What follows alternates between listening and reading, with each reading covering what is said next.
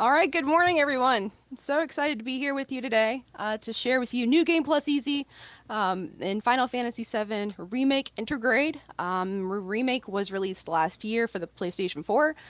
The version we'll be playing today is Intergrade. It's optimized for PlayStation 5, so it'll be nice, smooth, buttery 60 FPS. I am super excited to be here today with Nanaki Emi, who is a legend in our speedrun community. She will be commentating today. She is a fellow New Game Plus specialist, and I think we're about ready to get started. So let me hop over to our landing spot. Some chapter select. Go ahead. Mm-hmm. Yep. While you get set up, as C said, I'm the Nakiemi. I've been running New Game Plus since the original release last year. Um, um, I adored the original 7, and I'm sure I'm not the only person during lockdown in various parts of the world who took up speedrunning, and I've been here ever since. So yeah, Let's over to you, go. C. Yeah, Ready to I'm begin when gonna you are probably go a for little bit awesome radio chapter silent 1. for the first chapter. This drops you right into action, so I will let Nanaki Emi give you kind of the rundown of like what we're doing, why we're doing it, a little bit of the lore. I am ready to count down. So we will go as soon as I hit the level difficulty. So we're ready to go in 5, 4, 3, 2, 1. Let's go.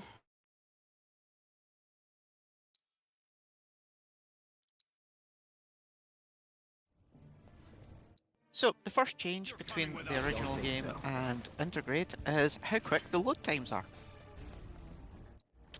It used to be that we had like 8 to 12-second load times twice here at the start, and as you can see, we're already past them and we're already running on ahead. Now, New Game Plus, unlike the New Game mode, we don't have to skip a lot of tutorials, they've already appeared, so we're just automatically focused on getting on ahead. And you'll see us rolling around a lot in this run. Unfortunately, yes, this is another one of those games where rolling is quicker. It's always fun that way. But we'll do our best to just do it between battles. Now here she's used a technique called early triple slash, where we deliberately missed the first technique to get on ahead, and we're now going to go early lift. So what she did there was we did a wee bug that causes that lift sequence to trigger ahead, and we're now up above it. There is a bug in this game that if you do not move once you're on that lift, you can soft lock, and the lift goes up without you, which is really not fun. I discovered that in the middle of a run one day. It is the most useless soft lock we found in the game because it didn't lead to anything. So those of you who played the original 7 from way back in 1997 will recognise this as the reactor. Now this is an iconic mission, so it was really cool to start the remake off with it so well reimagined. You'll see triple slash a lot in this run, it's kind of our core move.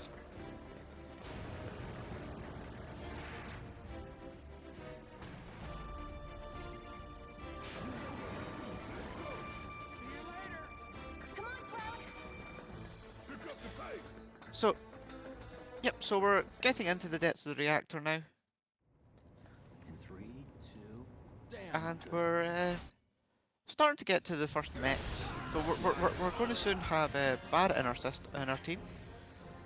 And Barrett is an awesome character. He's a ranged character. He primarily focuses on distance.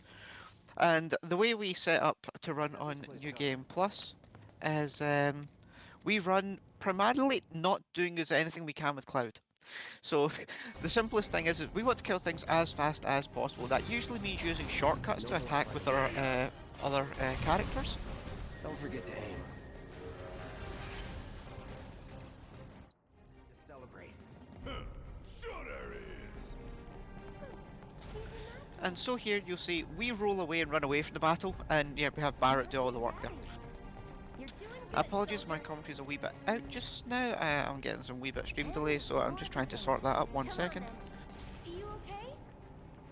Ah, lasers.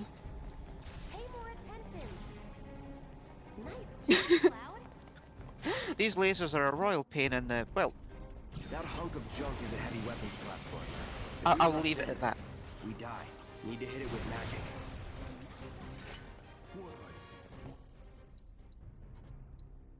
Ah, mess up a save load there, but we're trying something. Okay, so that's. No, I did this save load. Did you get I early got door? got a little quick there. Ah, okay. So one of the new techniques we have to use in Intergrade is we have to sometimes save and reload. Amazingly, it is faster doing that than it is actually letting the game play out. Now, we've only spotted it in about half a dozen locations so far, but certain triggers we've noticed that activate early. We can save immediately after the trigger activates. We can then save and reload the game, and it loads back up with the trigger having already completed, and we just run on through. So one of the scenes there was that door. If you save and reload, you can do it. If you don't butterfingers in about 3 seconds, and it saves you about 8 seconds overall. Again, more rolling. And we're coming up to the first iconic boss of Final Fantasy VII.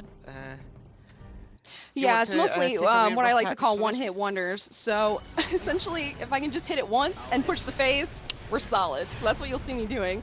Taking some different techniques. Using Barret as a ranged character, because I don't want to have to waste my time moving over to that side of the battlefield. He will always be, Guard Scorpion will always be opposite me. So if I can hit him with magic or ranged, we're good to go.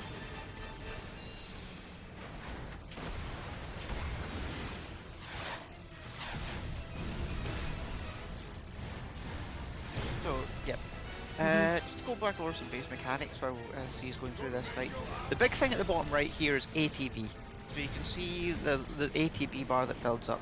Now, most moves in the game require 1 ATB, some require 2, and we need to use ATB to do things like cast magic or use items. Other than that, we have base attacks. Now, what we're having to make sure is that we balance our ATB as we go through the run, and that's key in New Game Plus, is make sure you have ATB at the beginning of every battle on the correct characters, so that you can just try and nuke things down. And there, that's that fight over. Thank you. Awesome work. Yeah, and even if you want to talk about some of the materia and things that kind of support our ATB and different things like that, ATB stagger in particular, just some of those little things maybe. Concentrate. No more playing nice. So yeah, especially on the exit here on the way out, we have a kind of specific materia setups just for New Game Plus runs, because we have access to everything that was available in the game. So we all have first strikes, which allow us to start with a full ATB bar on the character, so you can cast immediately when you enter battle. And we also have, as C said, we have Stagger. ATB. Oh, I've forgotten the name already. Ah, Stagger. Yes. Wow, what a morning. ATB Stagger, and what that does is if an enemy goes into a stagger mode, we instantly get an ATB bar back, so that lets you just spam magics. It's really useful for Magnify Thunder, which we'll see on this exit here, because you just spam it several times, and basically it nukes everything down. Push me, Jesse. Yeah, a little bit. We're running out of time. Shut up and climb. You're not helping. Sorry, it keeps me So, yeah, there's wee moments in this game where we like to do what's called just surfing on the AI, so hopefully they just push us on ahead. You'll see better attempts at that later. That's right now it's really small in this chapter. So again, as we want to go fast, we run past lots of enemies in most categories, but in New Game Plus, often it is quicker for us to kill them. And the reason for that is as I said, we can just shortcut using our other party members to do the killing for us, and that immediately gets us back up to full running speed, which is quicker than any movement speed we have in battle. The exception to that rule is parry on Tifa, which we will be abusing later to move really fast, and it was overpowered in the original remake, and in Intergrade it's even worse.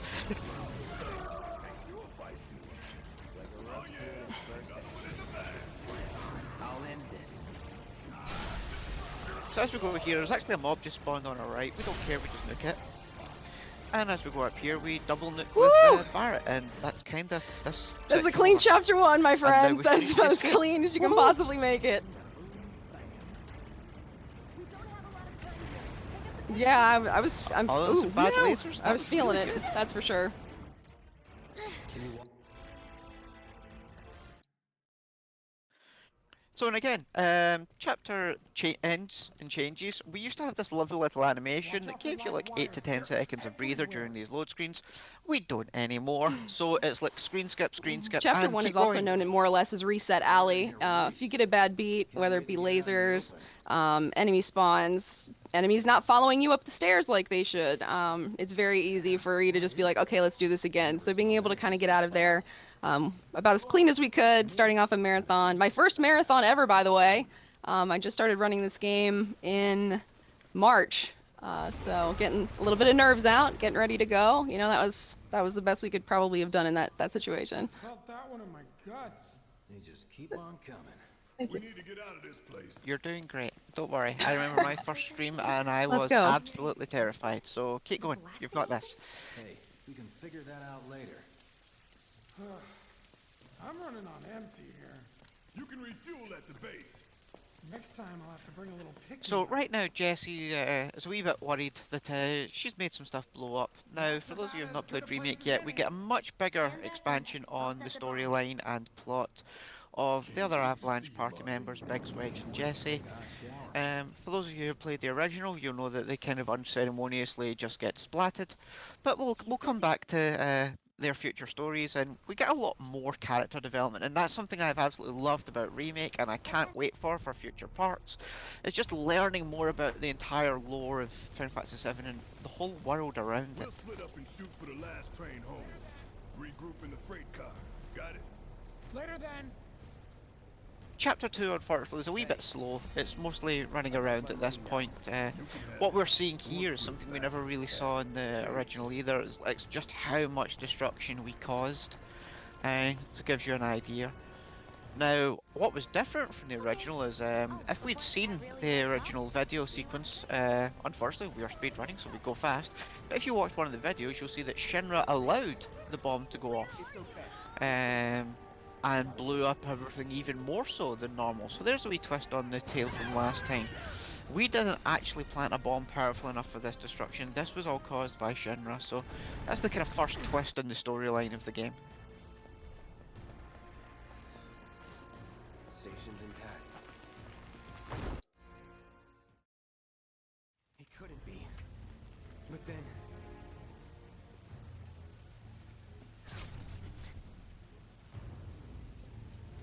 And the second twist, there's a strange man up ahead. Oh, he loaded in late.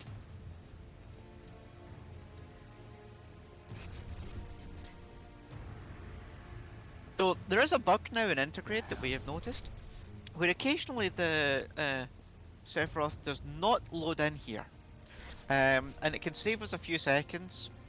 We've not yet worked out how to make it consistently not happen, but it is really useful if it does, because it will save us some stagger effects of us walking around here. But this whole sequence is meant to just be, you know, Cloud's kind of dazed and confused. He's not sure what's going on, and yeah, the corridor here at the very end is where we save the most time if he doesn't load in. But now we get to go running again and continue on our way through the city. Dang.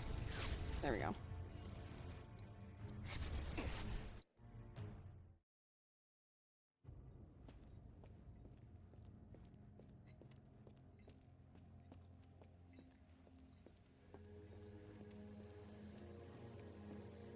What's happening down there? I'm gonna miss my train! There's no way how would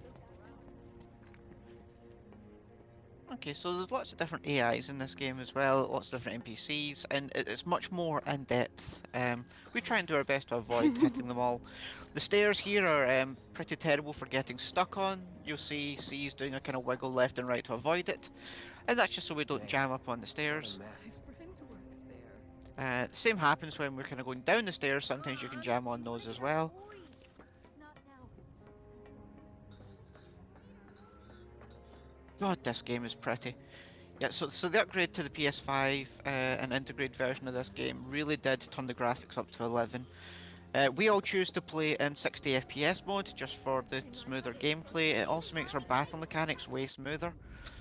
Don't get me wrong, if all you have is a PS4 or a PS4 Pro, I still really recommend picking up the original. But if you've got a PS5, one of the few in the world who do, then by all means please pick up this game, it is awesome. And that there was a very short introduction to Aaron. Yeah. That was the Flower Girl. Hi, bye. So this whole sequence here, again, is fairly heavily rooted, where we've got to kill all these guys in order. And again, it's ATB control is the big thing here. So unfortunately these guys get iframes because on New Game Plus we are way too far ahead. So we just wait till we can kill one of them and then we just smack them around.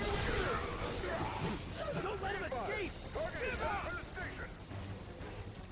Ground forces engaging target and top supply. All nearby units converge and provide immediate support. Target still mobile. Support. Proceed to rally point. Yep, so let's go kill some people. Yep, and I don't know what these poor guys did to us, but yeah, we seem to like putting really large swords through them. Over there! And these ladders were one of the first bosses of the game. Close call. Nobody likes the camera angle of those ladders when it switches round. Every one of us has missed it at some point trying to climb them, and it's so infuriating that such a silly little time loss can happen. Inside it! Get him! It's all or nothing now.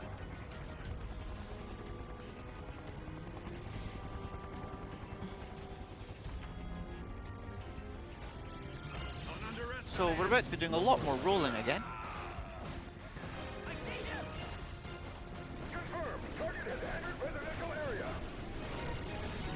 Full lockdown is in effect. All units. And what you'll see that we sometimes do as well is to cover a longer distance when we go into battle is we'll do a single square attack to do a dash attack.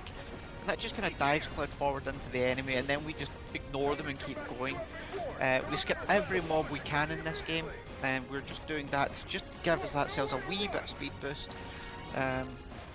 Although most of us don't have world records that rely on you pulling off every single one of them, they're just nice mechanics and comfortable mechanics to pull off and they're really satisfying when they work. Here's kind of the first mini boss. And yeah, Yeah, that was smooth. that went really well. Oh wow, the huntsman came out so damn fast there. Clean. We've got a crowd to hide here. Head for the front of the train and hold there. Yeah, okay, so the tactic there is we turn around straight away and run towards the mobs at the far end. We've got to take out all four of them and one of them's got a shield that quite often our attack bounces off. And if it does, it's really awkward. C just took them all out in 2 hits, like an absolute boss, and then that was the end of Still Huntsman. got that. Ah, there we go. Hey, got a sec? Yep, so that's annoying. One of the tiny changes in this game is AIs, and so some of them move slightly differently. So we've had to adjust our routing to move around within the trains a wee bit and move left and right at different times. Yeah, some of the changes in Intergrade make no sense. Some of them are amazing, but some of them we're convinced they put in just to confuse and annoy us. Love you, Square.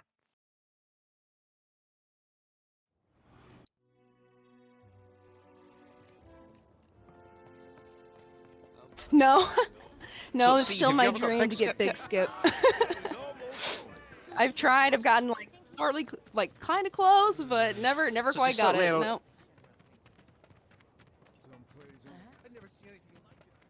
Yeah, I've never had it either. All the times I've played, I've still not got it. So here we are back in Sector 7. And again, like every other area of this game, it's hugely expanded, so much more to see, it's amazing looking around. And I hope you enjoy looking around it, because we're going to be here a while. This chapter has a lot of walking percent, unfortunately, where we have to follow various members of Avalanche around just to learn where we are. It does come with one bonus though, which is Marlene, who is the Ooh, absolute sorry, we're cutest in the skipping world. because actually, I've discovered that there's something I can do to set me up better in I Scrap know. Boulevard if I just don't take this here.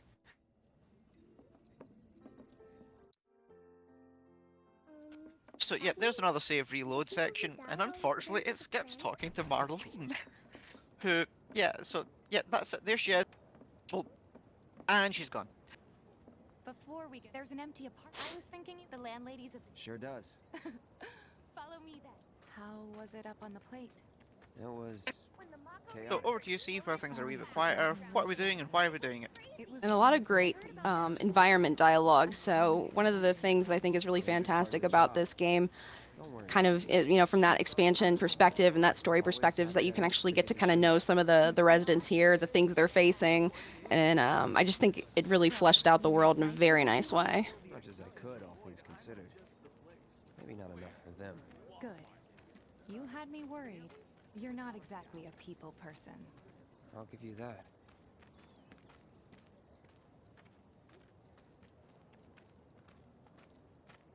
I saw Sector 8 on the news. And even though there's a lot of walk talk going on here, there's actually a few little I guess movement tech kind of things that you'll also be able to see throughout this chapter that are fun. Some are new to me, some are from the things we've known from the very beginning, but all of them save just a little bit of time. Heights. You're on the second floor.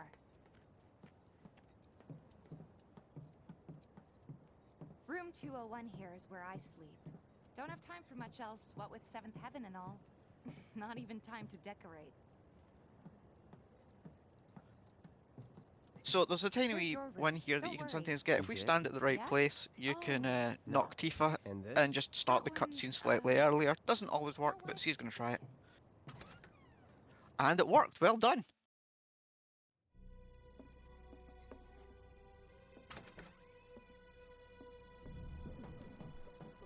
Hey!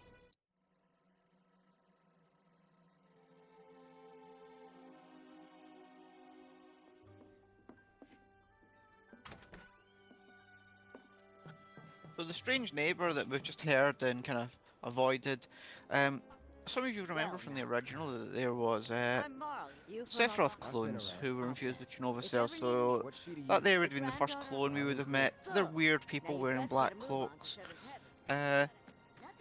They don't really play a huge part in part 1. They kind of just, you see them a few times, but hopefully they get expanded on in future versions. And Maro, who we just met there, is the coolest Gran in the whole world, and I really, really, really love her. Go ahead and keep whatever we collect. Seeing as you didn't bring any luggage, I'm guessing there's stuff you need to buy. Thanks. And don't worry, we'll pay you the difference off. Barrett's out making his rounds too. As long as I get it all today. Be real nice if Avalanche. All the items you could want, straight So, from the yeah, the whole point of Cloud joining along on Avalanche's mission here was for us to get paid. So instead of us being paid, what Tifa's now done is turn Cloud into a, frankly, debt collector. all the items you could want, straight from the He's a regular. For you So and we me. get to go Well, around with to get Tifa, free shit. brandishing a very big sword, collecting her money in the hopes that we then get paid for the money that she's going to get. Now, if making these filters is such a profitable enterprise, I wonder why Tifa still needs a bar. nothing to report. Maintaining surveillance. Hey, Marl. You ever seen a customer in the bar? Working? I've never seen a customer in the bar. Be nice. That I do. Your be nice is the chat. Be nice. I'm doing my... You're looking a good Always boss. be I tried nice. to- That you Or are. if you're like me, vanilla bean ice cream, because that's what every time I hear be nice, I Let's see think if of I can vanilla get- bean ice cream. Marl's great. She helped get me set Whip up. and after chop, this. skip. You What? been here a while now? 5 years, give or take. But never mind that. We've got to get. So yeah, if we stay to the left there, we can get ahead of Tifa. We've got to make sure that we get the triggers just correct. And I believe by the end of that, she got it. I'm about 10 seconds Yep. behind on the stream, unfortunately. We're so sorry. Savior, All right. the hell? My associate. Think you can mosey? Pretty... Thank you very much. Seeing as we're done. So Wow. apologies if my audio commentary is out of sync with the game, folks. I'm doing my best to guess ahead. How do I start? Hmm. Yeah, okay. Didn't see anybody at the office. So let's hit up. No better way to keep you and your family safe than with a weapon of your own. Come and check out our So now we've decided we're going to become a mercenary. We're going to go and meet the local watch, and you'll see some people that we've met before, who are Biggs and Wedge, and they're going to tell us that we need to go and kill some monsters. Past the barricades. Now, this section of the game is one of those ones where you can actually save a lot of time on, but you can also lose a lot of time on it as well if you don't get it quite right. So I'm gonna do Fast Boulevard. So we're gonna okay, go so for zoom around. that if you want to talk about what that is. Okay, I can see why monsters would feel right so there's at home. 4 different trash mobs in here that we've got to kill. Now we kind of triple slash the first 2 sets. We triple slash the third set as well. We deliberately miss the first attack each time, and again that's so we can roll out of the third. And the 4th set of mobs, we don't kill where they are. We disappear on ahead, and the reason we disappear on ahead is to move a trigger point to closer to the gate's exit. And by moving that trigger point to near the exit at the point we kill the last set of mobs, we are the animation kicks in and allows us to walk straight out. All in, it can actually save about 20 to 30 seconds. Of course, I would in have this to game not get because it saves feasted, you so much but more running, okay. and because of how fast Tifa moves. Yeah, well, just a little If bit, you like got by a couple feasted, that seconds. I kinda still ruins managed it. to get out pretty fast, I'd say. Alright. You won't stay gone. Of course not. Yeah, and if I look at my timing, that's pretty. It was still pretty good. So. So yeah, Doesn't look like a merc. yeah. So by dashing all the way through that kind of tunnel there as Tifa before we do the kill, it just starts us there beside the gate to get out. So we now go back and report in. There's some awesome dialogue going on as we go along here as well. Come on. Who? The guy who How many kills you got on Scrap Boulevard on that board? Damn girl. That's the guy who ran the monsters. Okay, so now we go and see the kind of local head honcho, but he's not important. The next guy is. So why don't we introduce this character here who you're going to be seeing more of, and if you play the game yourselves, you'll absolutely love him. He's small, he's cute, And he yells Cloud's kinda name strange. every single time, and I will never not laugh. It's not what you know. Not a patient teacher. Oh boy. Cloud! Even better in Japanese. Coraldo! Cloud! Coraldo! That landlady mom. So they blew up a reactor. My husband decided to go to Yeah, just to change things up, we do occasionally run in different languages. There is no language that's faster in this game. Everything we've done to time it says it makes 0 difference. Something's wrong. So yeah, it's just runner's choice what language you choose to run in. We've got quite a large French contingent within the community who all run in French, so between France and Canada, and they're awesome. But it's so weird hearing the game in French when I do watch their streams. And here, yeah, we have another character being introduced to the game who's getting another expanded set of stories. So why don't you guys Johnny put a was in history the of Johnny? original. He showed up in a lot of different places apparently throughout the map, and it's funny because they kind of echoed that in this one as well. There's a trophy called the Johnny Experience where if you interact with Johnny every time you can encounter him, which is in several different chapters, you actually end up getting this trophy. He's a lot of fun, and he's voiced by Yuri Lowenthal, who, if you played the original played the Spider-Man game that just came out a couple years ago, he is the main voice in that Spider-Man as well.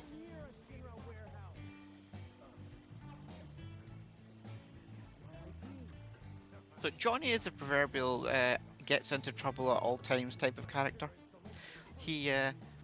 He thinks he's doing good, he tries his best, he inevitably fails, and we kind of have to bail him out. Anyway, you distract the officers and I'll figure something. Again, it's another character that's been massively expanded on in this game. I'm really looking forward to seeing how much more they do later. Yeah, unfortunately, folks, as I said, this chapter's a little slow. The target of that fight, get in, nuke the guys down, save Johnny, get out. It's this chapter, I'm not going to lie, is really not fun speedrunning, but things really do liven up again after this one. I'm more worried. Right. What? It's just, How? I suppose. It's the Mako. So, what do you want to do now? We do have a meme category in this game, which is called Darts Percent, which we do on New Game Plus Normal, and we run till we get to the dart board, just at the end of this sequence here, back in Sector 7th Heaven, and we then have to play darts and finish. So that's a really nice quick run, and you could do it in just about half an hour.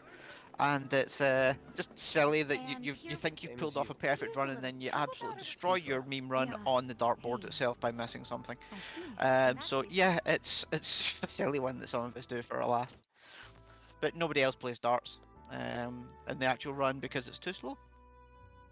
And I managed to beat the boss there of And there's quite a coming, few. like telling her you want to go back out on the town. I managed to skip that, so that's good.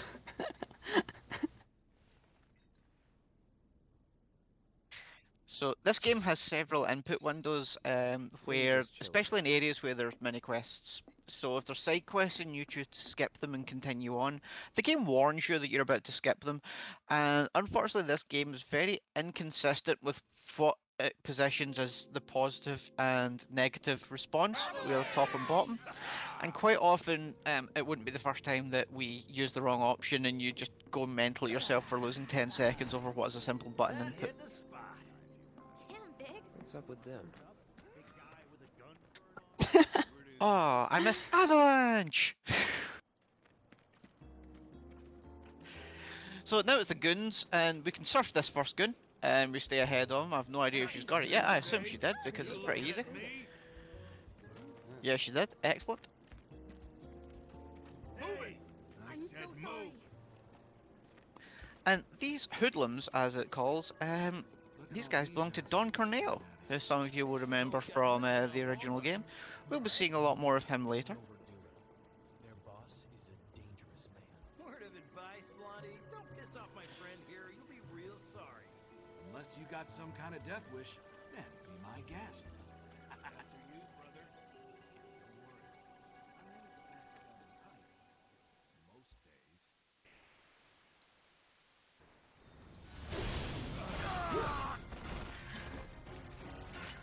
No rollout, but we're good. Got the hoodlums in one. That's what, or well, two, but that's what we want. Not my problem.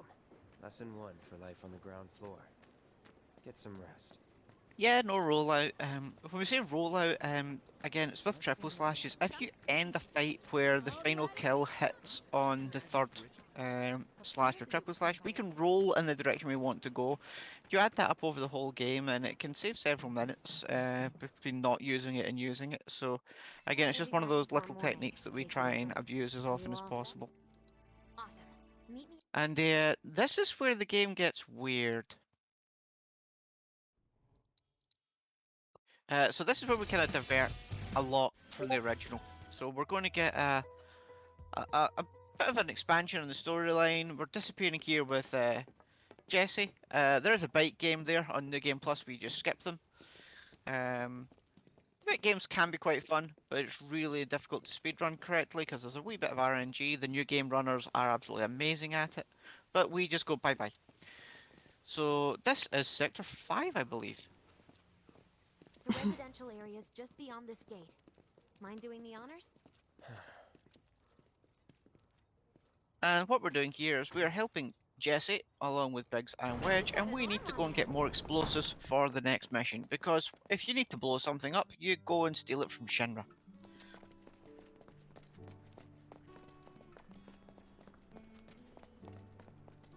Now, we are heading back to Jesse's parents' house.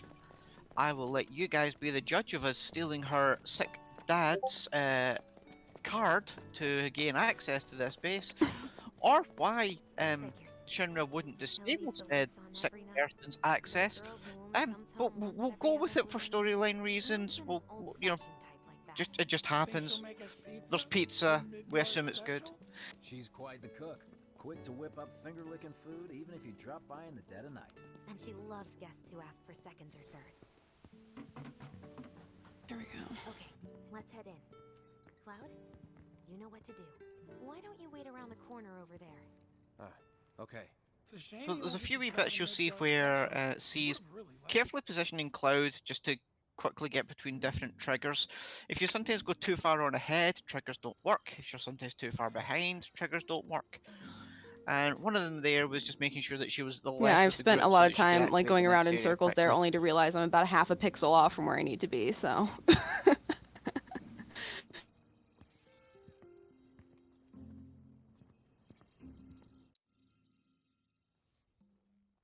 So while the rest of the party is inside enjoying pizza, Cloud's going to sneak in the back and steal the access card. And you can see that, yeah, and My dad. Jesse's He was a dad's not in a maintenance good supervisor way, at the but you know, reactor. thank you for giving us your access card. Hope you get well soon.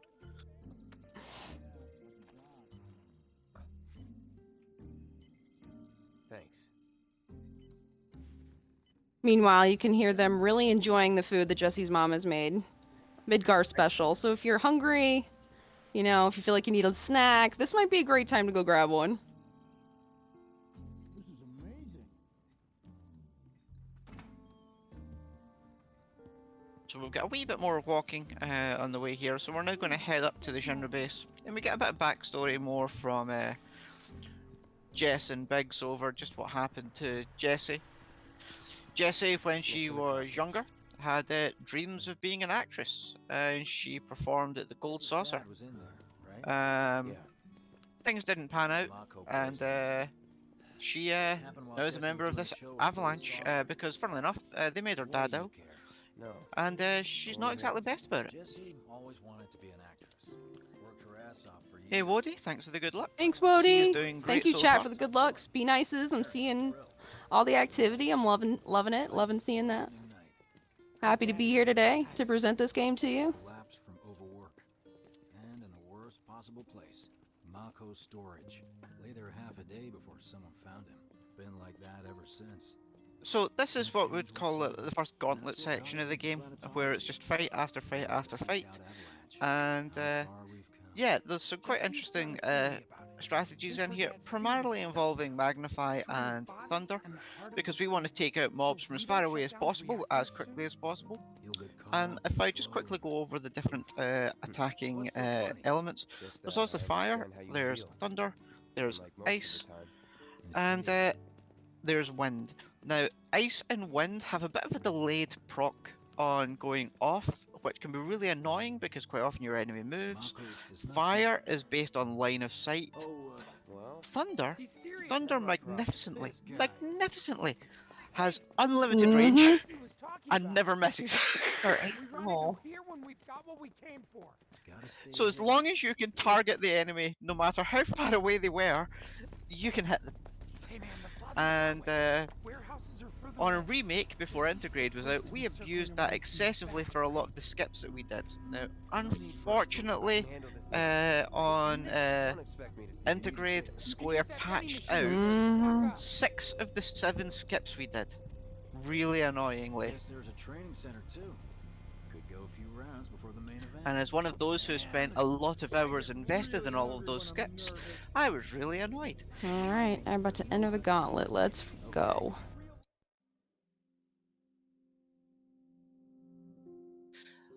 Let's go. Okay, so there's going to be lots of actions quite quick here. We've got to take out the first set of mobs in front of us, and then we need to aim for those up on the platform over on the right hand side, and we will be smacking them around.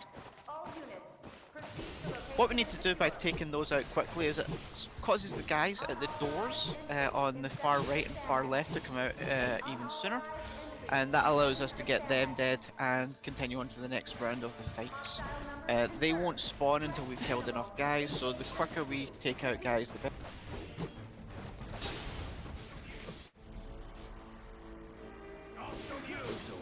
And you can see what I mean about Thunder just being overpowered and very far ranged. Now, we do actually have limit breaks in this game. We almost never want to use them. They are slower. We have also the option of an item called Gotterdammerang in this game, which gives us instant limit break. And again, it sounds like a great idea, but limit breaks are very slow animations, so they don't always work out. Coming up is the dogs, or you might be at them already, but the dogs are one of my favourite parts of this fight. And one of my most hated, because if you nail the dogs, it's amazing. If one runs away the entire distance of the map, it is so infuriating.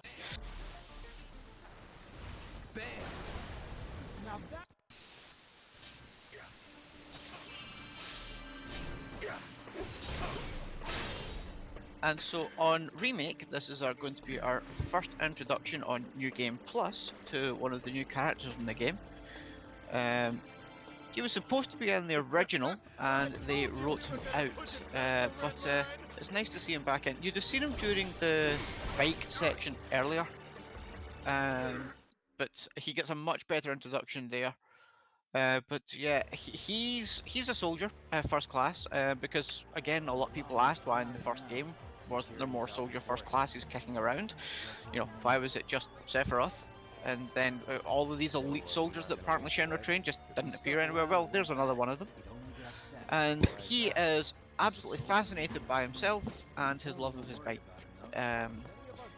He's a strange boy. He's now absolutely in love with Cloud and probably views him as some sort of challenge. So you'll be seeing Roche, I think, in future chapters of this game, as the game continues on into parts 2 and part 3, etc. Actually, in the Yuffie Intermission DLC, which just came out with the PS5 version, he actually gets a small bit part in it, where you challenge him at one of the mini games. So it's really nice to see that character's getting more love. Love him or hate him, he's going to be here for a while, so it's better to choose to love him. This is possibly the worst sideways movement animation in the entire game, particularly Jesse's, who, I don't know, I mean, Jesus, how far away did the truck have to be before they stopped walking sideways? I have no idea. And this is the greatest grandma in the game, beside Marl, because she's just going to absolutely attack Wutai on her own. You're gonna hear a lot of references to Wutai, especially with regard to like these attacks and Avalanche. You'll remember Wutai from the originals being, you know, obviously Yuffie's homeland.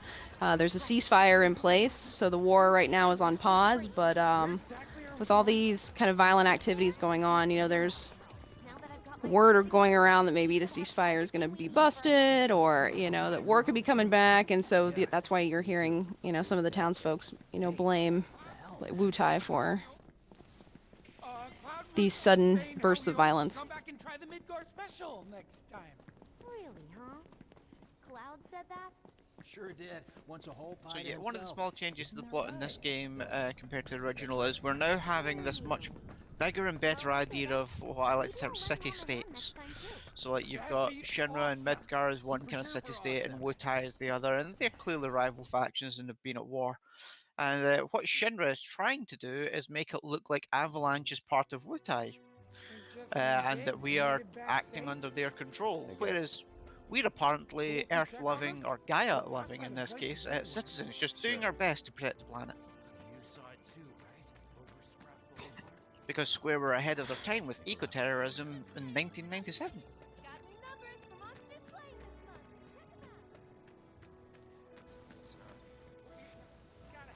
What? This is... Guess not. Hope he isn't... He's gotta have it. Wouldn't have guessed. And when he worked... Anyway. So, yeah, we're walking around here following Wedge, just trying to check in on the others. We all parachuted down from the plate, which, you know, probably was pretty fun, but we skipped that cutscene. It's actually a really awesome cutscene to watch. And we're kind of running around, seeing where different people live. You lost me. We'll end up at Wedge's home, and if you were watching the bits earlier, you'll have seen that Wedge is a massive fan of cats. He has loads, and that comes more into play again later, where his cats lead us to him. But right now, we're going to see all these cats, and then we are going to go back and speak to Jessie. Aw, I missed you too. Jessie in this game, she kind of has the hots for Cloud, let's just say that. The girl's got a one-track mind. And oddly enough, like... doing this particular part of the scene, it gives you barrier materia, which is hilarious, because she's right, like, in your personal space, yet you've been awarded barrier materia. Just think about it for a minute.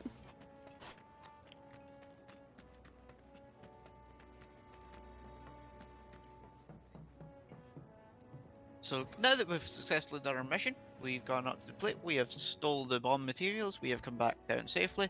We're gonna go call it a night, and for lack of a better expression, folks, Nomura happened.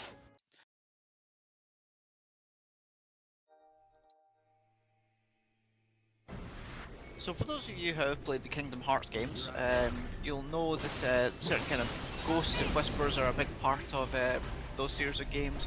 Nomura was the director of this game, and welcome to Spectres. That's all you can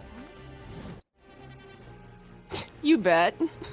Oh, did you get Forget all four? E and F. Get out of here. Oh, awesome. So that Spectre fight there's actually 6 Spectres, but if you kill A, B, C and D quick enough, E and F do not spawn, again saving you about 5-6 seconds on New Game Plus. So that was awesome, well done. And now we get to the end of this chapter, and we have to take out the Enigmatic Spectre. Now, this fight's strats are a wee bit different depending on the difficulty you're on. If you're on easy, you only have to take out one of the spectres around before the enigmatic's vulnerable. If you're on normal, I think it's 3 or 4 of them before the spectre's vulnerable. So we just kind of hit one randomly and then nuke down the boss. All right. Sure. Huh? I can tell you. And the reason these I'm ready now. I guess these enigmatic specters and other specters have sort of spawned is because if you remember in the original, you know, Tifa and Cloud were supposed to go on this kind of upcoming mission. Well, this game has set it up so that they actually were not supposed to go. They had sort of dismissed Cloud because he said, you know, for this first job, when I'm done, when we're done, you know, when I'm done, we're done. So he was off the hook, but now that the specters came around, they ended up injuring Jessie, and Wedge chose to stay behind to sort of look after her. So now Tifa and Cloud are on deck, and Destiny, I suppose, is back on track as well.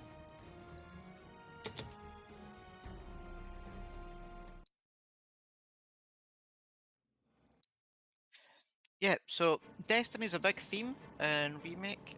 The way it works is the spectres are trying to ensure almost that the continuity of the first game happens. So they seem to appear when we look like we're about to break from the storyline of the original. Not much of one. So that's what happened there, where That doesn't mean I don't have we time weren't to going to go on the mission, and so the spectres show up and just hurt some people until the right party goes, which is kind of cruel, but that's the way it goes. Hey, Why is that? Barrett's always on. You'll be fine. Maybe. Thanks. In the spirit of things, there's some awkward standing around while I have to wait for certain triggers to load.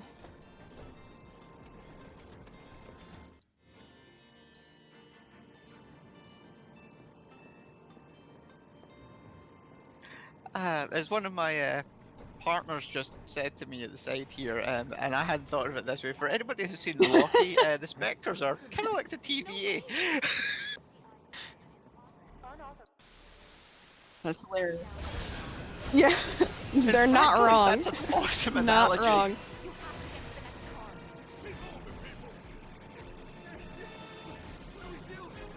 Get to car too. So yeah, as we're heading back up to the plate, funnily enough, Shinra's got a bit more security going this time, so our IDs aren't exactly the best. And if you remember this mission in the original, we have to run down the carriages until we jump off. Now, unlike in the OG, where depending on where you jump off, you start at different points of the tunnel, in this one we always come off at the same place. Thanks. But this is where we're truly going to see for the first time the power of parry. Okay, so on parry Tifa. So essentially do you wanna is explain what a parry does? move that causes Tifa to cause damage while she tries to block actions in combat, but you can also just use it to straight up completely bypass that and cause us to run into a fleeing trigger, so we're not having to interact with any of the bosses or any of the stuff that's any of the mobs that sort of assail us. We can just fly right past them. I think at a 30% faster speed than anyone else's fleeing movement. We're coming. So that's just what we abuse in this particular chapter, because there's just a lot of straightaways. We better hurry. Yeah. Yep, so it's probably the most overpowered movement tech in the game. During the skips, when we used to do the skips in this run, and it was even more overpowered because we were getting out of bounds and all sorts of things. Unfortunately, in Intergrade, the load times are so much better and the quality of life improvements are so much better that most of us no longer really run on base PS4s. So all of the skips have kind of died. They're kind of forgotten art. I'll need to go back and play them again at some point. But yeah, the parry is now so much faster. And we used to have to do what we call parry punch, but with 60 frames per second you can just mash the parry button input so much smoother that we no longer do a punch cancel between every parry. There's And a we couple just parry smash the punches button and just fly for down a through the tunnels. comparison what the movement looks like. Oddly enough, the parry punch still does give you a little bit more distance than just the punch, so I'm still debating whether or not I find it to be the better of the two mechanics.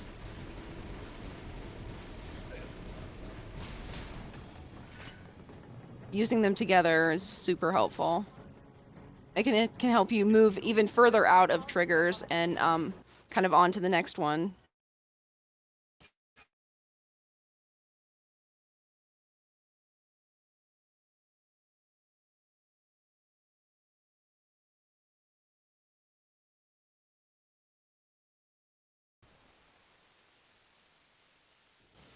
Nope, I'm here. I'm here, hello? Okay. Yeah, I can hear. Can't see anything though.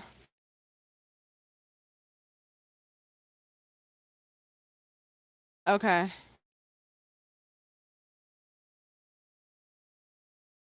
Yeah, I'm just gonna keep playing then, the I guess. server's dropped, Maggie is sorting it back out. No time to celebrate.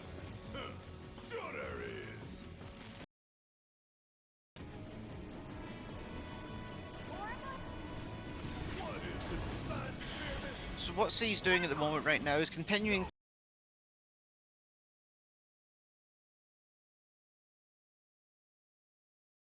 and there's introduced kind of the first kind of more the large. Again, we're just using Thunder Magnifies to take them out as quickly as possible. We'll use Barrett's Overcharge occasionally, but mostly, you know, it's just. Give it a quick once over and call it. Screw it. Let's just give it a quick once over and call it. Good sweat.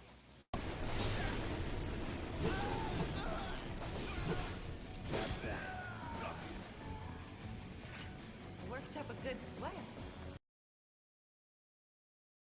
Here, some of them are actually Shinra's guys, and they've been sent down to the tunnels with the job of cleaning out the mobs and the monsters.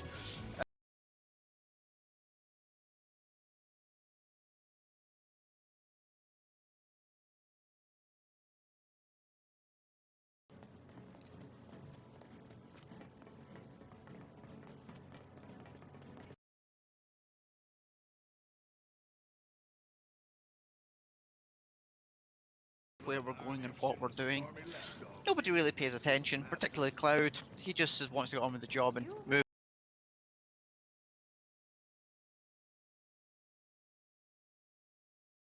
And as we're going down this tunnel here, we're approaching a couple of trains, and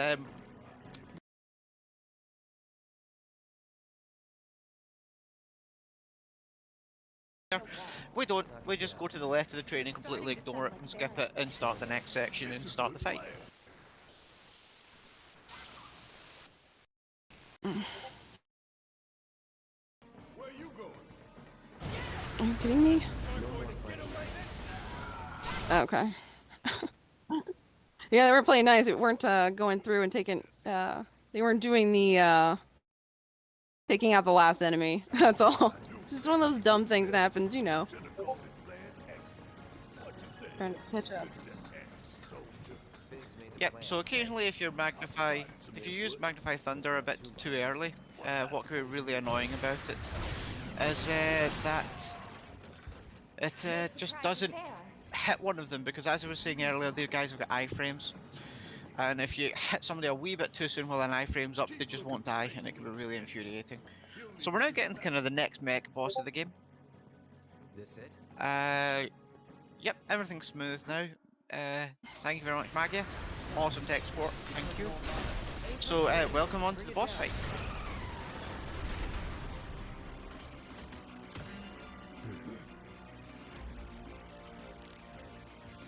So this is Crab Warden. He's got 3 phases. 3 phases for us on New Game Plus is just attack, phase, attack, phase, attack, phase. Assuming we all get it right, and again it's about A to B management for us, making sure we have the right moves at the right phase to make sure it stays dead. We can start off with the likes of using, say, just normal thunders earlier on in the game, and then we have to move up to Thundara, and then later in the game we might need the odd Thundaga. So it's about just balancing the cast times versus the damage outputs that we do to make sure that we get things dead as and when we need them dead. Yeah, that was And that about looked as pretty clean as clean it could from here. be.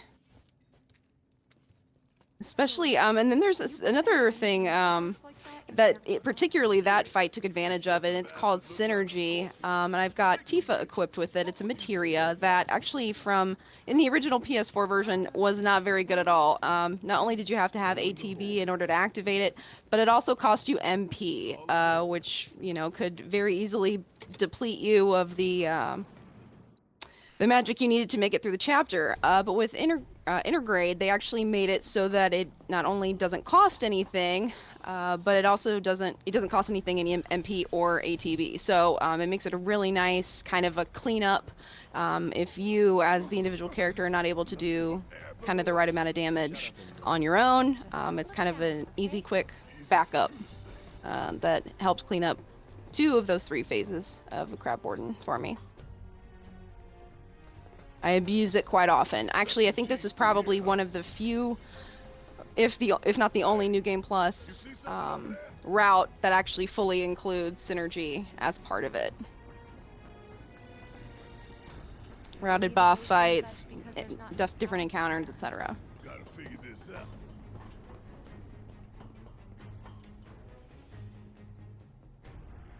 So yeah, this is chapter 6, and Shinra seems to have some strange problems with power despite owning, you know, like all the Mako in the world. So in the event of power shortage, we need to disable some lamps. Yes, we need to turn off some lights just to make a gate work. Yeah, I'm not the only one confused by this, folks, don't worry about it. So we're gonna go turn off a really big, really massive light to open a gate. Well, welcome to Final Fantasy, people. It doesn't have to make sense, you just accept it.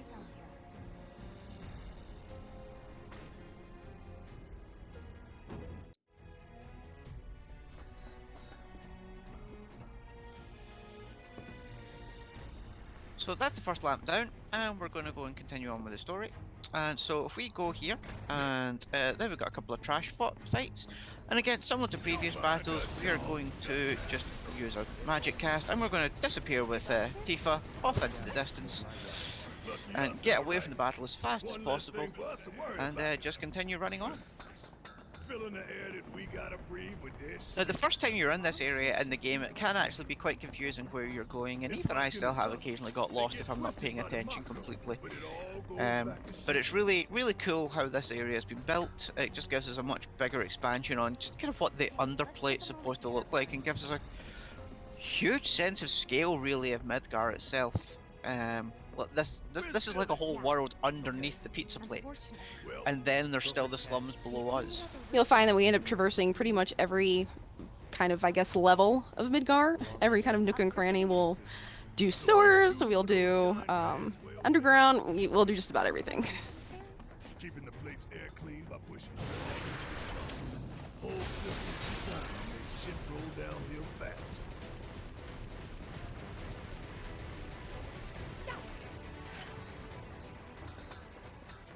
So again, abusing parry, we're now going to climb up over here to these giant fans, and you get told not to look at them. If you're playing this game for the first time, I highly recommend you look at them. You may spot something you need. Yeah, no fear. No fear. No fear. No fear. No fear. Little fear. Hell no. I'm just... Hey guys! You chickening out? Hell no! I'm just... Enough! Okay then.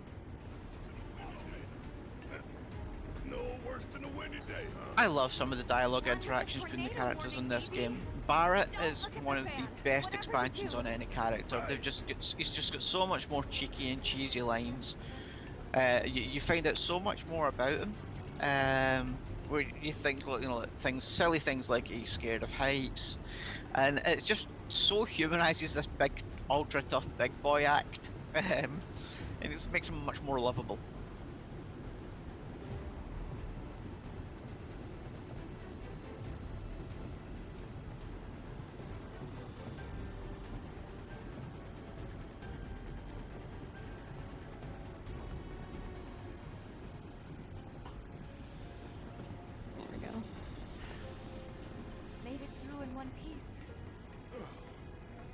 That took a couple years off my life. This used to be the scene of one of the first skips in the game. Unfortunately, we don't do it anymore, like I said. Officially, C has put this down as a no major glitches category. No major glitches? So we'll see how that goes. Question mark? I'm pretty sure that's the one. Yeah. When C submitted this run, the community hadn't fully decided what the categories were going to be for Intergrade yet. Turns out, in Intergrade, we now don't have a no major glitches category. It's now up to you if you choose to use the final skip of the game or not anymore. That still works. It's runner's preference, so we'll see how C feels when we get to chapter 15. But for now, we've got some trash to kill. And yeah, Shinra seems to let monsters just rule over Midgar. It's quite concerning for a company with the power they have that all these guys are allowed to survive here on complaint. It just, you know, government should be looking, you know, slightly better than they are. So we've got these silly wee mini games here. We need to move some catwalks about. They're not difficult. They could just be slightly annoying. And again, it's all about routing and speed here. Well, at least we know where the big ass things are. And when I say it's all about speed, instantly cue Tifa to go at grease lightning speeds all over the shop. Now there's actually a way that they want you to go. So when you come out of this cutscene, they're actually making you face a particular ladder that then will take you down to a lift that'll take you back across where you need to go. But it's actually faster if you backtrack. And so we go ahead and we go back essentially the way we came instead. And of course, we're gonna do Tifa. Yep, that was one of the early routing discoveries of the game. That was one of the early routing discoveries of the game, which was, we'll ignore the devs and just pick our own route.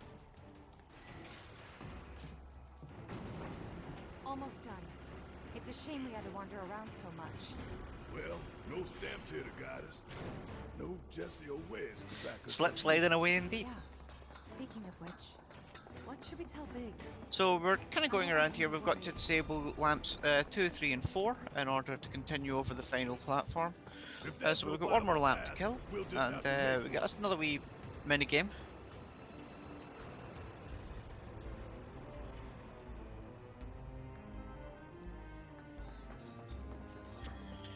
Now, this fight here is quite interesting. There's a small delay between the two sets of mobs spawning, but if you kill the first set that quick, you exit battle and then re-enter battle again, which I've managed to do, and it's really infuriating because of the time delay that causes in your trigger. So what she did there was she just ran ahead and waited till both sets spawned before she took on any of them.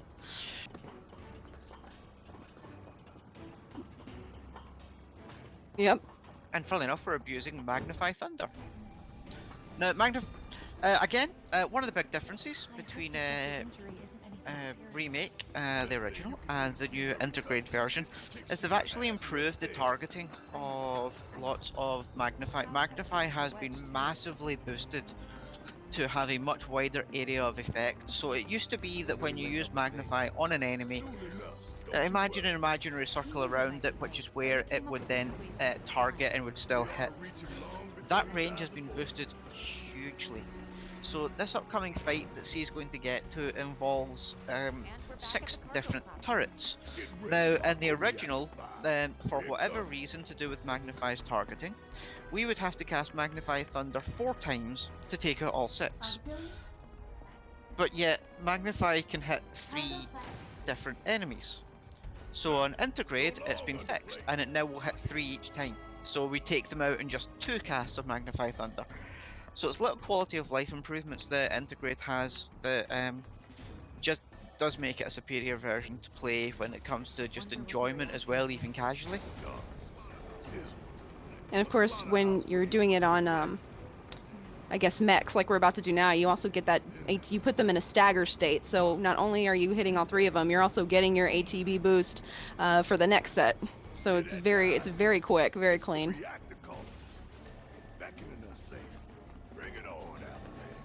Yep, so that's again abusing ATB stagger, so that we can just keep casting. That's how in the original we could cast 4 times in a row in Remake, without having to rely on ATB boost. I mean, you saw there that Cloud just got up to full ATB each time he cast that there, and yep, that's the 6 of them dead. You know, that's meant to be a lot more hard than it was, but yeah. I still remember when I would be able to cast the first Magnify, and then I'd switch to Barret and slide over to the left and try and take him out take the other ones out with Overcharge and a Maximum Fury just to clean it all up. It felt a little sloppy, but you know, you're doing what you had to do. Now it's just this clean, you know, cast and roll. Better keep my balance. You'd be good at it. I wonder. Yeah, Yeah. teaching you ATB stagger, especially on your chapter 1, your mind was blown when you saw Yeah. me and Catbush run and just nuke I was down like, enemies. what is this? But What is get this ATB witchcraft? back. Didn't think I'd be this nervous. But you know, it's just learning those back-end mechanics.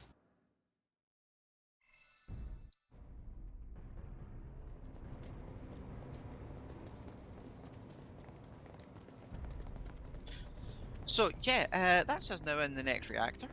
We have taken the long way here, Hear me? but it's very similar to the first reactor in layout, and a nice wee throwback to the original game here. We need to go sliding down the pipe, which is what you do in the original 7 to get into this reactor. How these guys keep balance, I have no idea, but it looks fun.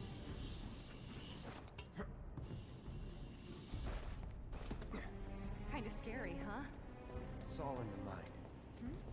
Hey, check it out. On the right here, just slightly foreboding, throw a couple of grenades at it. It looks Mechanized evil. units like these are Kill it. designed to Kill it take with on fire. giant No, monsters. actually kill it with thunder. Probably a new prototype. If they do decide to But deploy of it, course we don't. then our best bet would be to run So like hell. do you think that's going to come back to bite us in the ass later? Nah. Where is everybody? You mean Shinra?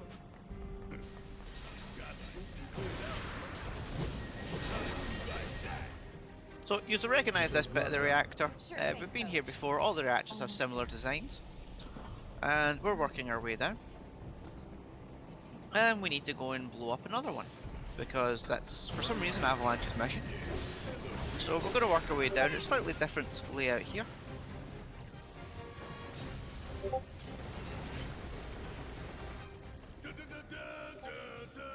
One second. Turrets up top. Time to get serious. Slide. Buzz off. You're done. Worked up a good sweat.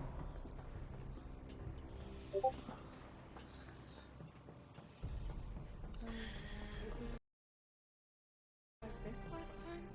Oh, we appear to have a bit of a timer issue on the actual restream.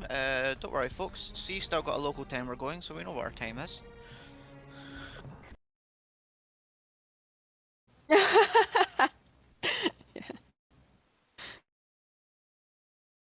Just gotta keep that timer going, make sure we're on time. And not to put any pressure on her, but right now I'm seeing 6.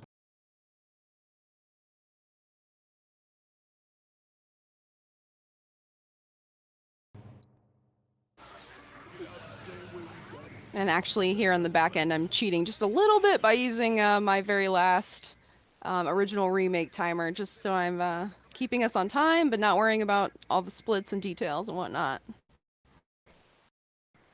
Keeping me feeling good on this end, you know? Sometimes as a speedrunner, that's a little trick you learn.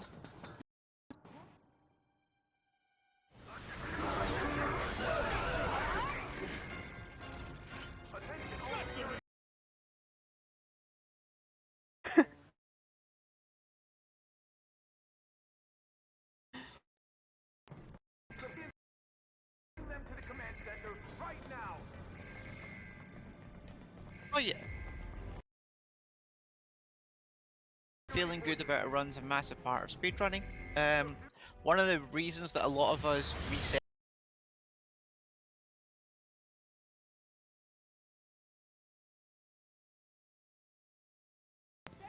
and it's really I have a target time that I need to hit on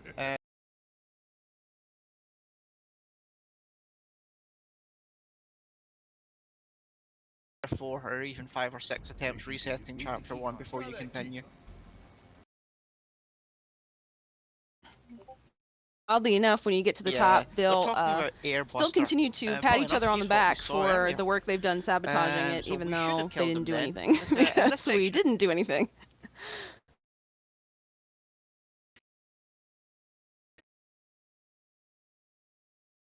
We're going fast, so we're going to do the bare minimal of disabling stuff to continue going.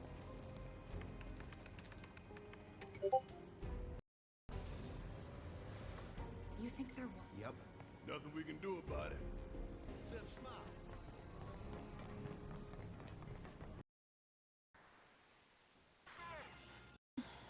Yeah, I think that covers it. I know there's the one that slows him down so he can't react as fast. There's one I think that disables the hand lasers. 3 different things are that you can disable. It's been so long since I looked at that can shoot out if you take too long, disables sort the of, you number know, push him face to face. overall But we don't worry about that, because strength, we don't have that problem. and one just gives you You'll kill, see why. if you go and collect the pieces later.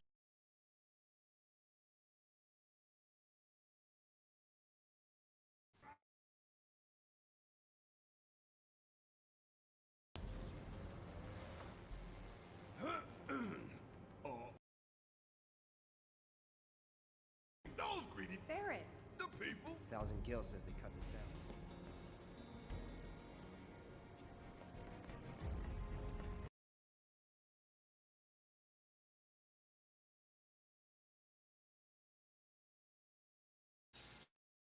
Airbuster into the game, and made it feel much.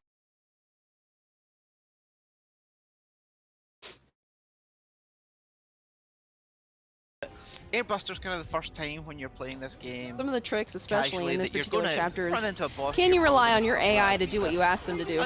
Sometimes they'll do it, sometimes they won't, and sometimes you'll have to do the cleanup, and sometimes that cleanup comes right after the battle ends. So, might waste an extra second there casting something that you didn't actually need.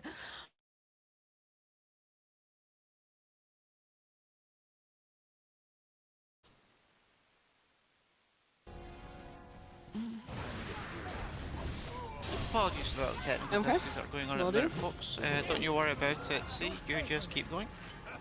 Bunch of pushovers. Come on, y'all. Let's see what kind of mischief they were getting into. We're coming up We should be good. the moment Victor. Right. So as he was saying, around here, a lot of these wee trash fights that we're fighting in each of these rooms, there is kind of iframes for the final character that you sometimes have to kill. So you'll do a Mag Thunder, you'll do a triple slash. There might be one mob left. You're really hoping that Tifa or Barrett will take them out. And you know what? The AI can just be a pain, and sometimes they just won't. So you end up targeting up to try and go and kill the final one, and sometimes they'll do it just as you're about to. Now we just gotta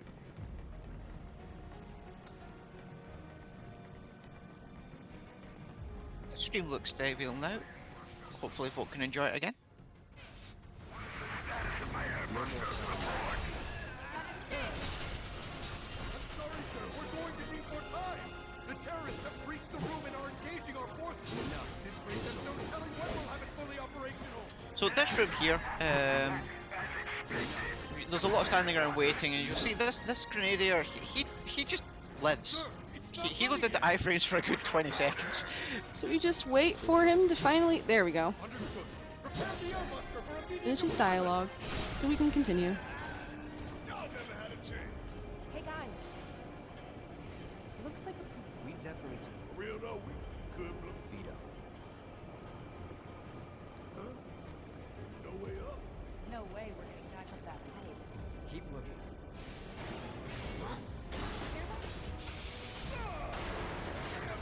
So we're still learning more about what's coming up in the ominous of Airbuster.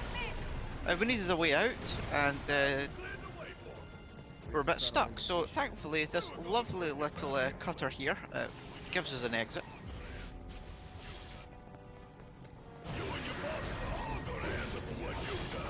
And as a result, we now this again will look familiar because we've climbed these stairs before in Chapter 1.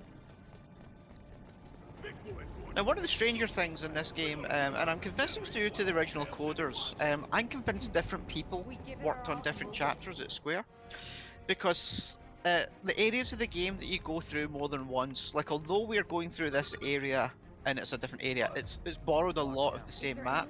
And this lift section, for example, you press triangle there and you can immediately skip.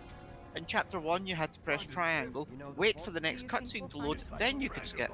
So there's just slight differences depending on timing, depending on who was the level admin, I think. Got these ones. I'll take left, which just leaves right.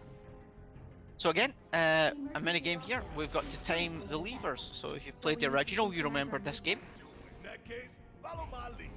Nah, Tifa's. Fine, have it your way. Okay, pay attention, you two. And if you're playing casually, I highly recommend not listening to the English audio. C is not going to be listening to this bit at all. You watch the screens for when the arrows happen, and you go at that point. If you listen to the audio cues, your timing will be off and you will fail. What y'all got tucked away in that? We have had some of the community who have run it in Japanese, who actually speak Japanese, say that the timing on the Japanese audio is correct. It's just for the English version, the timing on the English audio there is out.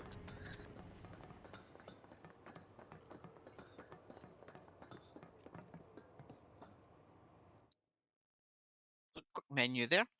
What you'll see is doing a lot is we'll be jumping between Gotterdamerang and Fury Rings depending on whether we need our limit breaks for fights.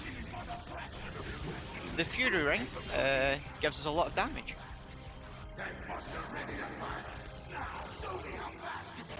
So, this fight has 3 phases. This is kind of phase 1, and to get through it we need to make sure we nuke him down. We just cast some heavy thunders. He goes into wee iframes every now and then, and that's us through that phase. He's now going to go flying off into the distance. We've completely skipped the hand. The hands are infuriating on your casual play, so he's now going to fly about a bit, and this is where range comes into its fore. So if you're playing on casual, I highly recommend Barret and your magic.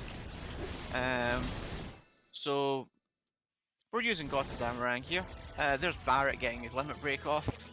Come down. With a stupid photo mode, because and we get him in close, and we finish. Talk about photo mode. I know, right? That's only the first Talk time. about photo mode. That's only the first time. Hey, little help in here, guys? Okay. Well, okay. Well, I'm gonna have. Well, You I'm gonna talk get out about of here with photo that mode, mess. you're the one Anyway, who I'm gets gonna have to stuck in wait it more because I than gotta me. make sure I get Reno, and then then we can talk about photo mode. Good old what's his face. Okay, so the Reno fight here, we get 2 sets of trash, and then it's Reno. Now, Reno's kind of a skill check in the original, when you're playing through casually, to make sure you understand the mechanics of the game correctly. And it's what it's trying to teach you here is how you can block and parry to get around his attacks. We don't have time for that, so we're just going to use fire twice on him and make him go away. The key things he has to make sure she does during the first fire is make sure she does a lock on, otherwise she will be on the wrong target, and she didn't. Okay, that's what happens. And actually, I But planned she for that adjusted, adjustment. she I got know it that when well I hit done. that I'm gonna have to adjust 2 to the left, 2 to the right, excuse me, on the D-pad to make sure that I hit him. And avoid those lasers, because those lasers will stun you. You will be in a bad way, and you will lose time that you don't want to lose. So. I'll go first. So yeah, now we've got Aerith, we're in the church, which is really cool, but the Whispers are back. Now, I have no idea why the Whispers are around this time. We're not sure what in the story we're avoiding. Apparently, they felt they need to show up. So, we're continuing. Ah, yes, monkey bars. This is the first time we will have monkey bars in this game. I preferred the original pushing the barrels down, but in this one we don't push barrels. We just knock down some chandeliers. And that seems to be the homage to this section of the original, which is quite cool. But unfortunately, somebody at Square spent the time coding in monkey bars and the how the mechanic worked. So we'll And be then just a seeing quick lot more go of back that to in a photo future mode. chapter. So, photo mode is the new boss of the cutscene skips. In the original game, they didn't have a photo mode, so obviously with 60 FPS, all this stuff, blah blah blah, they wanted to put in a photo mode. So they ended up doing that on the square button. Well, while you are in the process of doing cutscenes, you can also accidentally trigger photo mode to occur while you're in the middle of a cutscene skip, and that's what you saw me do there on Airbuster. Also, probably because I was trying to split my timer as well, so I'm trying to do too many things at once. Prep for exfil. Or not. Yep, so the actual button combination for a cutscene skip in this game is Option down then X. They gone? Funnily enough, when the same thumb has to hit Option and then the X button and the square button is right in between, and the square button now has a function. If you accidentally click it on the way down to X, you And end up in actually, photo I'm mode, surprised that and I made it is this far infuriating. without triggering it, so that was victory in and of itself. So, what's next for you? Doing great. A little bit Doing of great. bodyguard work. Relax, to quote the great Cat Bus, you're doing great. After that, it's back to the Sector 7 slums. You know how to get there? Cat Bus Yeah. is one of the other New Game Plus runners. He's currently the best That suit from earlier. we have at He was one of the Shinra's runs with Turks. skips. What's a He Turk holds the want with world you? records for all the skip-based runs. We actually have a Korean runner called Big K. He holds the world records They for do all the more no than just major scout glitch for runs candidates. on Turks get New called Game in to Plus handle mods. all kinds of situations. He is an With awesome extreme runner. Mhm. I just wish we spoke the same language so we could talk more. I would have so much to learn from him. Gotta love 'em. Back But to my watching his question. runs is incredible. So what's he to you? Looked like you knew each other. Maybe he thought I could be the greatest soldier So yet. yeah, right now we are walking along the rooftops, and this again is a quite heavily expanded section, just to give us an idea of just how big I the slums are actually again. haven't traveled by rooftop before. As you'll know, it's like Surprised one if you scene had. to dive across the honestly rooftops in kind the of original exciting. Final And Fantasy all VII. of which And is here it's a very good, heavily 10 dependent minutes. upon how well and how bump-free you can make your movement as you walk through this chapter. I know I've spent a lot of time trying to, figure out how I can go out through here and not, bonk on everything and just keep it as smooth as possible. 'Cause, every little bit counts. Don't just run off on your own. Those the words of a soldier candidate? So petty.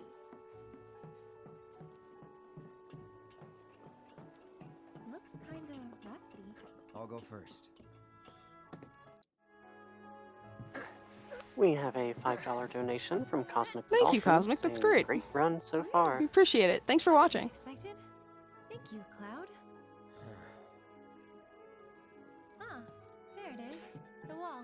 And if we have a moment to Yeah, go continue for it. with Too some dangerous? Too much. incentives, Maybe I more can than go we into did. that. People hate all that passion. All the We still have $45 to go until we unlock the Super Mario Bros. 3 any percent beat Bowser bonus run. This time I'll go first. After all, I can't do go love Mm. some anywhere. SMB3. Sure about this? See for yourself. Let's make sure we're meeting those guys. Maybe I'll go on ahead and leave you all And- by your lonesome. Just And we are Maybe $12 you away shouldn't from talk. meeting Then Mr. you Crow talk. teaching Octospider and Avian math. Not for free. cheapskate. I don't know about you all, but I'm bad at math, so this is very, very, very much encouraged. Please teach me math. Gotcha. You're killing me here. This is where I have a small confession. I may work in IT, and I may have studied physics at a higher level, but I actually failed my maths exams Here twice goes in high school.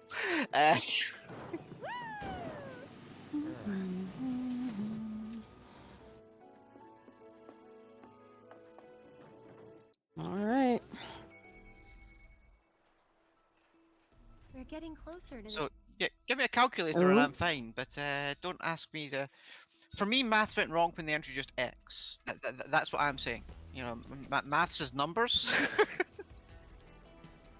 it was pre-calculus for me that I just said, yeah, So, I don't like this probably run anymore. into a few monsters on the way. Okay, so we've finished our climbing along the rooftops, and C's doing a bit of a bigger menu here for the New Game Plus runs. So we get set up for the next set, because obviously we've just had Ares join the party, and we need to get her geared up. You're just gonna use see her me for the mostly next couple abusing of Magnify Fire with her. I will advance past the combat situation and let her clean up for me so that I can keep going ahead here. No. Training grounds, barracks, battlefields. That's the world I know. You sound proud of that. So you can see that this game we do have lots of little movement tech calculated out where if we are quicker to run on ahead with Cloud rather than have him do the battle, we'll always just continue on and we'll let our party members do the cleanup for us. Again, on New Game, because you can't do the same damage output, sometimes they will just continue to flee the battles. On New Game Plus, because of movement speeds and how much damage we can output, we choose to just do the damage. This is a rare cutscene that we just passed there. Every cutscene in this game you can skip by pressing triangle. No! Unfortunately, it's a press and hold, Got an and arm. it takes a couple of seconds to do it. That helicopter. Call to arms. Okay, so that helicopter cutscene there, it actually lets you push triangle earlier than it lets you push option to skip the cutscene. So that's known as triangle skip. It's the only cutscene in the entire run we skip using the triangle button. We've no idea why it's that way, it just is. At Call to Arms, what happens there is when you're taking on those little annoying rats, they choose to call in some friends for backup, and if they do, you have to then take them out as well before we can continue.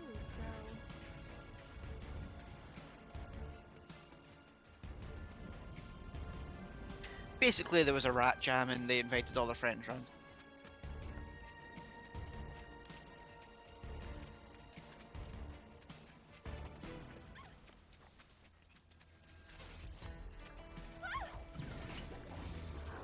This is gonna hurt. Must have been a new breed. How do you figure? So we take out these mobs at the bottom of the hill here, and then we start climbing the ladders to get back up.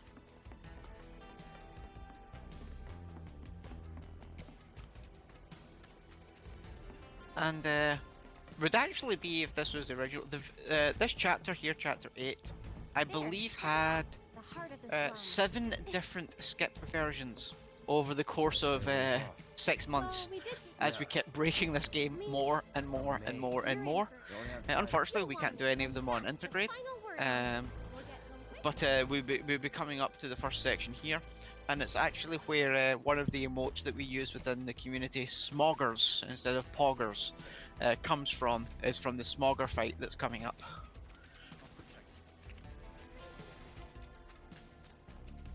I'll protect you. I'm pretty good at protecting myself, you know. Moving on then.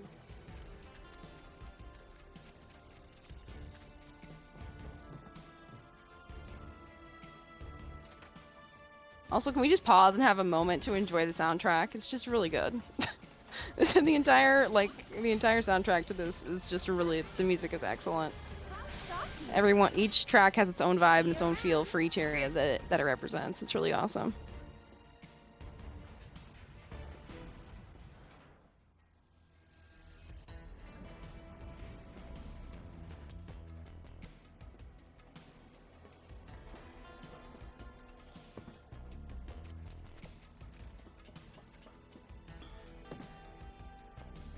The entire soundtrack to this game is epic. I've got them all here on CD, which of course cost way too much money because Square charges a small fortune, a liver and a kidney to buy anything on the Square Enix web shop. But what can I say? I'm hooked. Yeah, if you ever see me stream, my entire backdrop is my Square Enix collection, and it's not small. I'm scared to tally up how much it's cost me to own all of this stuff. Yeah, and to be honest, we really haven't even come up to the real bangers in this one. The real bangers as far as soundtrack is concerned. No need for thanks. I'd rather get paid. Yeah. Yeah. Some of the tracks later in this game are absolutely epic. Unfortunately, we're about to come up to one of the tracks that I loved at the beginning and then truly hate now. which Collapse is Expressway. going through the Collapse Expressway. Don't forget about the turtles. Could come at us any time. Keep an eye out. What are they watching? So that's us. We've made our way over the city and over all the ruins, and we have worked You'll our see way this back guy once, to and then again the twice. slums. You start watching some of these NPCs, So they start to here we're- recur throughout the spaces.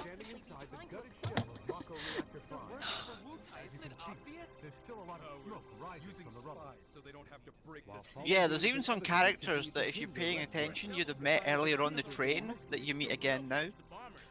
Yeah, this is a cutscene now. This is the first breaks he has in the entire run, so if you need to grab a stretch your legs snack. or whatever, feel free. Grab a drink. Stretch.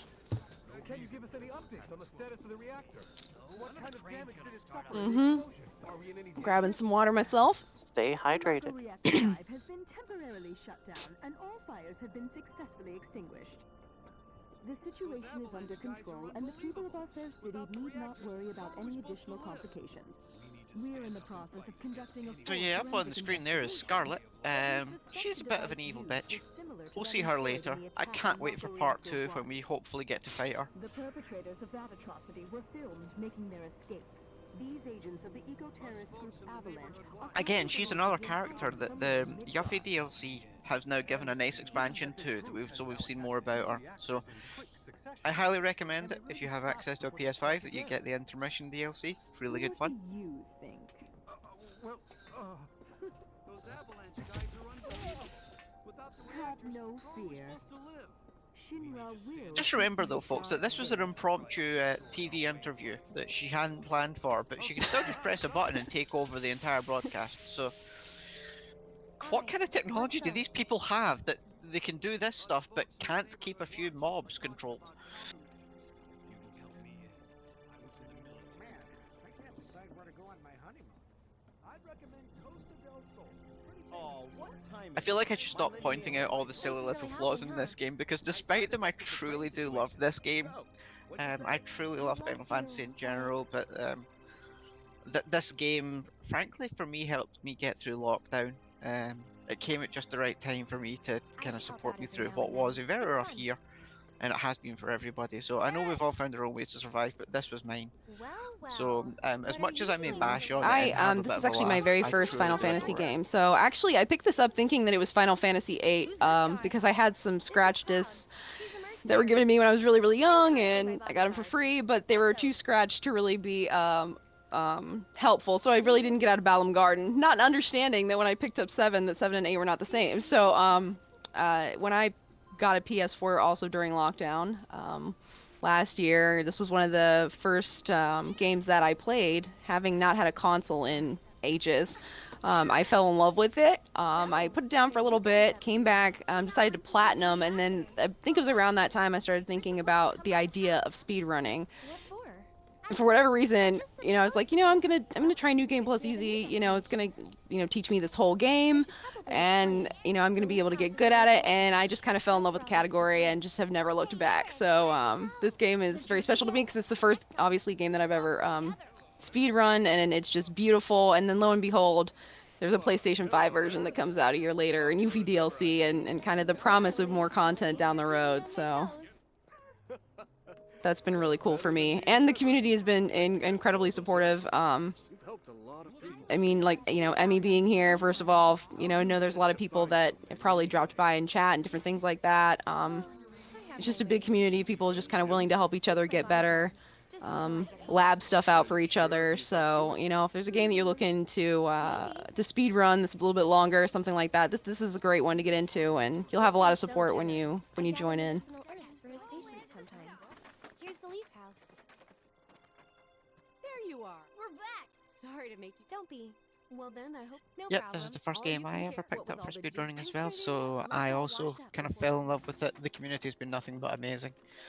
Some people have come and gone, but a few has been around since the beginning, and one of the things I love about this game is it doesn't matter what category you run, you're still looking to learn from the other categories and see what they are doing. What's your favorite flower?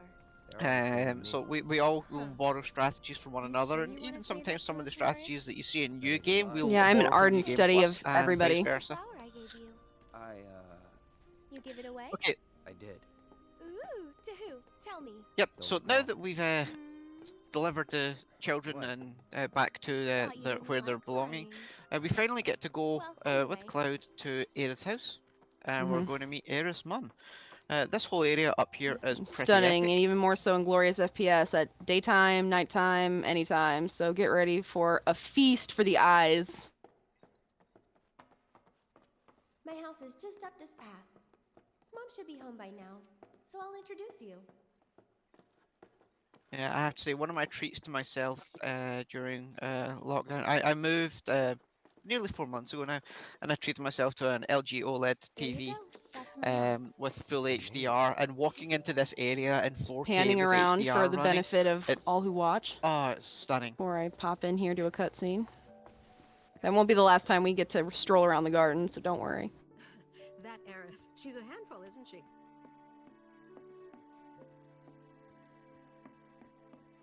Now, how Aerith's house gets to live in this gorgeous area, I have no idea.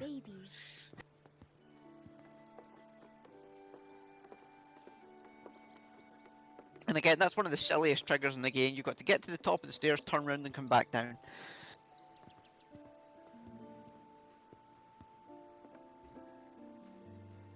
So coming up here, we're picking up some flowers. There's 3 different colours, and depending on the colour we pick up, it actually depicts what kind of flower motif gets made just outside the house where the school is. So in the speedrun, we just pick up the quickest. But again, if you pick up 3 green, you'll get a cactor. If you pick up 3 white, you'll get a mog. And if you pick up 3 yellow, you'll get a chocobo.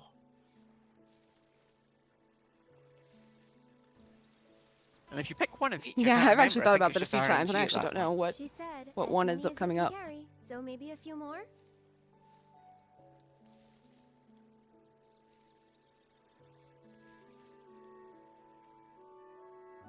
I think we're good During now. the recent What do you FF say? Relay, Shall we go? we had 3 different runners racing against one another in Remake as part of that, and they all agreed beforehand to pick up their own team's colours. Only one of the runners decided, nope, screw that, I'm going fast. So, gentlemen's agreements being broke in the sake of speed, you've got to love it. So, how do you think they'll arrange these flowers? Don't know. Well, we'll soon find out. Hey Wolverine, thanks for the good luck.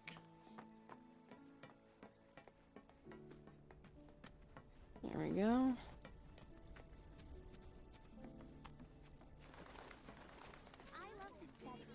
Hope you're all having a marvellous morning over stateside. It's 3:30 in the Yeah, this afternoon is in the great UK, timing so because I'm. I was nice and awake for this You know, run my starting. fresh is here at 9 a.m. and then for you it was a decent time too. So I was really grateful for the scheduling on this. Where's Aerith?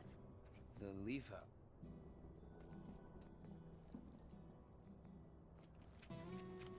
Yep, the last couple of runs I've commentated on, I've been awake at like 4 AM UK time to do the commentaries on them, so this is a nice change for me. So cheers to the organisers just for even accepting the run and for giving us a time slot that worked.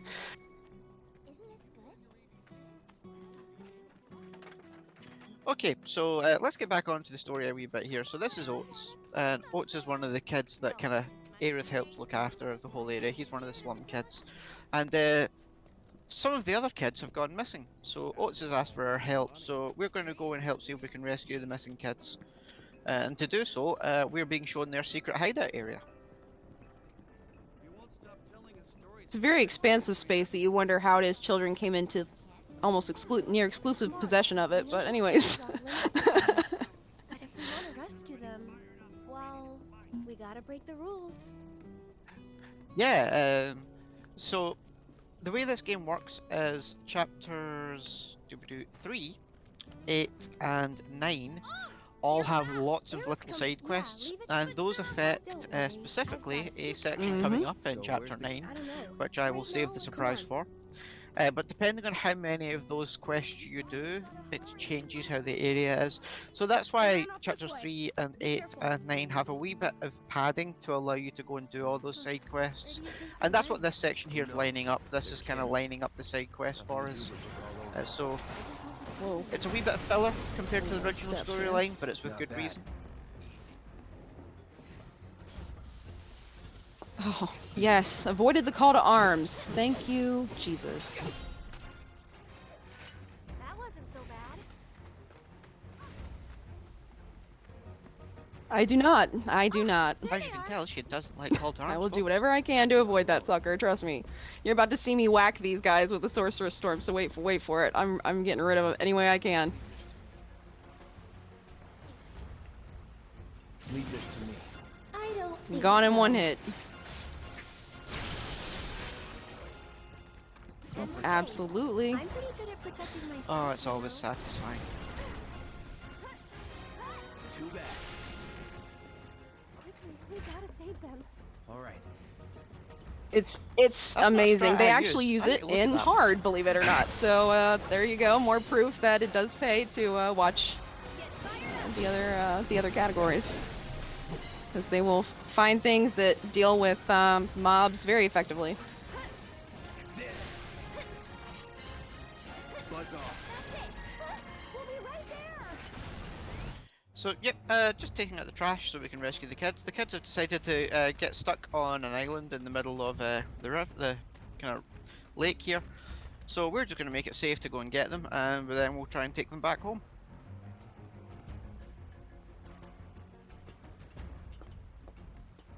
These two kids, as awesome as they are, can be slightly infuriating. There's some dialogue coming up that if you run this game you just hear way too often. Yes! Like that clap? Oh no. These kids also force you to slow walk if you don't, plan properly your combat situations.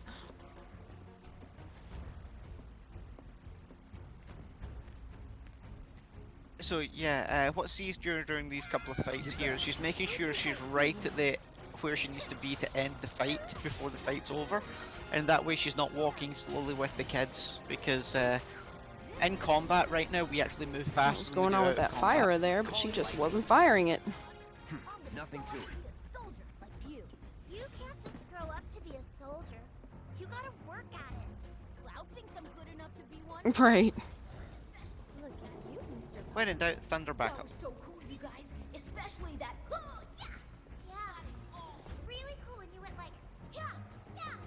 You've got it all. wrong. Oh man, these kids' voices just cut right Like through me. that. Wait, it's way faster than that. Yeah, yeah, like that. Fine. Then how about? Yeah, yeah.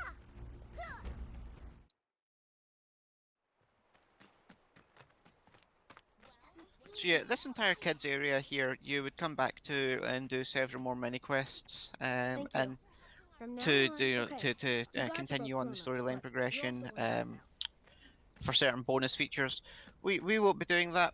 We won't be worrying about it. We'll just be continuing on. Then you must be from the legendary. Hey, Cloud. You also again I here know at you've one of the been out on- cutscenes do that you we're think about I'm- to skip well, would I'm see a another Don't worry. I always have the Sephiroth clone.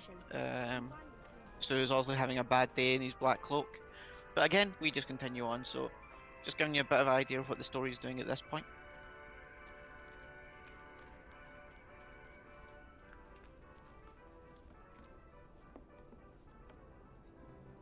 So Rude. next up, I believe, is it Reno? Rude. I'm used to skipping all these fights. I need to do more runs on PS5. Great job. Oh, he was dressed all in black. A little scary looking. So we're going all the way back to our house, and we're going to get warned that somebody's here to try and find Aerith. And there you go, there's the Moogle in the background.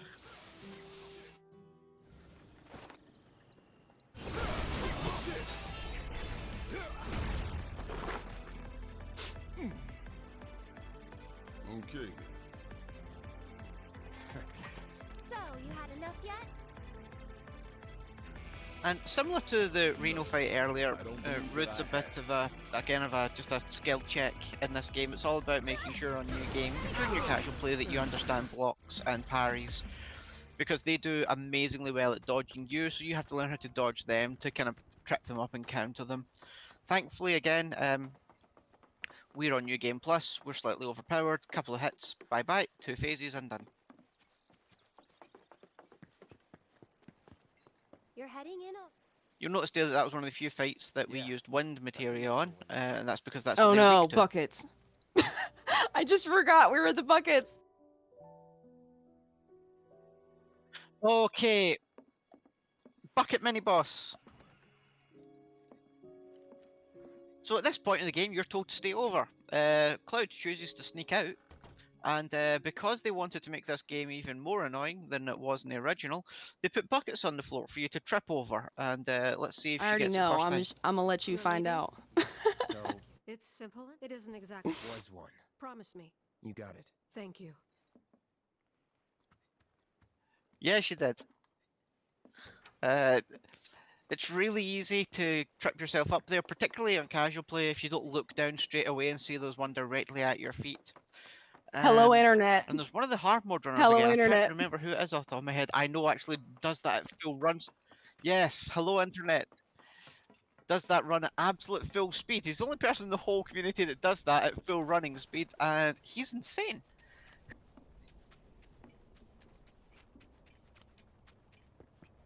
So right, we've now sneaked out of the house. We are heading on our way, heading back to Sector 7, because we want to go and check in on Tifa, let Tifa and Barrett know we're okay after falling off the plate. So we think we're heading back to Sector 7, and as we get to end here, Aerith shows up and says, "Nope, I'm coming with."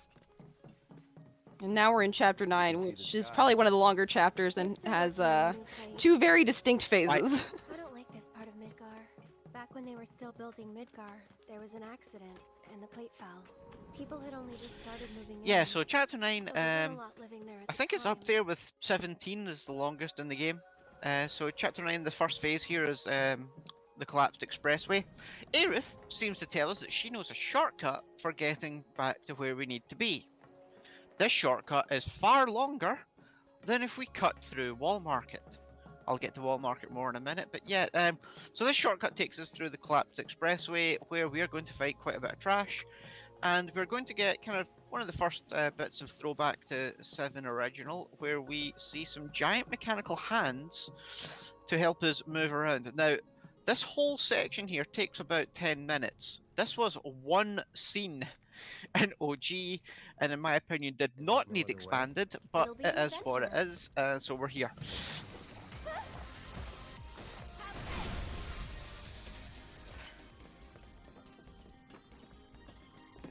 And as much as I loved the tune in here originally, it now grates on me, so What's that?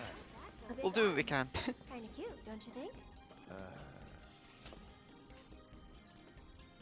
Oh, great. Someone's pulled up the ladder.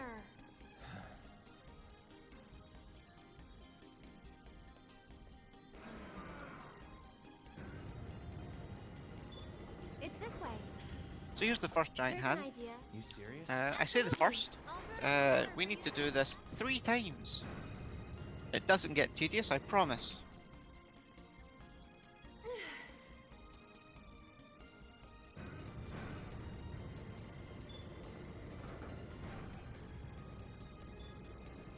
The goal is to get no bonks and a clean drop off. Piece of cake. Give me a sec. And here comes the ladder. Well, what did I tell ya? So what we mean by bonks there is if you don't quite go high enough, you'll just clip off the ground and you'll see it kind of judder back and forth. Stop. That you're looking to get is just above it. You know, obviously the higher you go, the more you need to come back down. So there's a wee bit of skill in making sure that you get it just right, but there's not a... It's better to be safe than to be sorry, and go a wee bit higher if you're worried about it.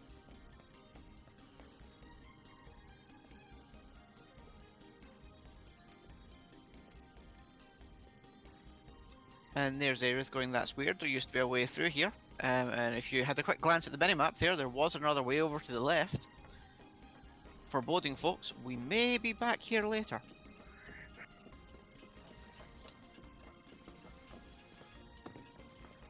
I'll protect you.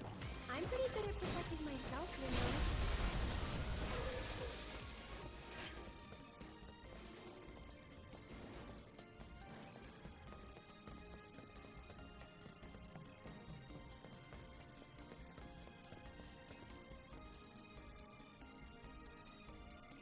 Hey, I bet you can grab that container with the arm. So yeah, coming up here, more hands. Hence we've got a ladder. Well then, I'm gonna head down. This time they add in a new mechanic, the boxes. So we need to move the boxes around here to make sure we can get to where we need to be. Now on speedruns, we just move the box over to the side out of the way and continue. If you're on your casual play here, I highly recommend you pay very careful attention to where a certain materia is on this screen and make sure It's a you get materia it. we literally abused from the very It would be beginning very in New useful Game to you. Plus, so it's definitely highly recommended. Okay, right there.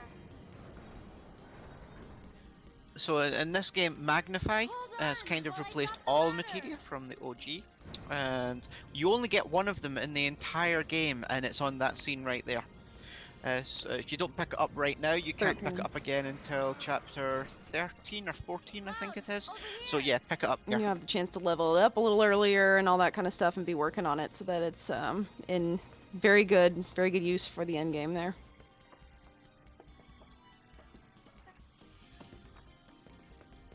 Whoa, not too fast, okay? Got it.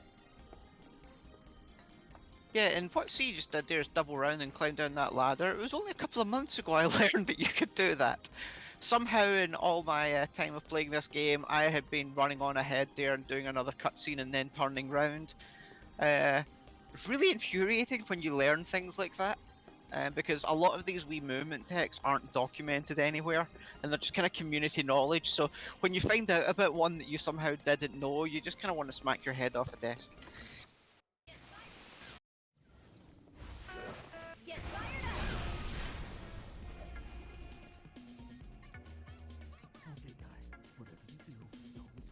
So here we have some more lackeys, who we meet more as we go on through the game.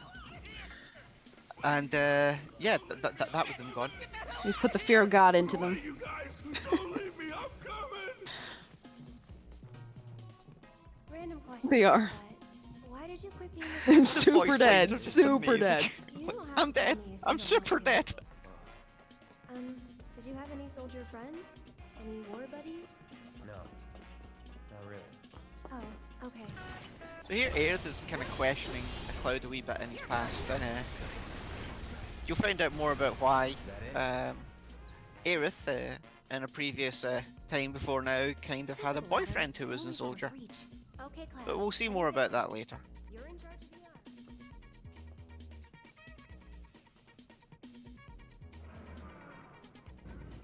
army. For those of you who have played OG or Crisis Core, you'll know way more about that. The one thing I will say about Remake and what Square have done with the storyline, they have really brought together the compilation of Final Fantasy VII. So if you go all the way to everything that was made after 7's original release, so before Crisis, which was the Japanese mobile game for the Turks, Crisis Core, which was the PSP game that followed the life of Zack, and then you've got Dirge Cerberus, which was the story of Vincent and a more secretive organization, and that kind of has all been brought in to Remake and its DLCs so far, and it's really nice that they're using the expanded universe lore to tell the story again. And I'm that's really also one of looking the other forward to things that I getting think even more of attracted it. to me, not only the game, but kind of the depth of the lore, and the storytelling, and kind of what they're kind of looking to accomplish, I guess, by putting them all together. I'm kind of one of those people that the game's got to have a lot of elements in order for me to really be like super into it, and this one definitely fit that bill.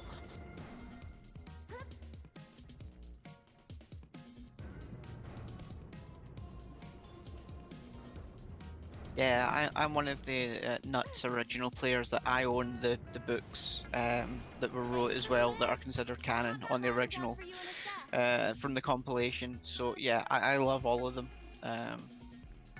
7 for me was kind of the first mega game I played as a child. You know, where you're spending over 100+ hours in it. Previous to that, games, you know, were maybe 30 to 40 hours. But yeah, oh geez, what? showing my age here, but yeah, I had just become a teenager when 7 came out, so yeah, it was a huge part of my growing up, and it's now a huge part of my life for speedrunning. I'm sorry, okay?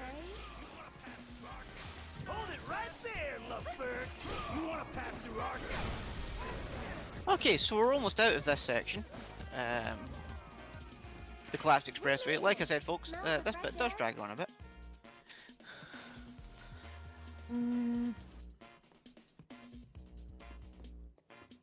And we get one of the funniest bits of the game here, where it's the world's slowest high five.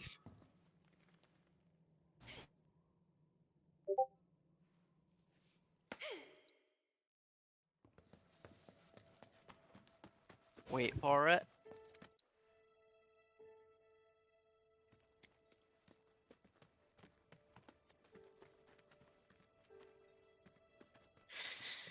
Now, in the PS4 version of Remake, there's a lovely bug we can do there as part of the skip called the high five glitch, where it puts Aerith into the high five state for the entire duration of the rest of this chapter. Yeah. And you could just walk up to her and press triangle, and she'll start doing the high five animation at any time, and just move her hand up into the air, and it's really just quite amusing abusing it to do silliness. So this is where we're back in the story. We think we have got back to heading back to Sector 7 slums, but what actually happened there during the cutscene we just skipped is we saw Tifa come round on a carriage being drawn by a chocobo heading towards Wall Market. So, obviously being concerned as we are now running as fast as we can back to Wall Market to go and see what's happening. We're looking for... Depends. Guess. Save her. So, this girl. Well, Now, Wall Market itself is a rather legendary section from the original game, for many reasons. And the reimagining and remake, frankly, is amazing. It's nothing but smiles and good laughs. Let's check it out. So this here's Sam. He's one of the trio, and they all kind of work for the head honcho of this area, which is Don Corneo. Now, I say kind of work for. They do some questionable things by helping Don Corneo, pick wives. Bye bye, Johnny. Sorry, I just saw him fly past there in the stream. And what we've decided is that we need to go and rescue Tifa before she stupid, like, try and become Don Corneo's wife. looking for some. Let me guess. Yeah. So people can How about me then? maybe. You know Leslie? Excuse? Kind of cute. Come on. Do you have any idea? Aerith. Seriously? Loud. Denied. And who can give us... The trio. First. Leslie, who we'll be seeing more of later, is kind of Don Corneo's head lackey. Duly noted. Thanks for the info. And he's saying that we're not getting in unless we are going in to be one of the selected. And the only way we can do that is if one of the trio nominates us. So we're going to go back and ask the trio to nominate us. Now, Chocobo Sam has already nominated Tifa, so we still need to go and annoy the other two. And we'll get introduced to them shortly. And per a new route change, I used to actually visit Chocobo Sam first, but actually discovered not just recently that it's actually faster if you stay in Wall Market and go check out a famous place called the Honeybee Inn first, to see if you can get in with Andrea Rodea.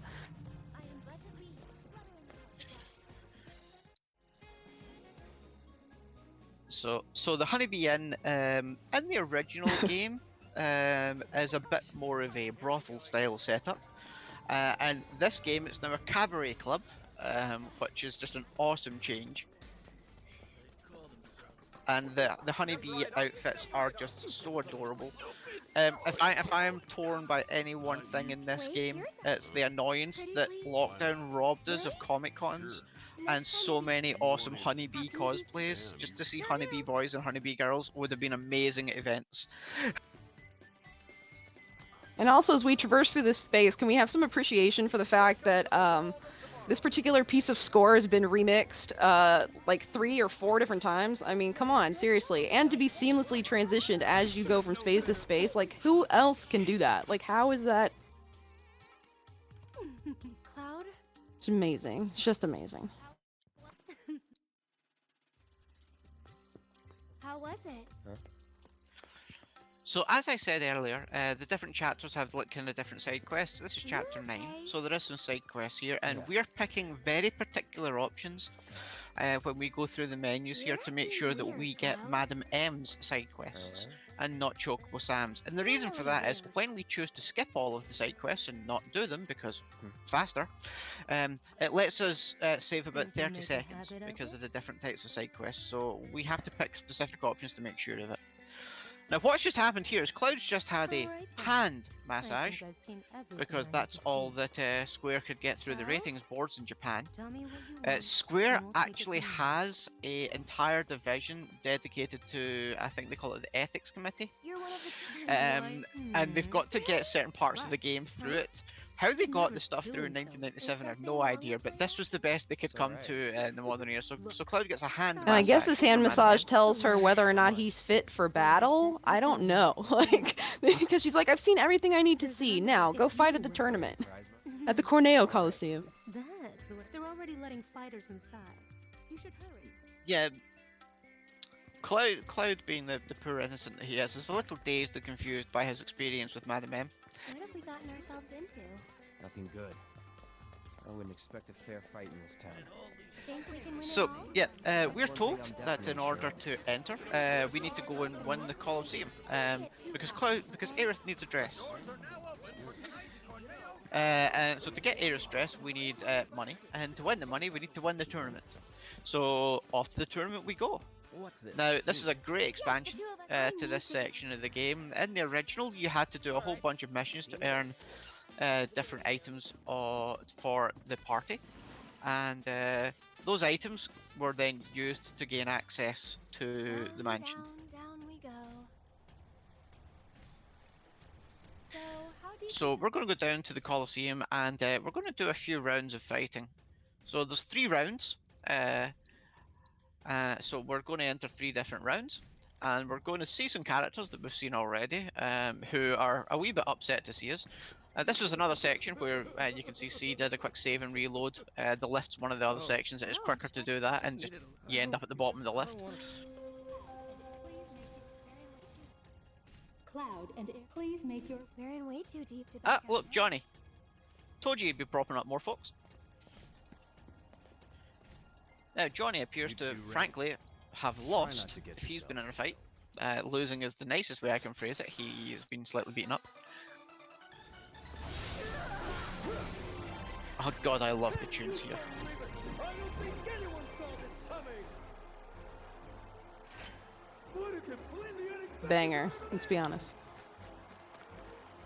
And the winners of our match are Cloud and Yeah, the commentary team here for the Coliseum, Scotch and Koch, are amazing.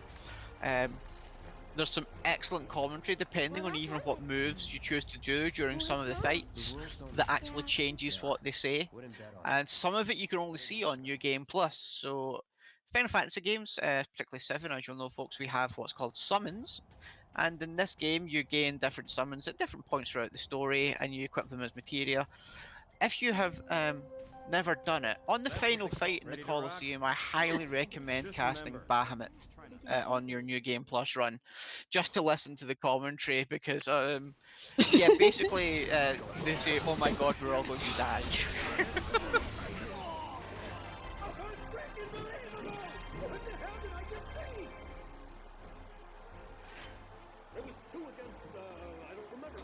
Oh look, there's the lackeys we annoyed earlier. Let's just take them out again.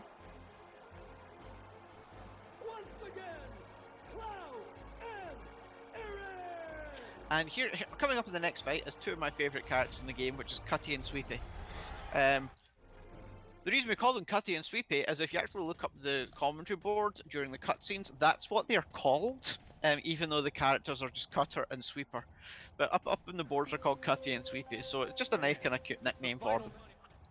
Got a lot of money riding on you two. Final match will begin shortly.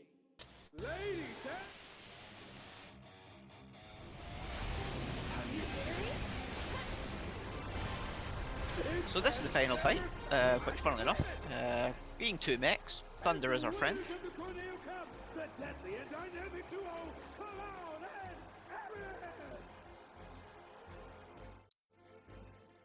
And I say final fight. Turns out it wasn't. Don Corneo, being the evil SOB that he is, decides that he wants to see his fight again. Now, this is completely unplanned for, and frankly, this is my favourite battle in the entire game. Hell House! Ladies and gentlemen, I give you Hell House.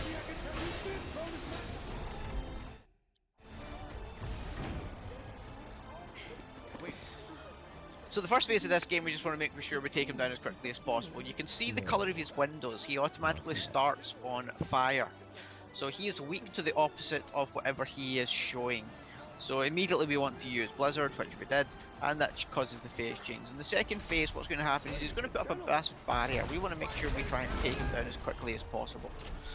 So he's going to have two arms free, and what we're going to do is we're going to hit one of those arms just to get the barrier down and then move him on to the next phase. Now, the great thing about Hell House is, as he's an elemental based at certain points, if you use the wrong element on him, you can heal him.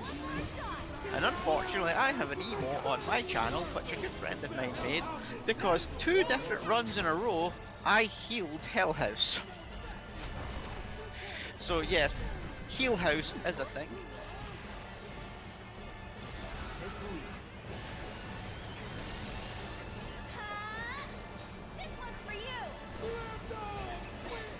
But yeah, so we get onto the final phase, all he's going to be doing is flying around. We make sure we use the correct magic to bring him down. We just make sure Aerith's got the ATB. So Aerith is a character that we make sure we've got one of every different elemental on, so that no matter what Hell House picks here, we can take him down. Now, this is such an awesome reimagining, because Hell House in the original game is a standard trash mob. And in this game, he is now a legendary boss fight. Thank you. It's It's literally a so gatekeeper for the run. Well If you don't understand the mechanics of using opposite elements and stuff like this, you can easily find yourself, battling that fight for 40 minutes. You know, I've seen a lot of casual players just struggle their way through it, trying to figure out what the heck do I do. So it's I know it was for me my first time through. So I think it's neat that they kind of have these little gatekeepers here and there.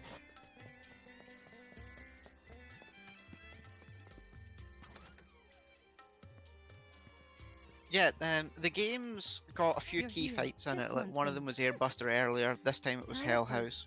That if you're not up to speed on your mechanics of your game by those points, you're going to struggle at them, and it's a good way of making sure the player understands before they continue. Particularly on your hard mode playthrough. So after you complete this game normally on new game, a lot of us played it through on hard mode, and that was to play it through again. And the characters are more difficult, but even on some of the fights, the mechanics are different. So, Hell House on hard mode, if you take too long, Cutty and Sweepy show up to rejoin the fight again. So you end up fighting 3 of them at once. So it's really enjoyable how they changed the game out. So now Johnny's worried about Tifa, so we're going to go rescue her. And that involves us running all the way back to the mansion again. And we're going to be told we're not allowed in again, because we're not a girl. Unfortunately, Johnny cooperated this time. If you have kind of a bad lineup on your running versus Johnny's running, you can force him into some very unpleasant patterns that can very easily lose you time. And just to straight up annoy you, as far as the path he chooses to take back to the mansion. Yeah. Johnny, if you are unlucky, can choose to go to the mansion via the Honeybee Inn, just to infuriate you. Wouldn't try it if you even think, and that's someone, or it could wind up, get it. You're in the dawn. Anyway, you've got, if you're sure you want, but if I were you, I would. So this is where Aerith's going to come up with a bright idea. And so for those of you who've played the original, will know that to get Cloud into the mansion, we had to dress up like a girl. So we're going to go do that, and the way we're going to do that is we're going to go and see Andrea. And Andrea, my God, what a man! Andrea is awesome. And Andrea says he is happy to help us out, and he will even give Cloud the endorsement to go and see the Dawn. So yeah, coming up is my favourite sequence of the entire game. Hell House is my favourite fight, and this is just my favourite sequence of the game because I thought that the way Square handled this was incredible. They didn't shy away from it from the original game. They jumped and dived in and just went, okay, how can we truly bring this into, you know, where we are in 2020 and 2021, and just, you know, love is love, people. Be who you are, enjoy life, and this whole sequence just goes to show that. And you can also be the who you tracks want. are bangers, It's amazing. so there's that. So let's just be honest. Bangers. Oh yeah, the music is incredible. So this is going to be C's longest break of the game. There's a mini game you can do here while you're playing along to the music, but normally we won't bother, and this is where C which gets point her, I you know, will one kind of bathroom break in the whole shut run. the camera off, go grab a snack, do some things, and then come back. Because like she said, best break of the run. Please enjoy what you're about to see.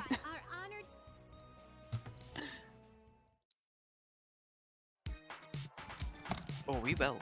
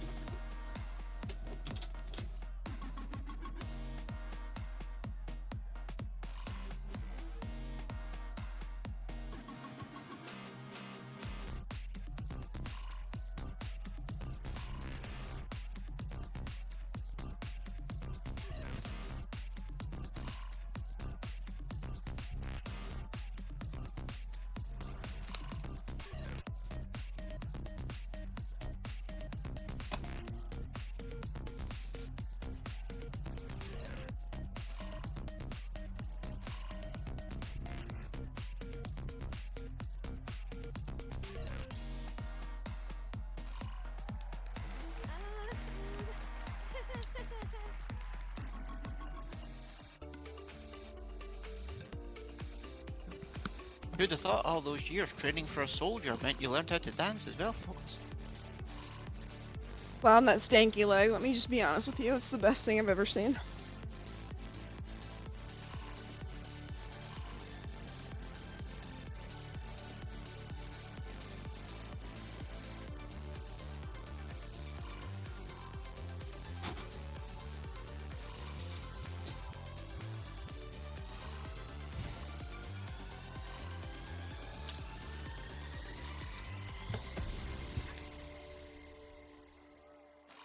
Oops. Well, you tried. Thank you. You tried. Welcome back. That show today blew my mind. Hey, look at me. I can dance too. How much did you drink tonight? And so this here now is a rather legendary moment in our speedrunning community, because one of the early skips we had for this chapter, there was a soft lock here, where Cloud would show up in his gorgeous dress, but with his sword on his back. Which, as amazing as it is to see for the comedy, unfortunately just would completely soft lock the game and we couldn't progress. So we had to learn how to route around that. But we did, but it's not in the run anymore. But yeah, it's one of the funnier points of the game. And as you go back to the Oh, mansion and God, casual but you're play, so I highly pretty. recommend 2 interactions. The first is with Chadley, who is on your left as you come around that corner. And then up here, Johnny is actually just outside the mansion, and this is that's an interaction I did not know was even there until probably about a month or two ago, and I definitely got immense enjoyment from it.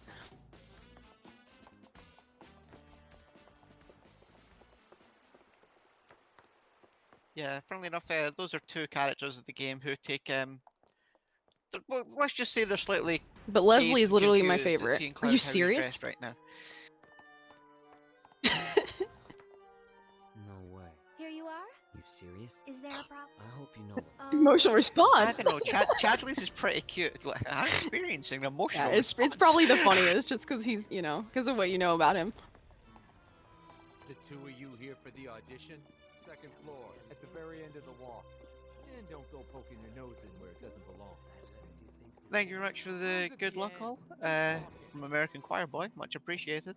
So what we're doing here is we're running into the mansion, and we're going to be auditioning. So we're heading down to where we get ready. I think they'll call for us when it's time. This room And gives me the what they decide to do is to gas us all. Why they decide to gas us all, I have no idea. It just adds to the entire creepiness factor of Don Corneo. These girls all walked in here of their own free will, on, technically, you know you're so into this. why then feel the need to gas them? Unless it's just to show off his really creepy dungeon. Let's just say I'm not going to ask that what cage Don can Corneo literally gets fit a up to. person. I mean, I just don't even want to know. Head out the door to the left and up the stairs. Come on, ladies. Let's hustle. All right, guys. Let's do this. Do you want to do this? So there's some nice interactions here with Tifa and Aerith. If you kind of hover around them, the voice lines will change a little. And yet, Cloud's Coming butt wiggle upstairs. here is just the stuff of legends. Corneo's room, right?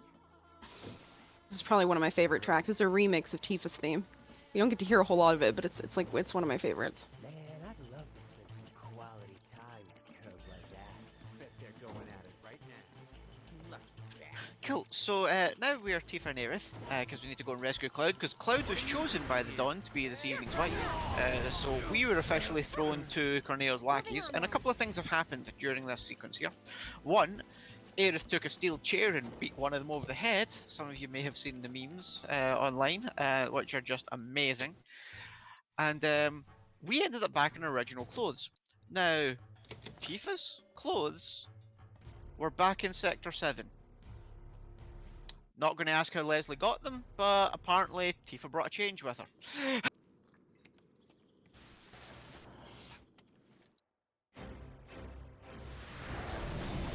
Yeah, that was the Dawn. So yeah, as you can see there's a wee bit of a mix-up, because when we get to the end of chapters, most of us still have muscle memory for there being breaks at the end of there isn't anymore. So this is Abzu. Abzu is one of the first bosses of this chapter, and skipped in this is the range. first time we see him, so he's really easy in this one. Another one of those. It's all about timing, his iframe. Beautiful, absolutely beautiful. Sure we're not lost? So Enrage is a move that he can do that will cause him to lock up, so the HP lock until he finishes it. But somehow there we managed to skip it, so we got to 3 hits and that's it. Worked up a good sweat.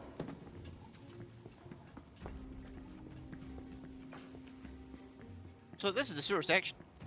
So we're now below the slums. As we say, we get to see all different levels of Midgar in this game now. It's been massively expanded, which, considering the size and scale that Midgar was supposed to be, this is just amazing. So we've got quite a few different doors that we need to open here, and gates. And it's really easy to get lost in the sewers on your casual playthrough, so don't worry about it, just explore around, it's good fun. Don't you mean we? You will eventually find your way. But yeah, the kind of strats here, most of these guys are weak to fire, so we'll still be using thunder, but we're back to the parry between fights, because it's quick. It's really dark. I'm sure we'll be fine. Come on. Hey, Cloud. Assuming Corneo was telling us the truth, what do you think Shinra's really up to? I mean, they've got to have an endgame. So bit of a wee quiz here. There's a door that we need to get through. To get through it, we need to get the key. To get the key, we need to find the key, which means we need to turn off some water. So we're just going to be running around a wee bit here, doing what we need to unlock our ability to continue. All they're talking about here is that Don Corneo warned us that Shinra were about to drop Sector 7 plate onto the slums to try and get rid of us. But of course, what we've learned, and this is a small change from the original, is they're going to blame it on Avalanche, but also Or that from it's an act Wutai, of war right? from Midgar. And let there be light. Going all out. Sorry, from Wutai. Yeah. So yeah, sorry, the Shinra are going to destroy Midgar, but claim Wutai did it. So this seems to be, again, setting up for a much larger war that we're going to be in between in future parts of this game now. Which I'm really, really looking forward to.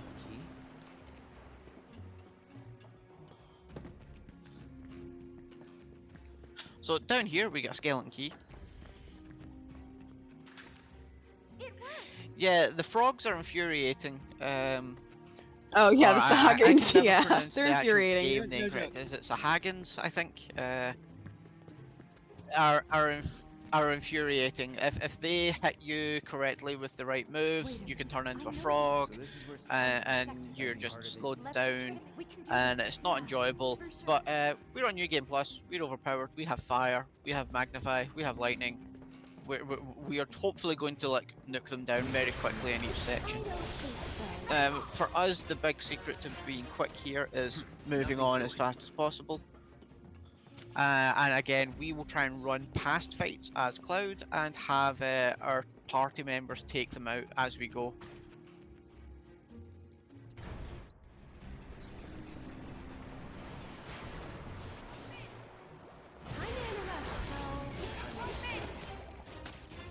You'll see there's a lot of pressing and holding triangle in this game. Again, if I could ask Square to change one mechanic out, it would be that.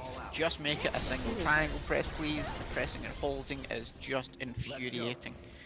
I'm glad to say that in Intermission, the Yuffie DLC, there is no triangle press and holds.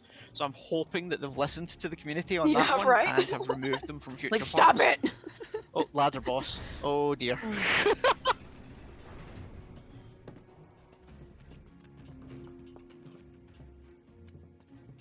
This game has a few bosses, ladders, switches, triangles, stairs. That if you just end up on the wrong side of them, you just get so annoyed at yourself, and you usually, by making the mistake once, will then make it 2 or 3 times before you can correct it. Don't you mean we've got this? Nothing to it.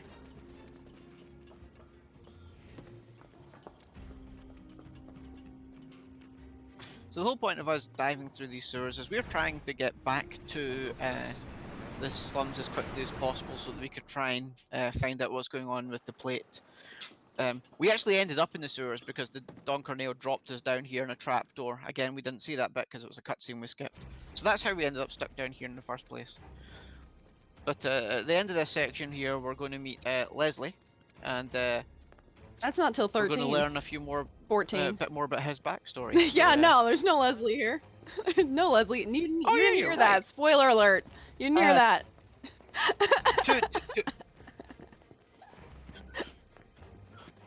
Right? Like, it's earlier for me, but I'm Remind me got again that who's lore more down. awake here. That no major glitch life.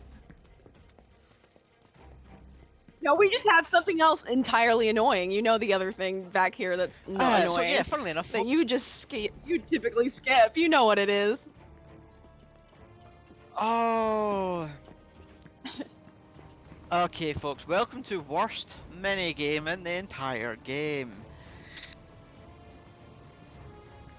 So, folks, coming up here is what we call pump minigame or worst minigame. Now, I'd like people's predictions in chat for ItzUrGrlC. Now, she's got 3 goes at this, and she's got to do it 3 times. So how many goes is she going to get it? The perfect score is 1-1-1. So I'd like to see predictions in chat. I'm going to go with a 1-2-2. I didn't want to see numbers in chat. I don't know what that. There's my Nah. prediction. I don't want to see numbers in chat. Okay, so I'm not gonna look at chat, and I'm gonna pretend like I didn't hear anything that you just said about predictions or nothing like that. I'm just gonna pretend that I'm gonna do the pump minigame like I'm in practice and just go. Also, there is no award for getting it right. There is no prize for this either. I'm not gonna lie, folks. When pump minigame goes wrong, I have had like 3, 4 threes and stuff like that, and it's just annoying because it's just constant time loss. No, don't do that Tell you either. what, Someone if feels you get so a bad. 111, I'll donate $20. How's that? You give all the pressure. I'm just here to get through this minigame. Let me be honest with you. I'm here to get through this minigame and get on to the next chapters and stuff. Doing great. Doing great. You're doing great. Catbus says you're doing great. We can use. I remember. All right. Eric, Wait. trust me. We'll be back soon.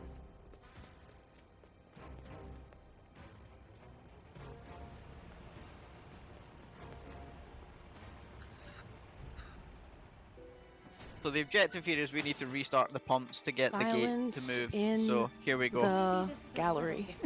Please and thank you. More industrial. Here goes.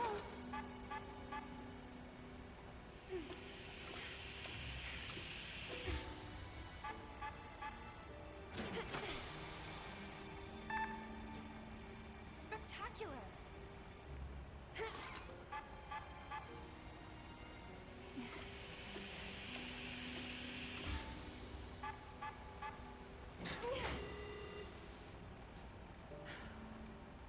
Try to stay in sync.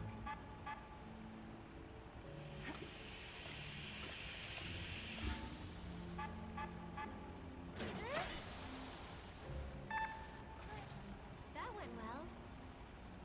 All good.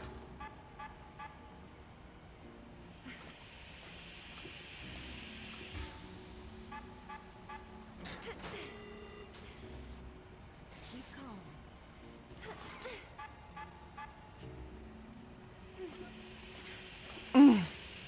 Okay. Whoops. Could have gone better.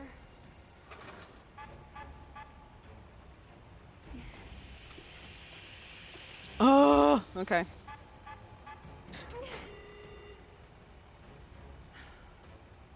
Try to stay in sync.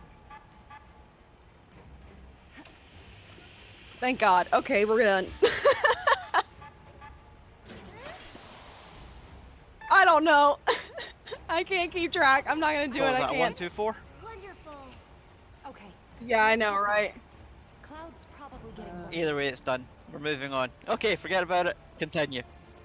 Yes, folks, this is infuriating because if your PB happens to have a 111 in it, all you happen to see here is just time loss.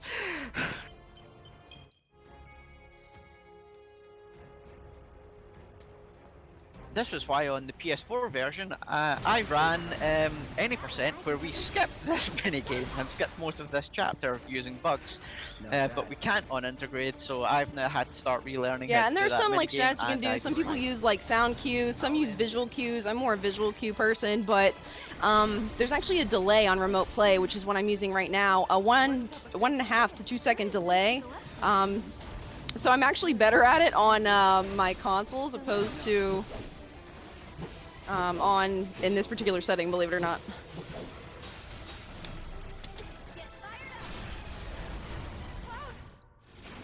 Yeah, C right now is using a PlayStation feature called Remote Play to stream this. We need to get C an actual capture card at Thank some you, I point appreciate because that. she's too good with doing it this way.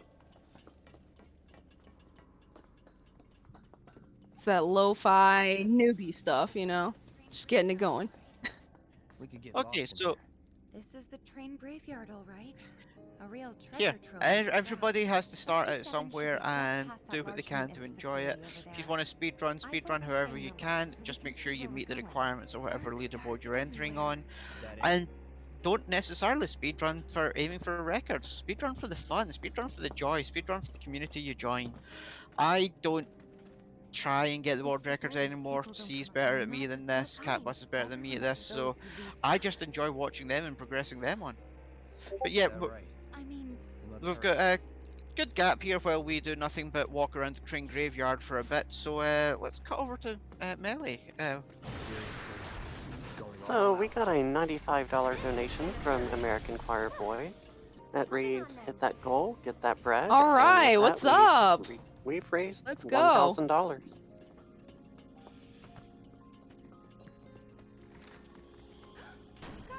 what was that?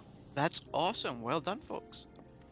And with that as well, the Super Mario Bros. 3 any% beat Bowser bonus run Awesome, has been met, congrats. so we'll be seeing Looking forward to that on later today. Did you guys hear it too? Why would there be kids out here this late? Amazing. What? What other bonuses we still got looking for? Give me just one moment to pull those up.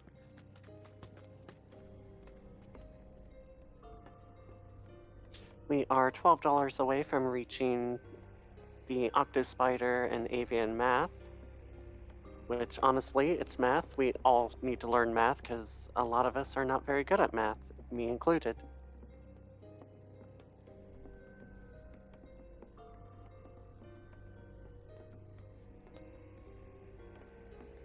Come on, folks, get those donations in. Let's see if we can smash this goal. I mean, we've hit the goal, so yeah, let's keep going. Meet all the other targets. I want to see every optional part of this entire marathon met because I just love marathons and I want to see them keep going.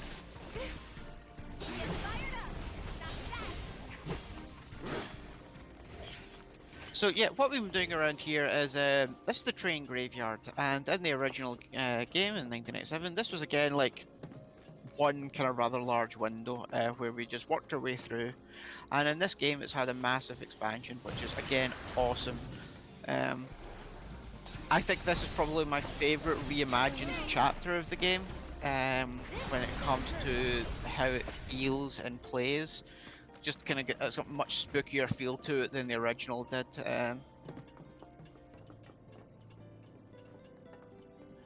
Oh well, folks, I see that we have just increased our goal to $1,250. So yeah, we've still got Sunday left. You know you want to hit that. Let's get this extended goal. Come on, folks, get those donations in. Let's up that ante a little bit. Alright, let's see what's inside. And so we're now going to go into the warehouse, which gets slightly creepier, where we start to see more of the ghosts in this game. For those of you who have played Final Fantasies before, the ghosts are undead in this game when you're used to playing them. Funnily enough, they die when you heal them, and that's a mechanic that Remake I feel doesn't really teach you well enough. It's more if you know the lore of previous Final Fantasies that you'll learn that.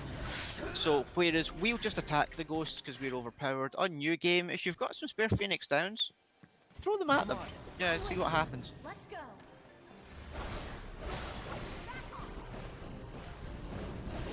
But yeah, this chapter's now got two bosses in it. And the first one that we'll be coming up to when we get to him is Gulf.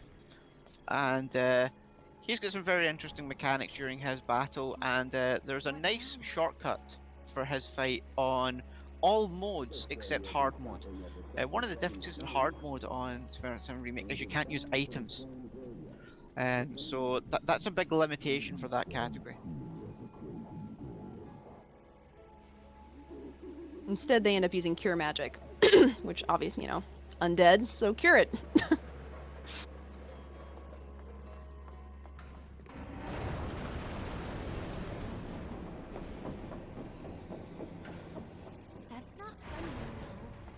And we're just waiting for the wee cutscenes here so we can continue on through.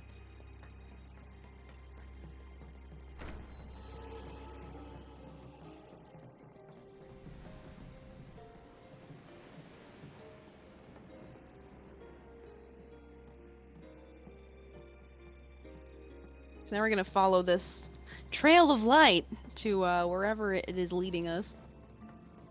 Of course, we're gonna meet more ghosts as we go along.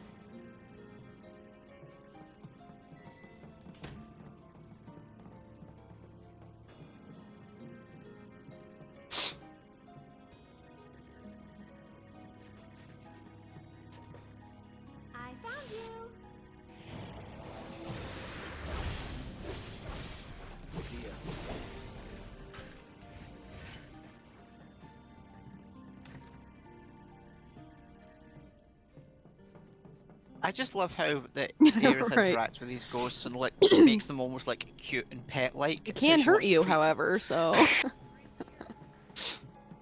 Do you think there's more in here? Looks like. Aha! I don't know, my cat likes to hurt us as well, so yeah, I think that's just normal pets.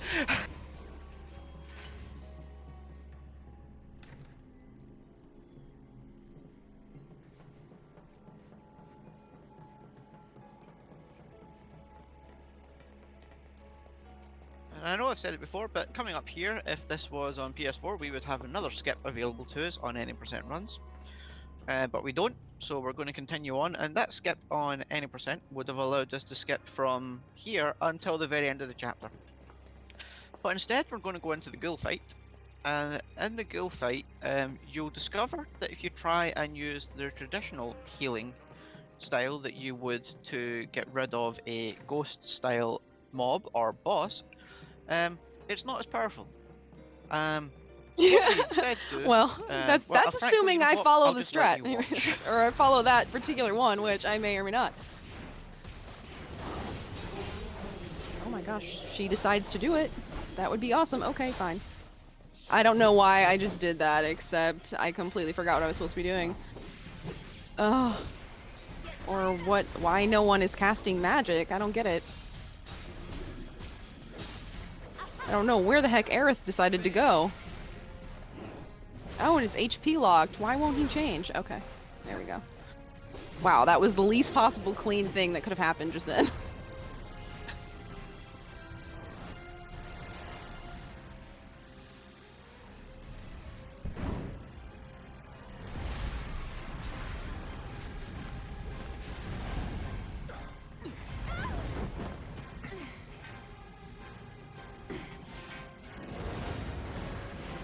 Gonna do it. Aerith? Thank you. There we go.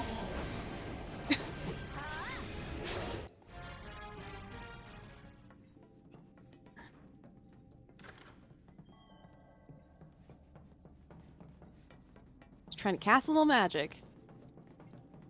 Those who lose their way out there in the dark of night will never No, it wasn't. ever find their No. way back home Okay, that again. wasn't the cleanest fight in the world, but again, New Game Yeah, definitely Plus, not the there's cleanest thing backups, in all of so human history, we'll let's be recover. honest. Ones who were caught. Can we just drop the hole? What if they're trapped here and can't leave? But we'll do the classic marathon rule. If it doesn't go right, it's RNG manip, right? Nah, it's That's the just rules, me, folks, like, isn't it? trying to figure out why on earth is Aerith not doing the magic she was supposed to be doing. Should've just gone with the elixir, but you know what? I was just like, hey. That's what I'm used to. I'm borrowing from hard.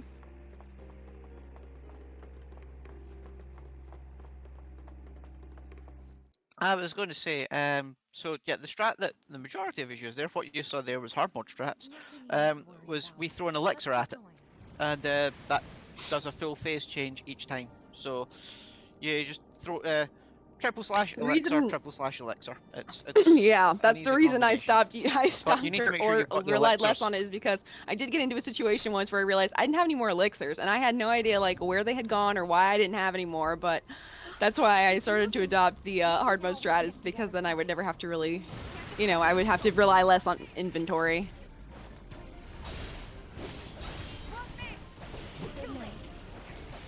That's that.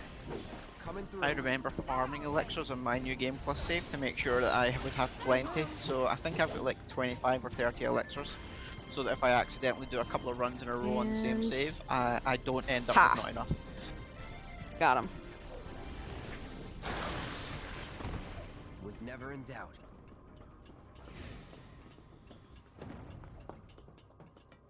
This path is blocked too, but we're so close I can see it.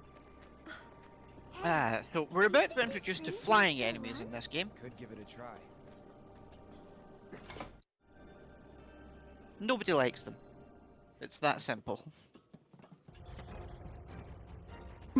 Every drake of every kind is the spawn of Satan. Perhaps a little bit less so now that arrow is a bit more, sticks a little bit more once you cast it, but still.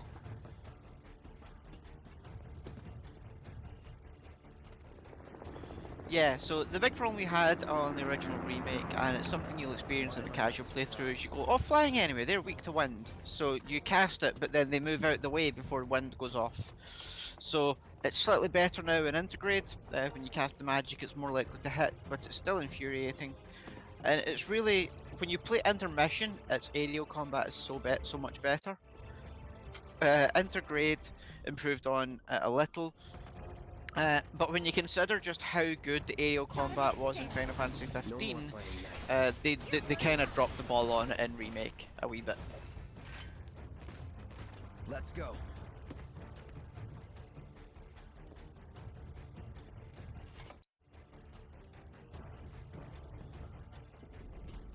Okay, so coming up is a fight called Eligor. Now, Eligor was a standard mob in the original game, who you stole a weapon off of for Aerith, and in the remake they kept that, which is really cool. So yeah, I don't know about you folks, but I made sure I stole it on this time through on my casual playthrough. But he also introduces a slightly new mechanic where he's going to put up a shield to stop us being able to hit him. So one of the first things we're going to have to do in the first phase is get rid of that. Sorry, second phase is get rid of that shield. Keep it together.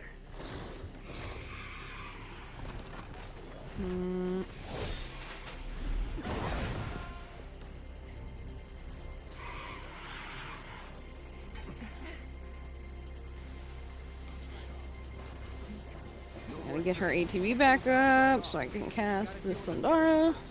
There we go.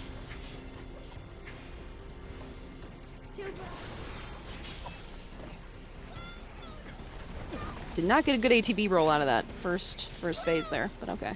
Not a problem at all.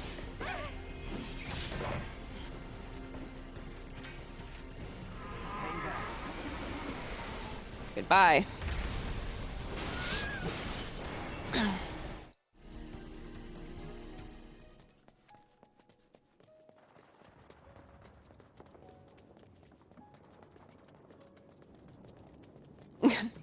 Oh, I always use the limit break there. That's built in. When in doubt, limit break. That's always been there.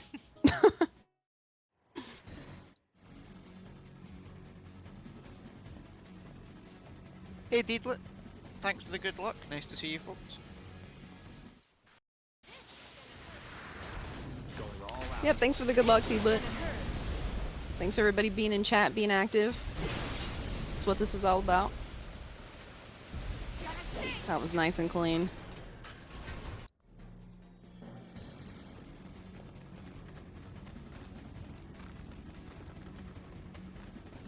Yep, that was a nice Spectre.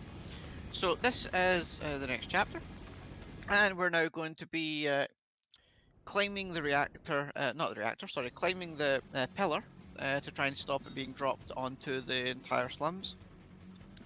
But so we're going to split up for a wee bit. The party members are going to change again, and we're going to be going off solo as Cloud. So quick menu to sort that out.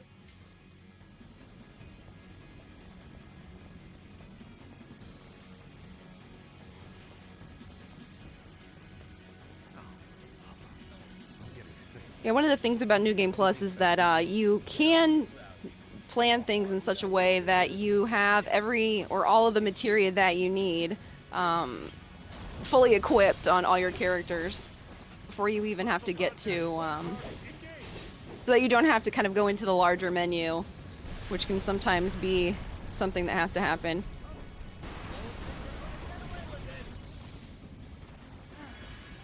No escape. Yeah, so although we might have a materia we're not using for a period of time on an active character, what we do is we swap it to an inactive character so that we can still do it. For anybody, if Biggs was your boy, rip. We can get some sad emotes in chat for Biggs.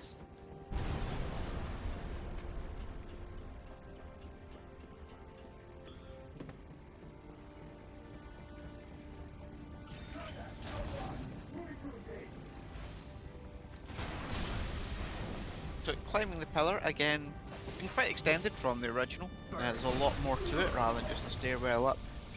And there's some nice fights going up here. Unfortunately, there's helitroopers, And again, remember what I said about flying enemies?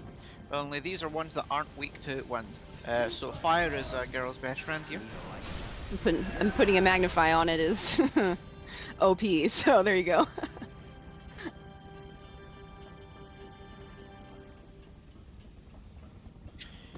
Yep, so shortly we're going to get more party members back in, and that lets us do silly things again, like But first, Aerith is going to traverse through the town in pursuit of Marlene, who Tifa has asked her to retrieve from 7th Heaven. Come on, come on! Hey, let us through! How else are we supposed to get to War Market? Indeed. I feel this bit's been kind of forced by the developers, almost to explain how Aerith and Marlene end up in the hands of the Turks. And just to briefly cover what the Turks are, Rude and Reno, who we met earlier, they're members of the Turks. The Turks are a Shinra kind of operative, and they kind of do the dirty work. They're like the CIA of Shinra. And so in the original, Aerith and Marlene end up being caught, and I feel as if to just try and explain how that happened. This whole section's been forced in. Unfortunately, it's a bit of a walking percent. It's nice lore, but it's just an annoying filler when you've played this game, you know, 30, 40, 50 As you times see me plus actively running getting through in the way of townspeople and in an effort to get a little bit of push. Come on, we've got to go too. I'll be fine. Don't worry about me. We can get through this. We just have to work together. Yeah, that's what I meant by NPC surfing. They all move faster than us, so if they push into us, you know, we advance a few frames further than we would just walking at our That own was actually pace. probably some of the best townspeople surfing I've had in a while, so that was nice. Marathon special right there. Confirmed.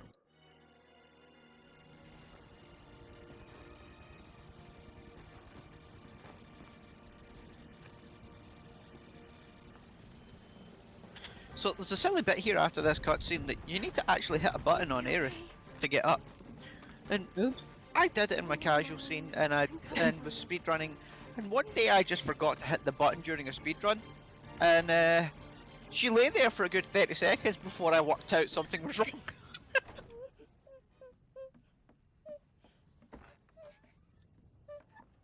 So yeah, we're going to go rescue Marlene because she's adorable and worth rescuing. So precious, my goodness. Tell you what, we'll grow lots of flowers at your new house. Do you think that I could help too? Of course you can. Hey, what's your... She is entirely the adorable. I sent her to 7th Heaven to get Marlene. Right. However, from this nice cutesy, let's get back to killing things.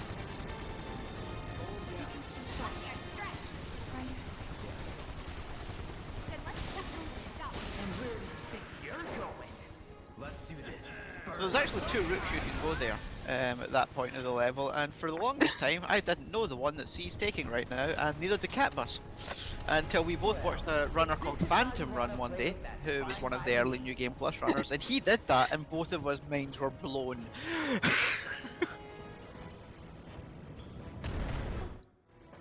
Yeah, that's another section of the game where we basically abuse the fact that we're in combat for an extended period and we just disappear through it using parry on Tifa. Move aside. Make way, coming through. One miss.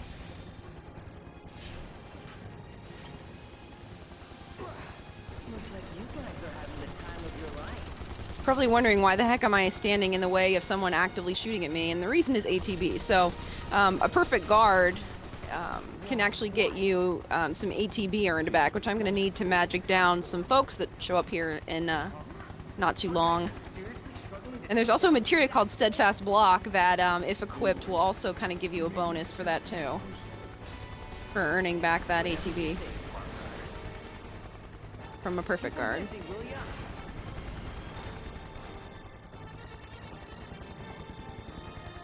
Come on, Tifa, double back. Thank you.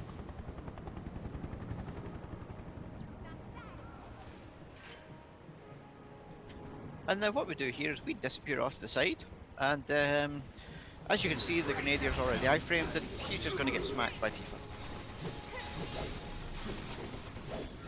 Oops. Oh. There we go. So this room's one of the slightly more complex ones. There's a couple of drones, a couple of flying, and they kind of come in at different times from one another. If you get it right, it's Yeah, I should amazing, have got a fire but on it can that get quite the annoying magnified if you fire miss the instead. odd I ended up hitting a one in Thundar, here. so that's on me. So that's what you should do. And yeah, folks, for those of you who think Yeah, Jessie is rips best in girl, chat, I've got bad folks. news for you. For Jessie. F's in chat. F's for Jessie.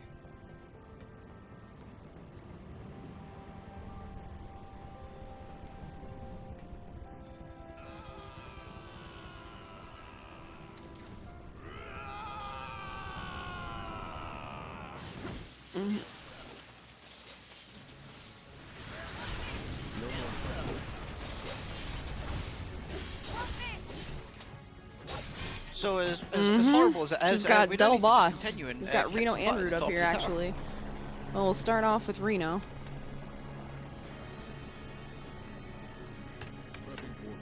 It's all about managing these two.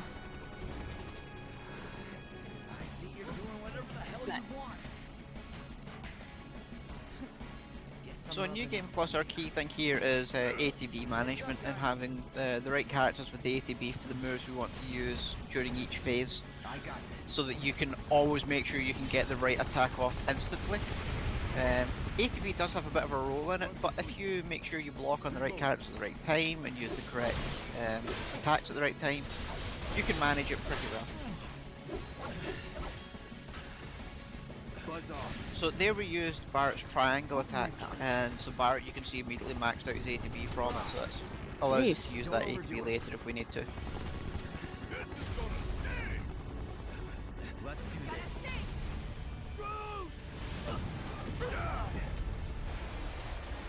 Yeah, I have no idea. no idea. Yeah, Don't it's know super why those annoying. I have no thunders idea were what's going on there, missing, but it's but fine. they did. That's Whatever. quite annoying. And the final phase Yeah, on limit New and Game pray, Plus 100%. basically limit and pray. I was planning to join you anyway. Any landing you can walk away Oh, from. come on, come on, come on, come on. Come on. Let's No, I think he flash strike. Did he? Oh, yes. Ooh, but I got him. Ooh, and I was in the cutscene. What's up? So that was unfortunate. There's two different moves that each of them can use at the beginning, and depending on what they do, there is more chance of them evading your limit break, and it's quite annoying if they do. But yeah, you're actually in a perfect position there for that to enter the cutscene, because what happens is Tifa needs to get to the computer screen for that cutscene to trigger. And yeah, you managed to get the party members there, so there's moments like that in the game, just movement mechanics, where you try and position even the other party members to where you need them to be before a fight finishes, just to then continue faster. And now, yeah, Shinra did it. They dropped the plate. So this is chapter Right 13. now, we're actually going back to Sector 5 because Barrett is mourning what he believes is the loss of Marlene, and Cloud says, well, that may not be the case. And because, you know, as we saw there, or we didn't see, but in the cutscene, we do believe that Aerith made a deal to have Marlene return to Sector 5 to be under the care of Elmira. And so that's what they're going to go check on right now. So we have a nice, long walk and talk. Well, walk and run, I guess. Run and talk. There we go. But this used to actually be the scene of a skip, too. So why don't you talk about the skip that used to be here? Now, if you consider how long...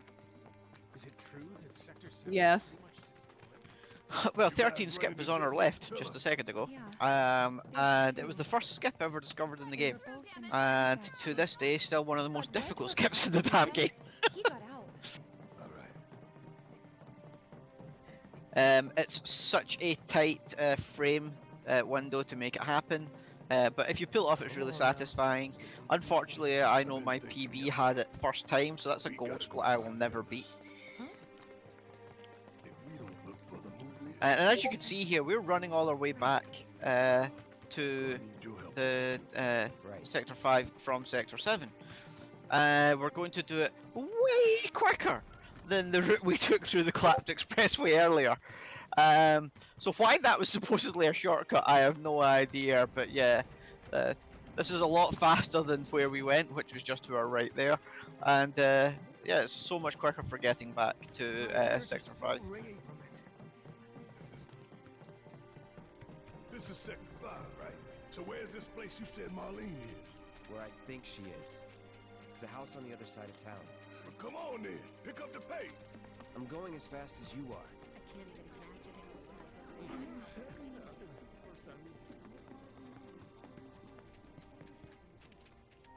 Of course, if you look up as well, see if we can get a direction on it. We might not be able to get it here, but so you can actually see where they obviously took the time to make sure that it was that part of the plate, Sector 7 plate, was eliminated from the skyline as well, which I thought was, you know, obviously a needed and should have been touched, but you know, it definitely adds to the gravity of what we've just kind of seen there too, which I thought was, you know, important to have reflected.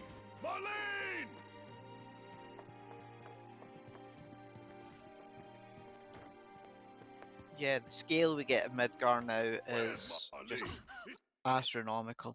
Keep it down. Don't wake her.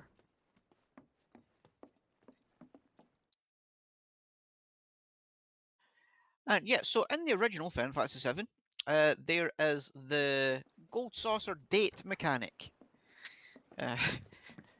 where depending on who you're nice to and who you're not nice to, you get a lovely little cutscene event. In this game, also we're not at the gold saucer yet in the lore, hopefully we will be, but in this one, it's slightly different. I know another way to get there. Aerith showed me before. This ancient girl knows. Yeah, that's yeah. That's chapter 14. And I'm ahead of myself because that's at the end of this chapter, isn't it? God damn it. See, that's skip life. Let me just tell you guys, that's why. It's because she would have no interest in knowing anything about either one of these because she would be skipping them in an any percent. Well,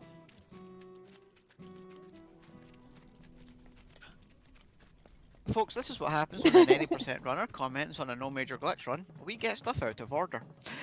My ears are still ringing from it. So yeah, F's in chat for me this time. In this case, F for fail, because I'm and the famous words of Cat Buzz, you're doing great. He's gonna watch this VOD and be like, why do I keep being brought up so much? Like, what is happening? Doing great. Doing great. Cat Bus, when you watch this, you're doing great, honey.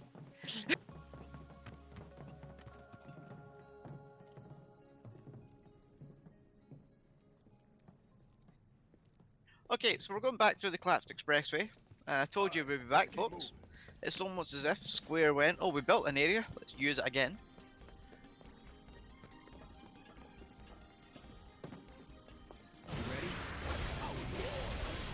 And the reason for this in the story in this version is we're wanting to go back to Sector 7 to see, you know, if there's anybody we can rescue. We want to go try and find who's going on. We've got Barrett's immediate concern was his daughter. We've checked in on her, she's okay and safe. So now let's go back and see who we can help at the site of the collapse. There, that way. We'll have to fight our way through. But it's our only shot. And if you're playing through casually, this is where you'll pick up your all materia, sorry, magnify materia. If you missed it earlier on, it will just be on the ground. But now we go left instead of right, and we get a slightly different route through here this time. So you'd better run.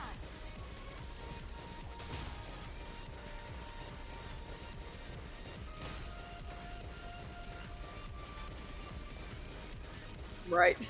Yeah, And Tifa it does so her thing. is though. God It's damn, so fun to watch. satisfying. So satisfying.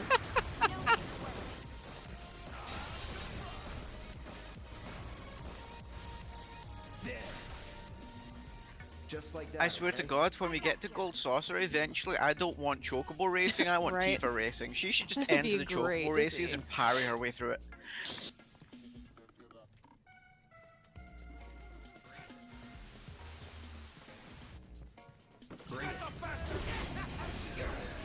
Mm, mm, mm.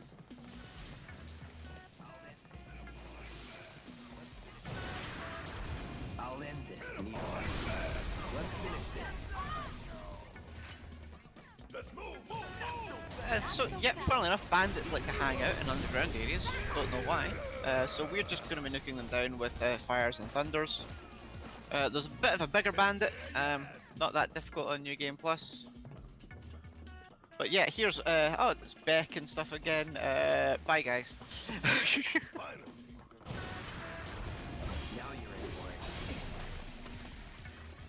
Yes, third I think time. that's Yep. what, the third time you killed Beck, Bark and Butch in this game. That a way out? I'm almost afraid to go back. Tifa. Come on.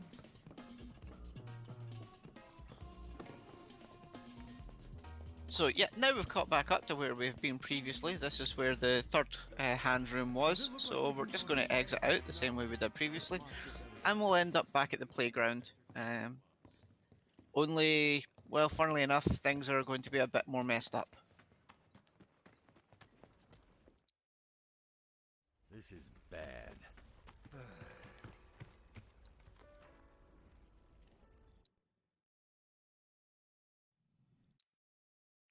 So coming up is an entirely new chapter to the storyline of 7, and we're going to be going back to Sector 7.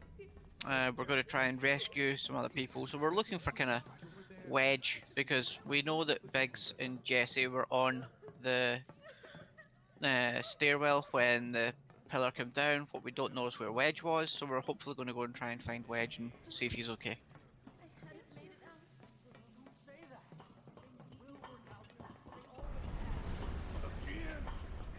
That one was a lot closer. Hello!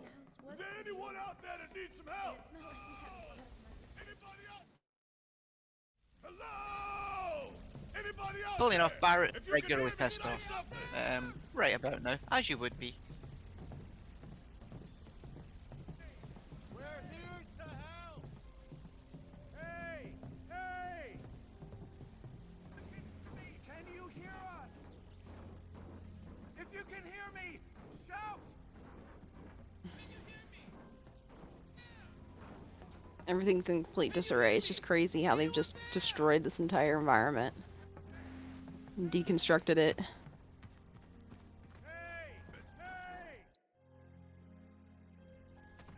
Ready? 1, 2, 3! The bit I from a personal perspective, don't quite get is we were up on top of the plates before. We know just how much stuff's up there. I still find it incredible that so much of what's under the plate survived that it did. It doesn't feel quite right. I mean, if that plate came down, there should be like some of that 50 scaling foot of definitely plate leaves this a lot to area be right desired now. as far as like what's going on there. So that's definitely something that I too have questioned as far as like what that is supposed to be. So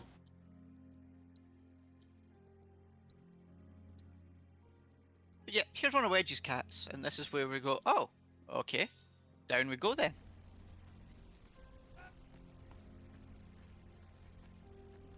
Hey! We're coming down! Stay right where you are! This place reeks of shit. And yeah, so this is where a bit more of lore is going to come into things here. So, this bit of the game isn't from the original Final Fantasy VII. It's actually from Dirge of Cerberus. So underneath the main Shinra building in Dirge of Cerberus, we learn is Reactor 0. So that's the area we have now gone down. So in this game, we currently call it Underground Shinra Lab. But it's Reactor 0, which is another kind of experimental Shinra area where they're doing a whole bunch of evil stuff, because that's what they do. And down here is where the base of a secretive group called Deep Ground is based.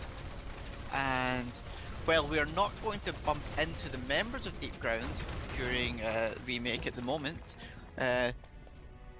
you may want to you know, learn who they are, because I think they're going to appear more in future parts. I highly recommend playing the intermission DLC, which kind of gives more hints towards that, which is really, really cool. Because again, this is them combining lore from, you know, future parts of the compilation of Final Fantasy VII back into this remake and retelling of all of it, which, oh man, I just love. Sorry, I'm getting fangirling over it. It's just so good.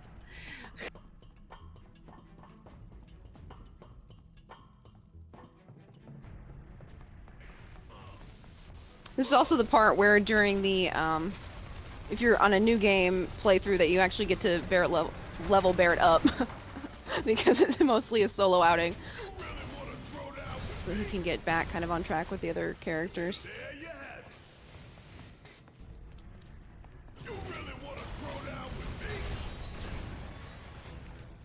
Ain't got nothing on me. Yeah, every point during this game, we actually have a very small period where you're controlling the other key party members. So earlier on, we were in charge of Aerith for a small bit while Cloud was getting his massage. We're in charge of Barrett here, and later on, we'll be in charge of Tifa for a while. But yeah, now's a good time. We got a wee break before any more real boss fights comes up. So any donations at all? Yeah, just shortly ago we got $12 from Math Nerd that says, want to learn some avian math. And that gets us to learn Octospider and avian math with Mr. Awesome. Crow. Awesome! Can't wait for that, folks. It's gonna be good. We are going to school, everybody.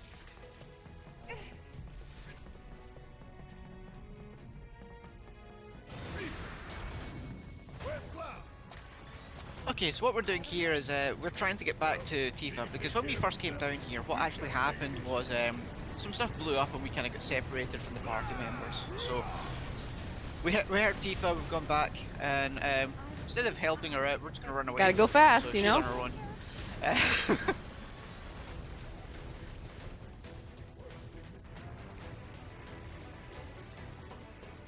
If I gotta climb another damn ladder. Yep, gotta go fast. Don't care about our other party members, unless the other party members that go faster, in which case we use Tifa and abandon Barrett.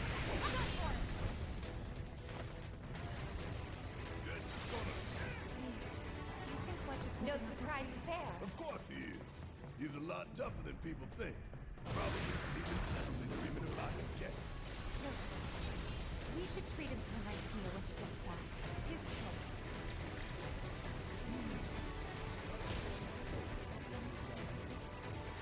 So at the end of this chapter is one of the more annoying bosses of the game. Again, it's a boss I was very happy to skip on any % runs on PS4. So I'm not fully au fait with the strats that we do now, other than nuke. So if there's any kind of so intricacies of this the is strats one we're that about to you go can through, pretty much do you wanna nuke take all over? of these enemies with a magnifiable Azara.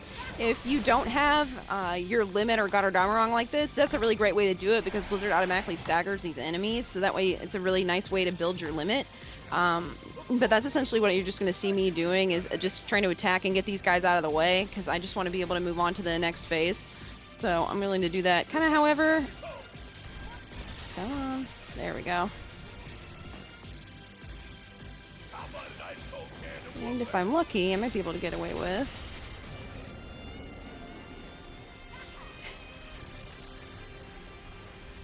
There, you gonna get the really last one for me? Thank you. And I'm trying to position her down here underneath these steps, so that way I can just progress the boss fight. There we go.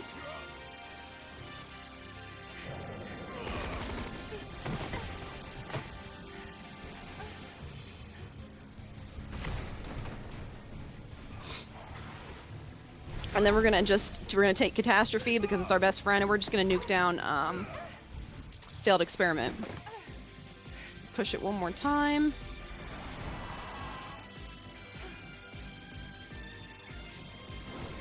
There you go again, that one-hit wonder stuff. Just keep it moving.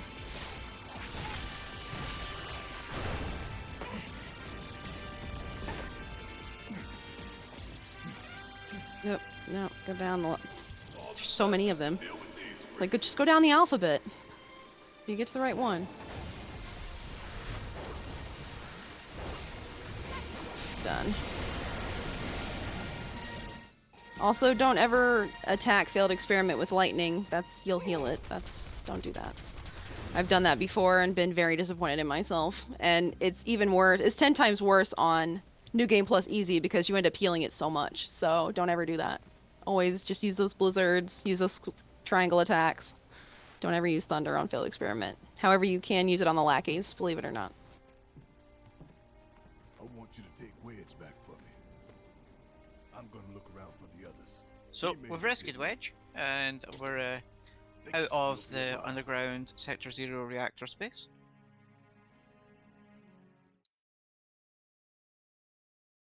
But we are now, yeah, Barrett's kind of wanting revenge. Don't blame him. So we're going to go off and do that because, well, Avalanche is now no longer about eco-terrorism. It's about getting back at Shinra, frankly.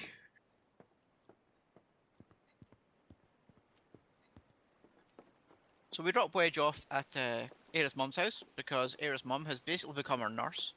And now we get the date sequence. And you get Barrett as the default if you just choose to bypass all of the side quests and stuff for all the other the other previous chapters. Supposed to get topside. With everything that's happened, the trains still aren't running. Well, we could walk So yeah, on the speedrun we'll always get Barrett. The way the mechanic works there is similar to how it does in the original. When we are going through all of the earlier chapters, Chapter 3 is full of Tifa's quests, and Chapter 8 is full of Aira's quests. Depending on whose quests you do the more of, you will give them more points towards them being your date. And if you were to do the same number of quests for each of them, the decider is actually who you pick up first when you fall into the sewers in Chapter 10, after Don Corneo drops you in there. So that's used as a deciding factor. So if you have a specific one you want to see the date mechanic video for, frankly, go watch it on YouTube if it's easier, but if you want to make sure you unlock all the achievements in the game, then that's how you decide who you're going to date.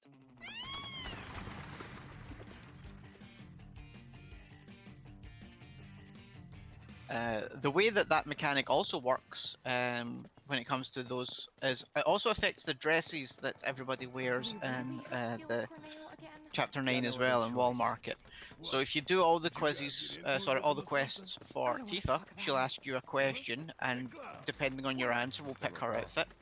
And Aira's outfit is if you do no side quests, you get one dress. If you do 1 to 3 side quests, sorry, no, if you do 1 to 3 side quests. Yeah, 0 to 2, yeah. Is it? What is it? Yeah. 0, 1, and 2 is one dress. 3, 4, and 5 is another dress, and 6 is the final dress. Okay, got there in the end.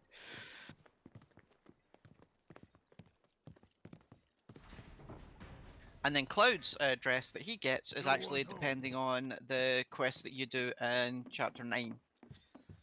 And different people have favourite dresses for everybody. I think Aira's red dress is absolutely stunning. Cloud's best dress, I think, is the purple one. I think that's the nicest. You guys ready? So yeah, now we're heading back to. I think we're going to talk to Don Corneo because we want a way up to the plate, but instead who we find is Leslie, who takes us down into the sewers with him. Head for the trunk line. You three lead the way. I'll follow a short distance. So yep, so we're back in the sewers. We'll be slightly different routing through it this time, but we'll see some similar areas to been to before. And Leslie's going to take us a way so that we can get to an area where we'll be able to climb up. So in the original game, you go back to Wall Market to climb the pillar. This is how they chose to do it in Remake. So this is how we're heading our way to climb up the pillar, or the wreckage, so to speak, to get back up to the plate. But first, we have to help. Oh, ladder boss again. Leslie take care of some business before he will help us get where we need to go.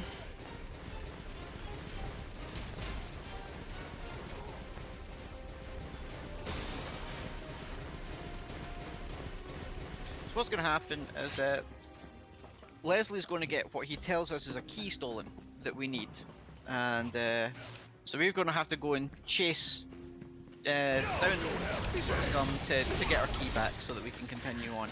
Would kill for a shower.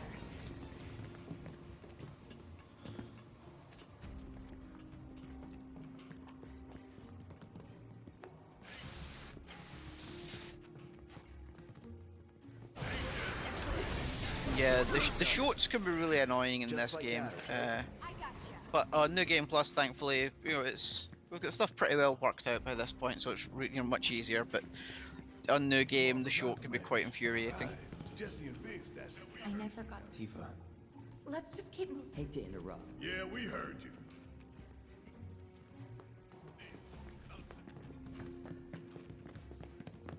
Amazing. About time. This way. There should be a door with a Corneo's mark on it around here somewhere. So what's quite funny about that wee section there is you hear Barrett say that the key was left down here at one point, but we know, we already found it earlier. That's how we got through that door. Huh? It doesn't matter.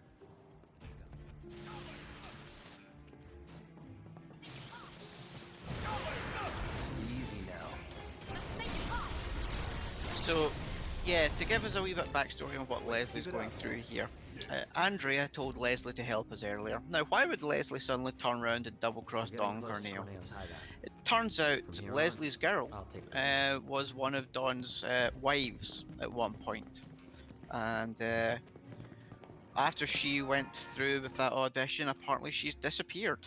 So Leslie has had it in for Don Corneo ever since. So he's kind of been working for him, just waiting on that perfect moment, and yeah. Especially because Don Corneo's on the run. I don't think he was supposed to have told anybody that the plate was being dropped, and I think that that's part of the reason he's got a bounty on his head at this point.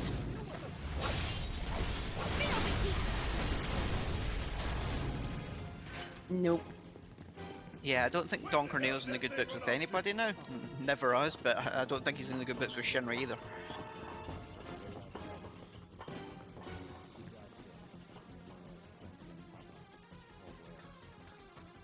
Ooh, I wonder if he'll show up again in future parts.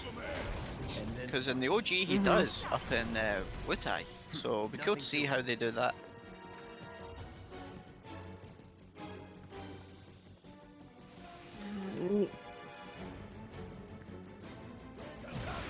So again, the key here when running through these sewers is making sure, because there's a lot of little jumps and those wee blue arrows on the ground for getting to the next sections, and what we're doing is making sure that we get to that as soon as possible, even though we're in combat.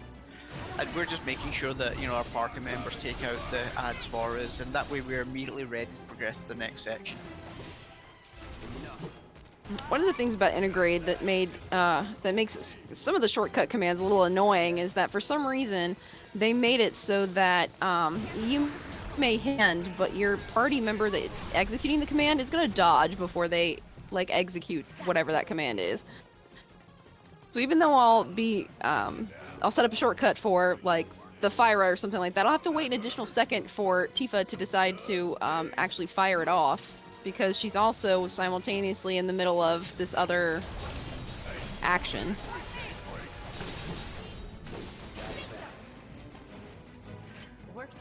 So what can happen down here in this wee fight area is I've seen this gate close and the shoot get stuck behind it, depending on how your loading goes, and you then end up having to open the gate and let the shoot continue to run away from you, which is really weird.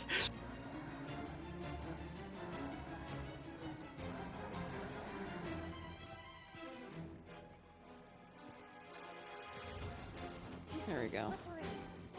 Just like his owner. Alright. Such a cheeky little scam, the way they just pulls faces at you before he runs away there. Get rid of him and all his buddies. There we go. Spamming Catastrophe is great because it has a little bit of AoE. It takes out the additional shows that decide to pop up too. I need to let Leslie on the thing. Come on. Now usually I'd want to make it to something like a ladder first, but there are actually some instances in which it's actually better to let one of the other like ghost or AI party members make it there first, ensuring they don't get stuck on objects and things on the way through. And here it's particularly helpful because if Leslie gets stuck behind you, you can be standing at the preceding or the succeeding door for 20 seconds or something, just waiting for his AI character to get unstuck from wherever he is and like teleport to you, more or less.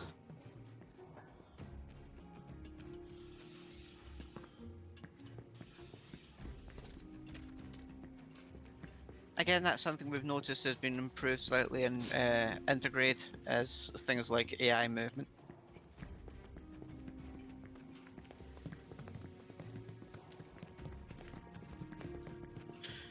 So right at the beginning of the sewers, we meet a guy called Abzu, and we're about to have to take him on again. Only this time it's definitely slightly more challenging than the first go.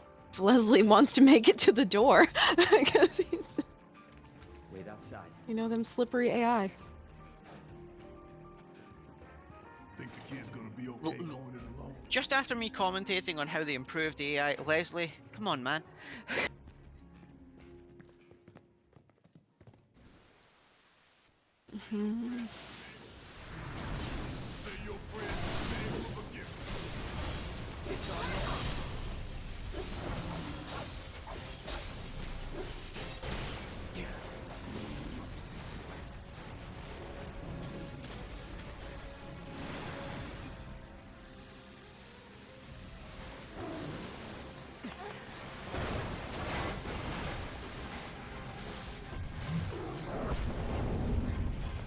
Come on, buddy. Follow me.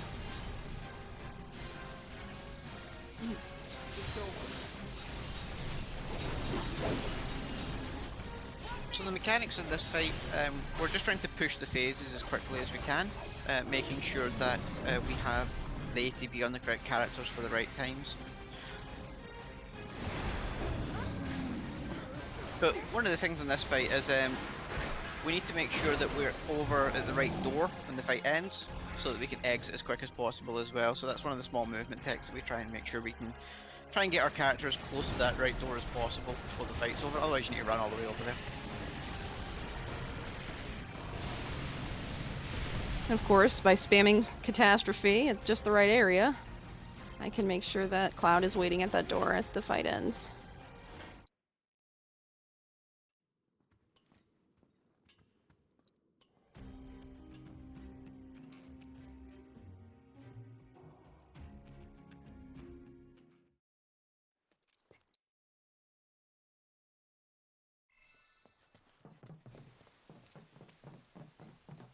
Now to be very, very careful. Climb over the wall, yes. Yes. Sure you wanna... So again, that's another one of those parts of the game where it tries to do a check, are you sure you want to continue? And if you hit the wrong option, you have to watch the wee animation while you then change your mind and go back and do it again. So remember that whole thing about no major glitches? Question mark? Keep your eye out. Okay. Keep your eye out. Yeah. Yeah, I'm gonna do it. I'm gonna do it. Are you gonna go for it? Awesome. So yeah, this is the one skip in this game that still works on Intergrade, and C has only just started learning this skip recently. So And in order to pull it off, you're gonna see me do some kind of inefficient things. You're gonna see me like where I could usually just do the like a magnify fire or something like that. Just kind of spam the magic and move on. You're gonna see me stop and actually have to dispel some magic from Cloud in order to set up properly for the skip. So. Give them hell. I'm gonna enjoy this. No escape. You're mine. Okay, so the way the first part of this skip works is we have to do what's known as a lag on Barrett. And in order to lag Barrett out, he's got to be either kind of casting potions or using ethers on somebody to slow them down, so that Barrett's held back further behind the game. And that way when we jump into a cutscene trigger, the cutscene doesn't actually trigger. Now there's a couple of different ways you can do this. You can also use Catastrophe to do it, but it's a much more difficult method. So Yeah, are you I'm gonna going go for for ether? That's the one I know I can dispel enough of in time. and have been using recently to do the skip. Okay. So far. Okay. So that's where That's cool. So what we're doing is Cloud is burning down MP here, so that Barrett can use ethers on him to. And what happens is while Barrett's casting ether on Cloud, we can still run away as Cloud, but Barrett's movement stops. Time for the ground. Try to aim for that. Don't screw up, it's by the way. I think I see a rope hanging off the top end.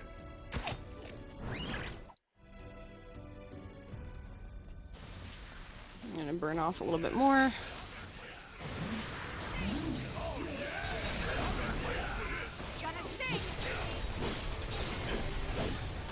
I'm gonna give myself like 2 tries on this.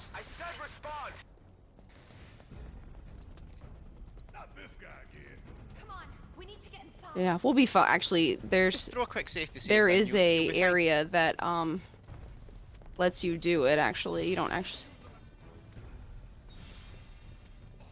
Oh no. Yeah. Okay. So we didn't get it there. So we'll have to try again. So we'll just do that from this. It'll be all right.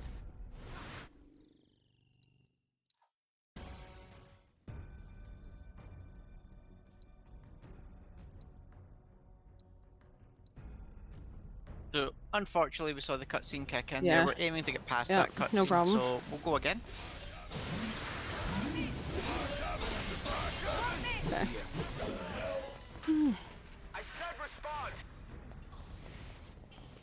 That'll help too. Come on, we need to get inside.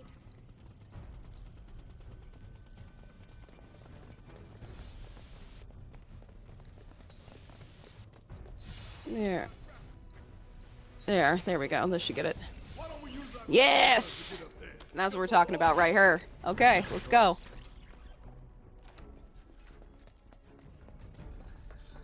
Awesome. So there's first part down. It's not over yet. So now we are above the gauntlet fight that we are supposed to be doing right now. What C is going to be doing is try and get what we call infinite staircase. And that allows us to climb up the way I in lost one it. direction. Sorry, of we'll have to facing walk it travel. up. Okay. The best part about this is that we don't have any enemies spawn because we've hit the trigger, so there we go.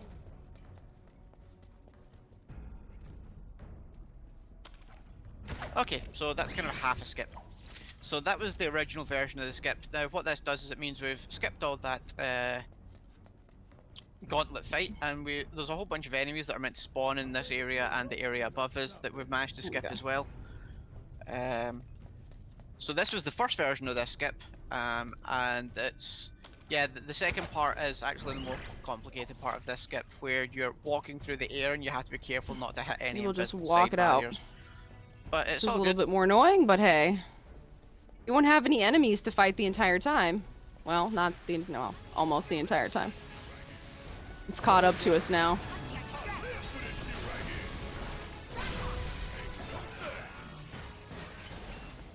Let's go. Yep, so now we're kind of back on track with where the game thinks we should be. If we had done the full skip, we'd have skipped this fight and the next couple after it as well. But you tried, I'm proud of you. Yeah, we tried. It was lagging on me a bit this morning, but hey, you know what? We'll try it anyways.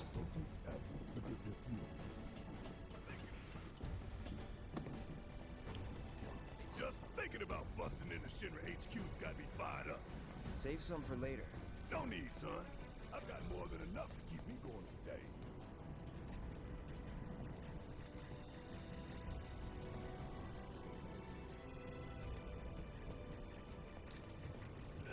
So yeah, the full version of the skip, we would have been walking invisibly through the air all the way up to this beam here. So this is where we would have ended up.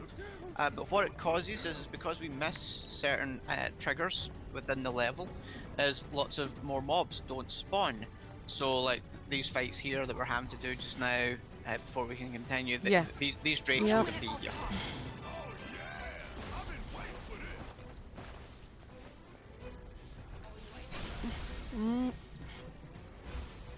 Calling lightning.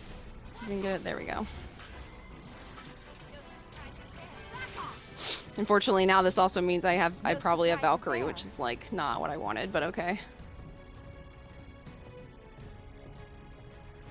Yep. So there's kind of a shooting gallery here, where again, if we'd got the other version of the skip, we wouldn't have to dodge bullets because he wouldn't be there. But instead, yeah, have fun. Give it all you got. It'd be my pleasure. That's a win.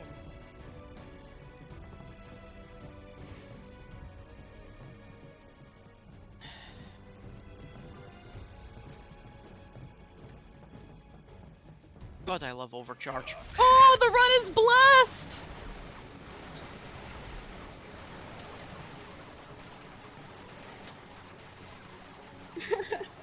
I haven't seen it yet, but I'm going to assume you didn't get hit.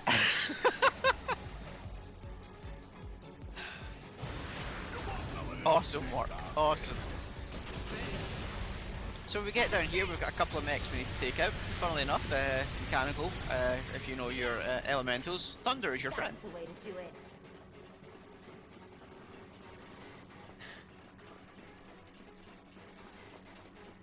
And also because Barrett's got limit break every time we enter a battle, catastrophe, all the things. Time to kick ass and take names. Of the limit breaks our party has, Catastrophe is one of the nicer ones that we can use because Barrett's Catastrophe will actually change between targets during cast. So you can cast it on one mob, and if they're close enough to another, he'll kind of change where he's aiming, and so he'll take out a lot more. Whereas some of the other limit breaks will only ever aim for one target, and once that target's dead, kind of the limit breaks are, you know, just a waste.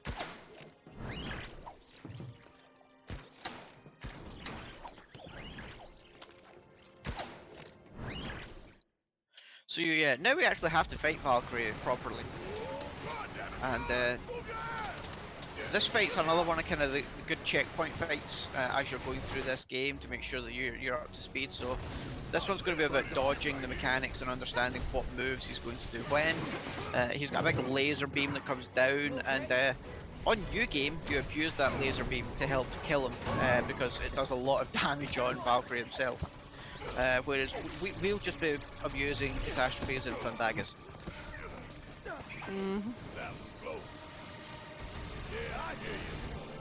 As a result, on New Game Plus, this is very much an ATB management fight. It's making sure you've got the ATB on the characters at the right time for the beginning of each phase.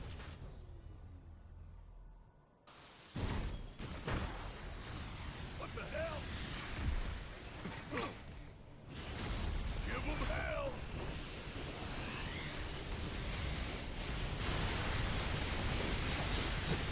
And done.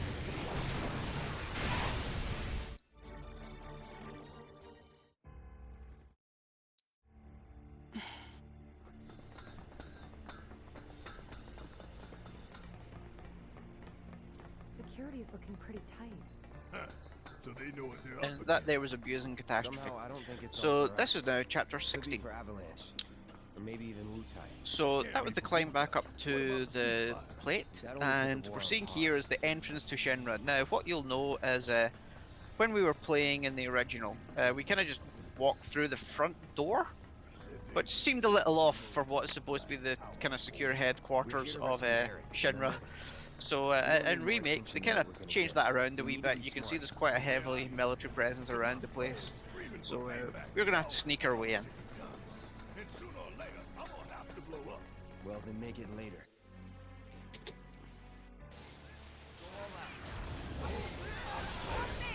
Hey, what's going on? Oh, show me your hands. Bring it on. And this is kind of the next gauntlet section of the game where it's called this is the Shinra Garage, and it's kind of fight after fight after fight after fight. And so you will exit fights between them, so you'll get your ATB back up for using first strikes in the next rounds. But it's all about ATB management here, using your magnify correctly, and judging who you're going to roll into for triple slashes and things like that. Stay sharp.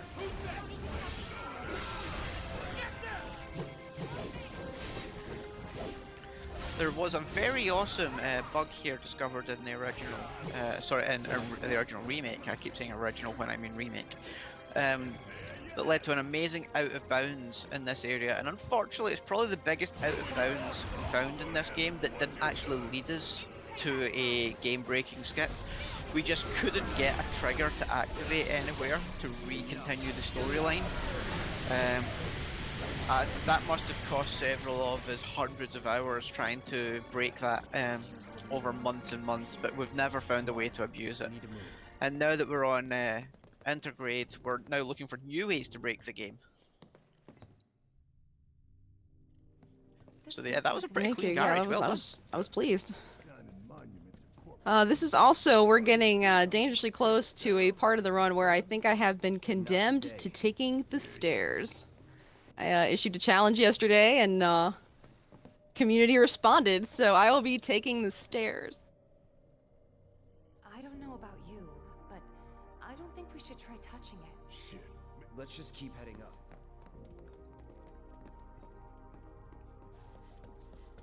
Yeah, so in the original from 1997, the stairs is the quicker path. And remake, it's not. In remake, they actually fixed the scale of the buildings, and we need to go all the way up to the 59th floor. So if you're taking the stairs and you have to climb up 59 stories, you're gonna have a nice it's gonna take a while. 6-7 minute run, you know, walk but before and that, talk-ish thing. So yeah, that'll be coming up real soon. So if you need to stretch or get a snack or do any of the following, that'll be the time. But not yet. Hold on, just a few more minutes here. No, for now we have an awesome tune. God, I love this music. Are you okay? And this is kind of Tifa presents, so it's Tifa's turn to be the character we're in control of. And unfortunately, for some reason, when you see some of the massive jumps and moves we do throughout this game, Tifa kind of has a wimpy fall, just because square.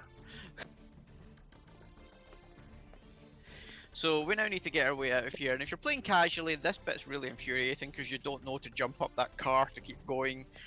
But once you do know, it's so annoying. But it's just not very well laid out when you're playing casually.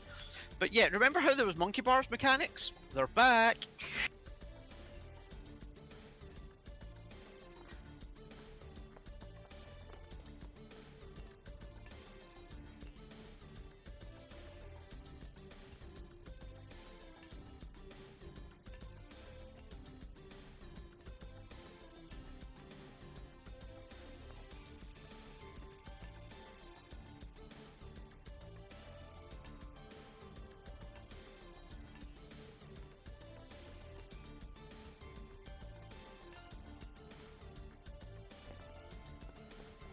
So bad. Pretty close now. So far, pretty clean monkey bars, because these can actually be tricky depending on what your camera angle is, because the joysticks do adjust, oddly enough, like kind of on the fly. So if you end up moving your camera while you're doing this, you can actually get yourself screwed up and then have some really weird angles that your joysticks have to accommodate for.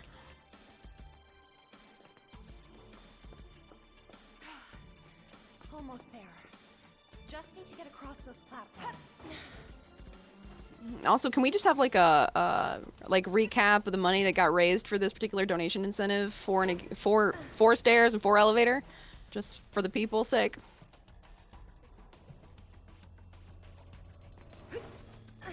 Certainly, the total amount was $506.29. Elevator raised $172.77. Bless you, people who donated to the elevator. Bless you. But we're taking the stairs. Your stairs? Nope, I'm with stairs. I'm with stairs. Don't get me wrong. Oh yeah, no, absolutely. If I'm ever the you're like, whatever, I'm gonna enjoy my time. No, and it's fun. Actually, I did practice stairs the other day just to make sure I remembered where all the entries and exits were. But this is the beginning of the stairs sequence. So for all of you looking forward to that, please enjoy. I'll even let the little cutscene bit play here too for you. You have got to be shitting me. Nope. We're a lot less likely to get caught this way. But a lot more likely to die of boredom.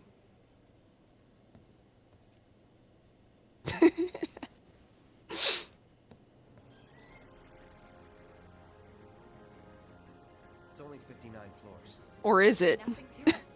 Well, at least it ain't a race. All right, let's go. Blessing.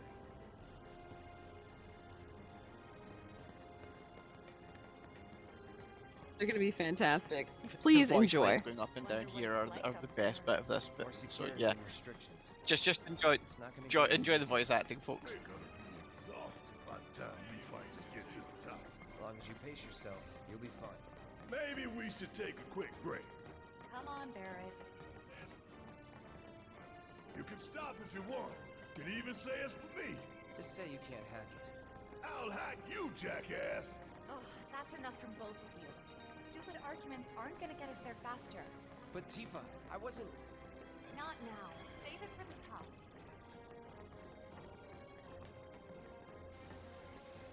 Notice characters are already slowing down a bit. Hey,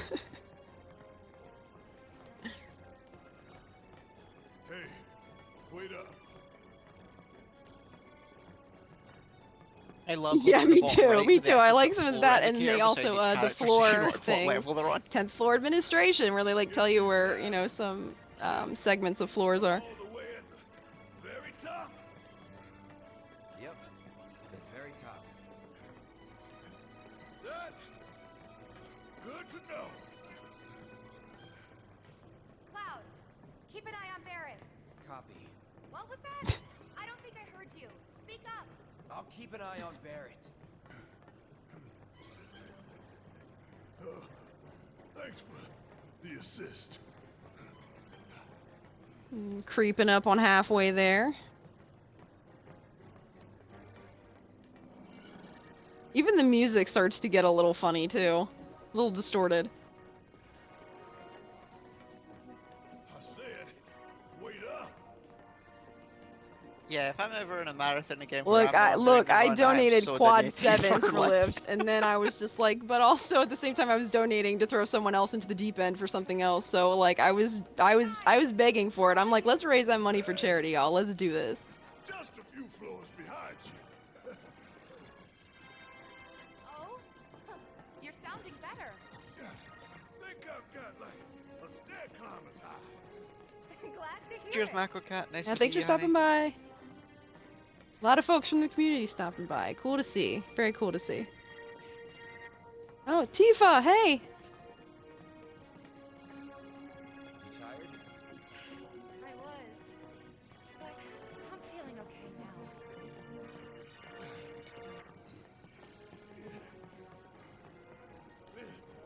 What are we waiting for?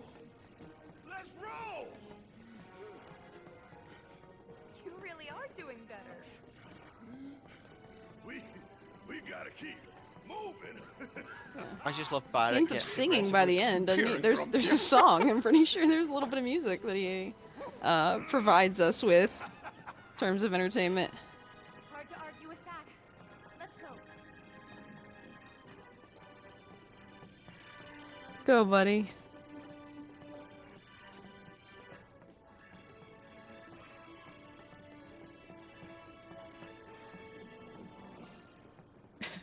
What we're learning here is Tifa is clearly the fittest. Which I don't of think all of was a us. surprise. I'm a little surprised that Mako Enhanced Soldier here is taking it so gingerly. But tell me, are these stairs ever gonna end? Yeah, don't know about you guys, but I'd maybe managed 3 floors before I'd have been out of breath. I don't know. Ask the stairs. I don't think the stairs are talking. Well, duh. I mean, Joking. I was joking. That's enough from both of you.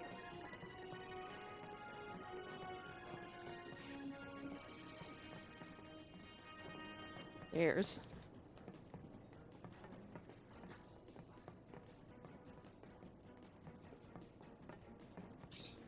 So So previous to lockdown, I used to work on the 5th floor of a building, and I did my bit where I would take them as much as possible for this, to try and get a bit fitter. But I've been worked from home for the last 18 months, so yeah, not happening now. At least that'd have an end.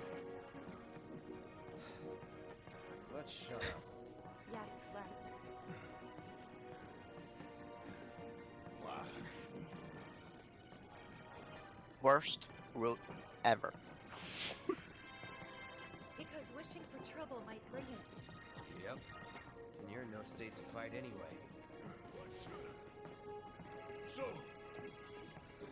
What should I do?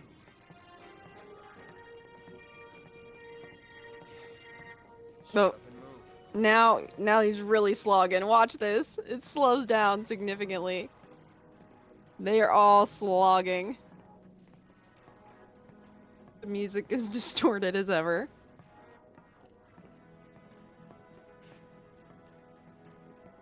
It's like, what? You're just bumping into each other now.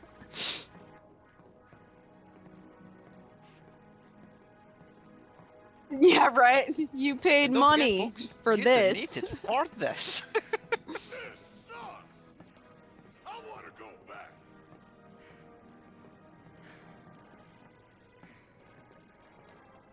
Premium content, folks. Premium content.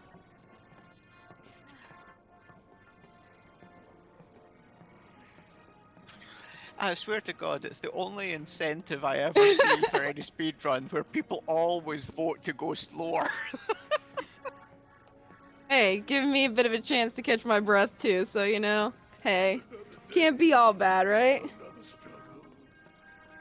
Climbing stairs. So much trouble. We're almost there. Nah, we're almost there. You 58. got this.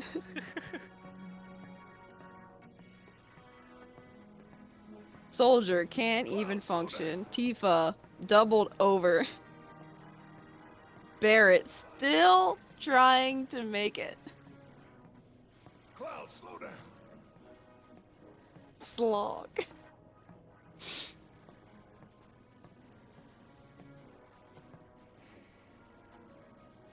So, depending on how you play your RPGs or Final Fantasy, if you're anything like me, during your casual playthrough, you'll have ran all the way back down there just to see what happened. Nothing is the answer. The real challenge starts now. Okay, let's go.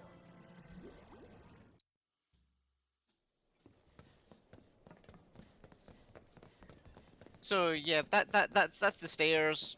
You vote for it. Cloud, the real challenge starts now, as he says. So, welcome to us getting towards the end of the game. So, we're going to do a wee bit more running around here. We're investigating the Shinra building. So we're going to get ourselves a key card, and we're going to pretend to be a tourist.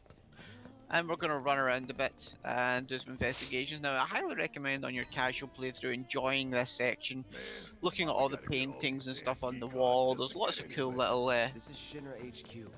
you know, kind of tricks and secrets and wee bits of lore dotted around the place that are just really nice, especially when we get to the kind of museum section. It's like coming home, huh? But yeah, for now, our objective is to get up to the labs, where we're hoping that's where they're taking Aerith. Because that's what we're actually here for, folks. All Remember those when Aerith ages was taken? ago, We're long here to before rescue the her. stairs. I think I just threw up a little. Man thinks very highly of himself. Hey everybody, how's the grand tour?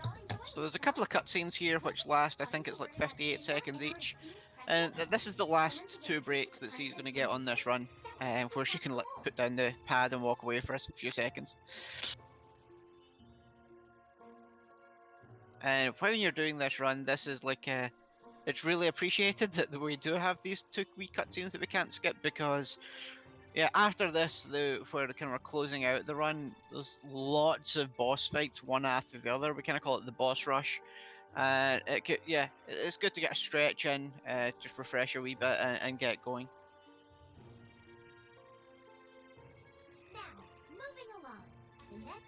No Hippo, I don't think we can, because Scarlet and Grey is Scarlet and Gray.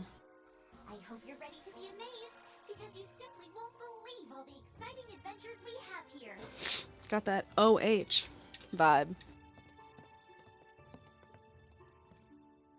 You can go to the next room now? Yay!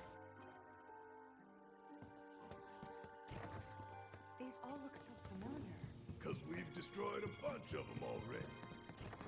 Okay, so I'm going to go deep into some lore here, the fan-made lore. So one of the paintings in here has a painting of the original Shinra founding members. And now, if you have played Final Fantasy X series, you'll know of a person named Shinra, who wears a kind of a gas mask looking thing. And in Remake here, the person sitting at the front of the founding fathers of Shinra is wearing a gas mask. Now, some people have been trying to connect the lores of Final Fantasy X and Final Fantasy VII ever since this came out. And one of the devs even came out and saying that he would like it to be true. However, the directors have all come out since and all said that it wouldn't be, and that it was just put in to be a bit of a Easter egg for those who are aware of the fan lore. So we're not actually connecting the universes of 7 and 10 yet, but who knows? It would be pretty cool if it did happen. But for now, they're still officially independent canons.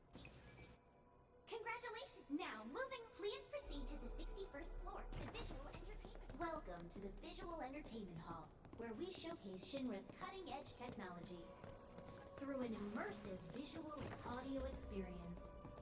It's a really awesome show, by the way, but yeah, we're not going to stop and see it. Oh, if I can get the boss to cooperate, there we go.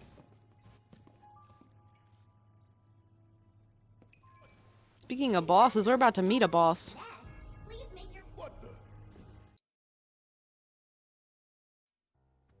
Mayor Domino. Yes. Indeed, the mayor, folks. If anybody knows the correct answer to the mayor, put it in chat, please. The mayor is working with Avalanche. Would have been nice to know. Idiots at HQ should have kept us in the loop.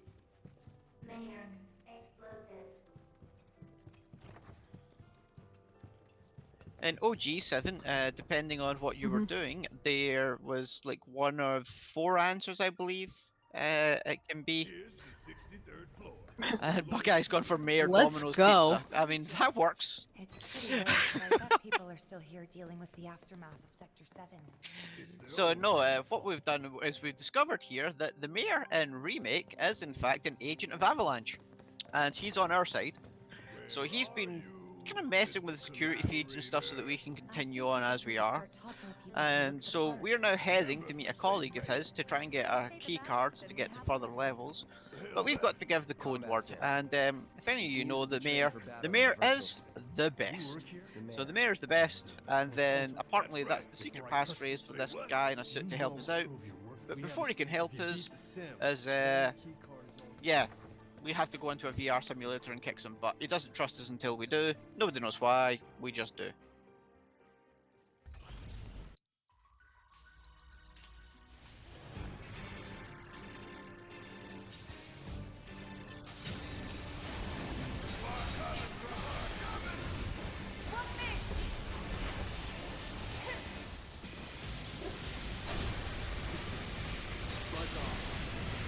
So once this round of guys are dead, we go back out, and after we've talked to the Mayor's lackey for a bit again, we head off back down the stairs, and the cutscene that we are going to skip here, you actually see a couple of standard Shinra grunts, and one of them recognises Cloud, and has a conversation with him.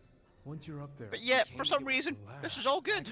We'll find Just, a way. hi Cloud, it's being held and move on.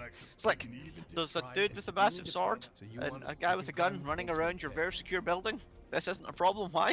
And he tries to go get his friend Kunzel, who, if you've played Crisis Core, will know is a character in that particular piece of lore.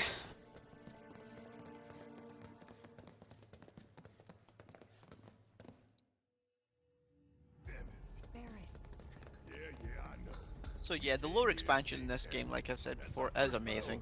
That's right. I'm all for it. Give me more. Give me much more. What I don't want is time delays between the releases. Like no more than 2 years between parts, please. I don't think I can handle waiting 3 or 4 years between sections. Professor Hojo is? Where he should be. What's the plan?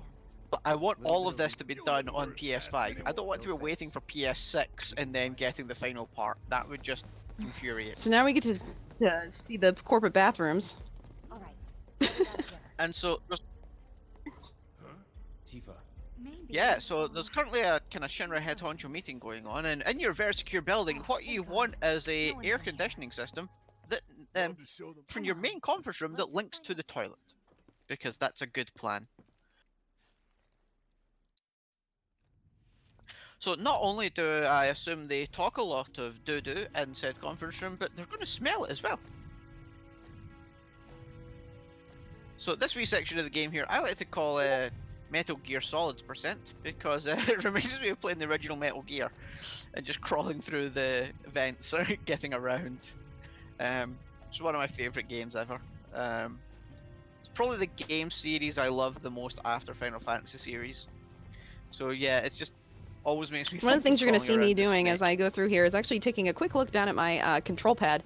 And I do that because somehow between base game remake and intergrade, the controls for this particular section became somehow and inexplicably more difficult. So for instance, you used to kind of just be able to kind of roll the joystick around the corner. Now you actually have to have like the exact cardinal direction in order for Cloud to continue his movement throughout this section. Otherwise, you just sit there wasting time before he decides to continue to, like, you know, make the movements he needs to make. It's super annoying, and I super don't know why it happened, but definitely has got me more cautious during my runs.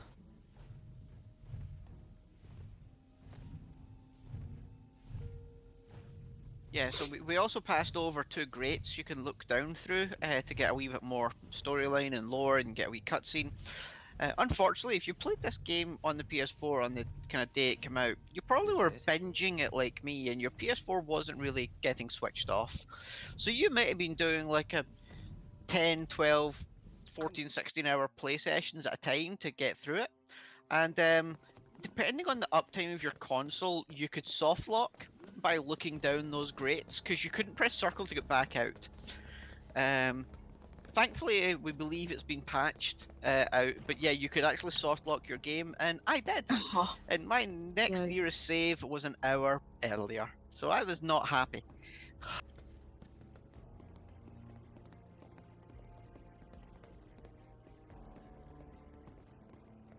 And this here is the awesome Hojo. So yeah, Hojo, well, frankly, is a bit of an evil. So he is kind of Shinra's head mastermind of all their experiments, and one of his experiments, well, he's about to like kind of set it on us. So yeah, we're just gonna have to kill it. So first we're going to target the claw, because that's the weakest point.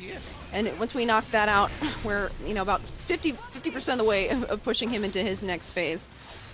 We want to do so while avoiding all of these little minions he's got flooding the field as well, because obviously, you know, if you're not locked onto Specimen, you're going to end up burning your ATB attacks on his minions. So you got to be incredibly careful with your choices here. Okay, he's going to do this. No, probably gonna, okay. I'm waiting for him to come across the field, but okay, there we go. Yikes, okay. Oh, and he decided to move, so cool. It's fine. She'll get that dive kick off before he will finish. There you go, perfect.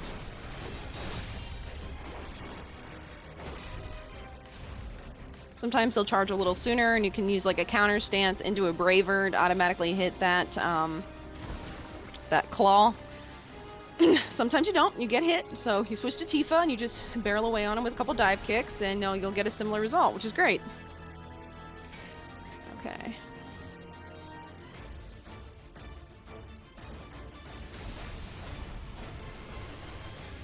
letting him break. And funnily enough, folks, we have limit breaks. Just so burn guess him what we down use? to his very last little bit of HP. There we go. That was nice, actually. I really didn't have to do a whole lot.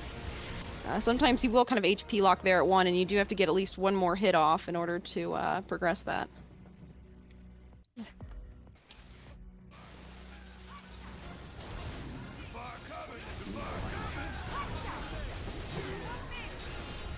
So that was Specimen, and this here, we introduced at this part of the game, my namesake coming up. So yeah, Red 13 joins us late on in the game. Oh, gotta get out of the eject zone. Woo! And for fans of the original, Red 13's real name is Nanaki, and that's a gaming handle I've been using most of my life. I have plenty of online friends who only know me by that name and don't even know my actual name, but that's the way of online communities for you. There we go.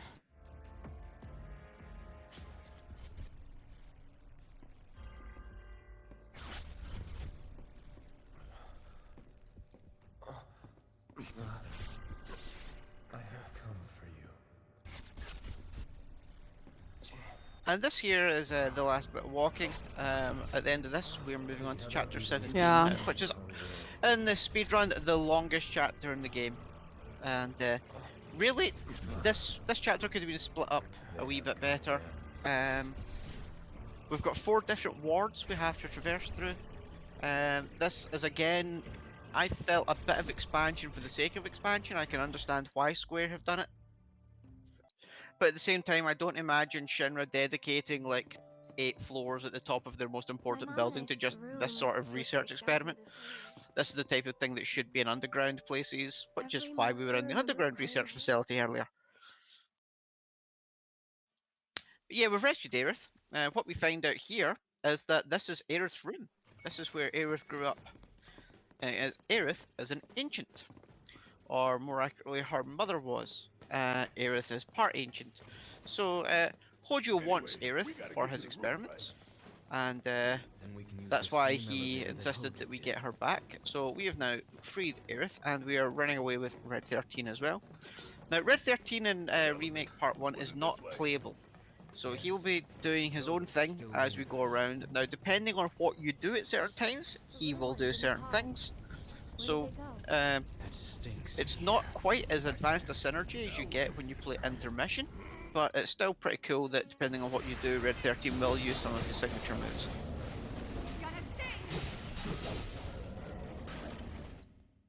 There we go.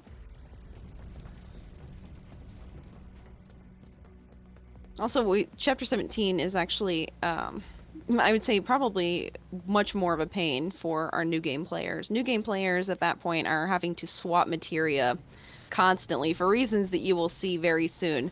It's a little more forgiving to us in New Game Plus because we've said 100 times probably, we're overpowered, but we still have to be smart. But it is possible to make it work with as few, if not no materia swaps really at all, except for maybe one time.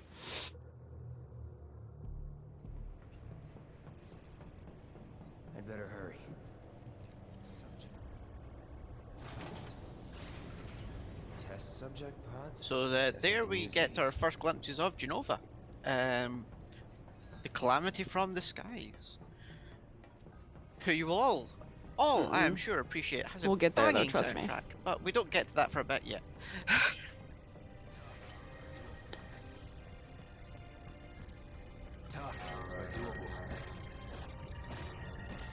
So all these experiment pods that we're running alongside here, you'll remember from the Nibelheim reactor in the original. It's just nice to see them being brought into earlier in the story so that we could see that this was kind of a consistent kind of Shinra concept. So it's really cool to see these earlier on now and brought back into the earlier lore. You okay? Yeah. Nowhere. Let's go. So what actually happened there was an explosion and we got separated from the others because we fell down. So we've now reunited with Red 13. So Red 13 is now going to join us in the kind of join us in our party a wee bit, but obviously he's not controllable. During the early testing, apparently they considered making Red playable.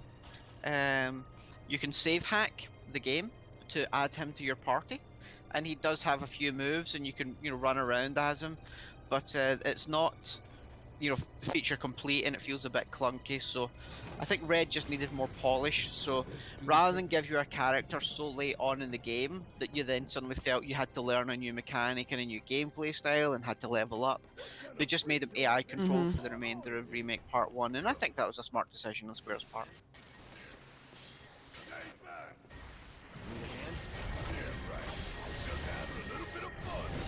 Yeah, I'm not a huge fan of it either, which is why I'm trying to just burn stuff down, because I figure if you burn it down, you're just as good as getting rid of it here. Come on, come on. Oh, good, I got it. Yay. Yeah, I've been messed over in this room more than I'd like to say, with those things dipping underground and doing things that you just don't want to see at all.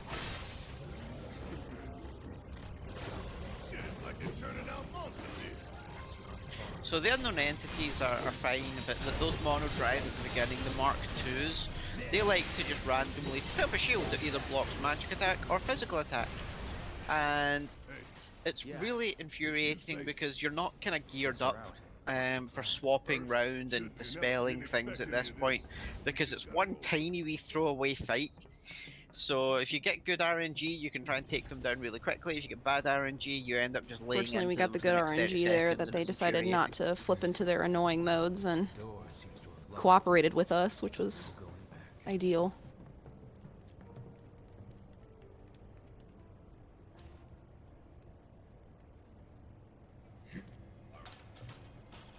Okay, so that's the end of Ward 1. And so we're just going to tell Red 13 to do his thing and run across some grates again for us.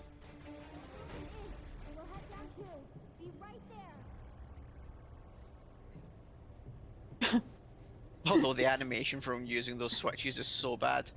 I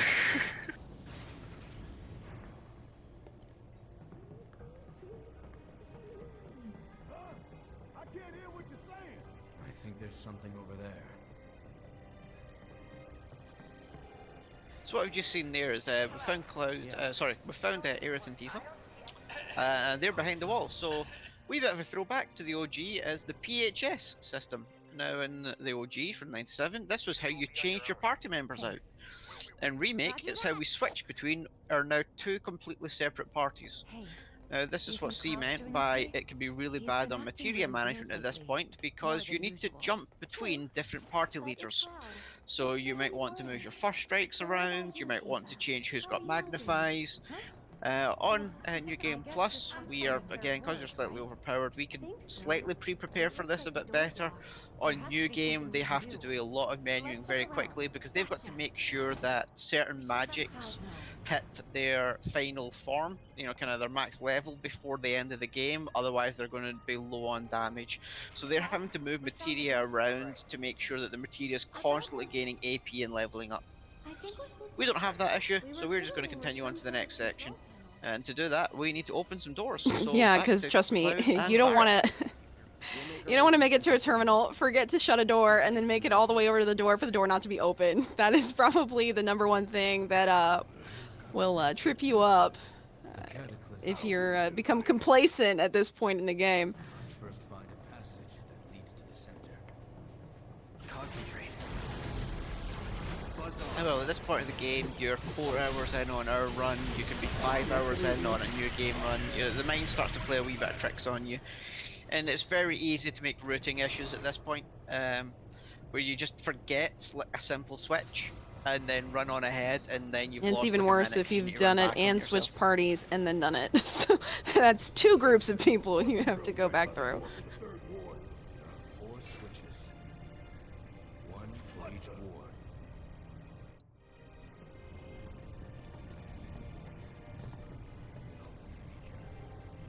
Tifa, we access the central terminal. The door should be unlocked. We will. So yeah, there is actually some voice commands there that you get where Barrett tells you what one is to open, and it just to help you out a wee bit. But it is very easy because we're used to speedrunning through this. We don't really pay attention to the dialogue, so you don't really use it as a cue. Yeah, but I've got to do my... Yeah, I should be alright. This resection of the run here is one of my least favourite. These fights with these dogs coming up are infuriating. They like to randomly attack in a random order. They'll sometimes group up, which is great, or they'll sometimes just go all over the shop and run away, when you then end up having to chase them down. So again, it's a wee bit of RNG. We can try and move ourselves into a corner and hope they all come at us, but it doesn't always work. And here's the room that she's talking about, so we'll see how things choose to treat us today. Okay. I really wish you wouldn't. Gotta go for it now. Yep, a couple Magnified Thundarls take care of that real nice and quick for us. Won't waste too much time in here with them folks. Get us a little bit of MP back, because MP management is my friend. I would take that. I would take that on any run. So yeah, chapter 17 is kind of the first chapter where, even on New Game, because of the length of the sorry, New Game Plus, because of the length of the chapter, we will burn through MP at quite a rate. So we actually have to watch our MP. So you will see that the odd menu here to throw some ethers, and it's just to make sure that we've got plenty for future battles, because the highest level magics do burn a lot of MP. And while we could throw MP ups onto the characters to give ourselves a lot more, the materia slots quite often are used for other things that are more useful, so it's not always beneficial to absolutely Except max when you're out me the and MP you ups. have probably put an MP up on just about everybody, which does actually help me very much get through 17. I actually managed to exit 17 now with what I need, so I'm 9 times out of 10, so it's a kind of a blessing, I guess you could say. Oh, except for when it's not. Come on. Where's the other one at? Fine, I'll just throw that at it. There we go.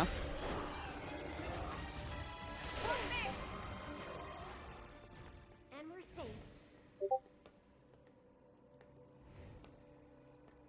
Yeah, that's the thing with the backups for New Game Plus. Quite often the backup is just throw a magic.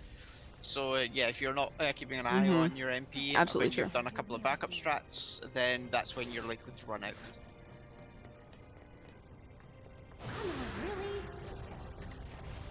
On hard mode, they don't have the ability to gain MP back. They have to be very, very MP management careful. You know, it's so heavy on MP management on hard mode runs. It's amazing to watch the guys work en route around it.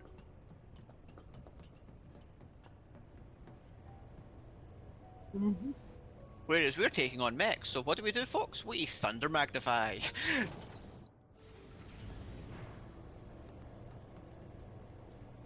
And this chapter is pretty much nothing but just encounter after encounter after encounter, so you really have to know, you know, what you've got planned for.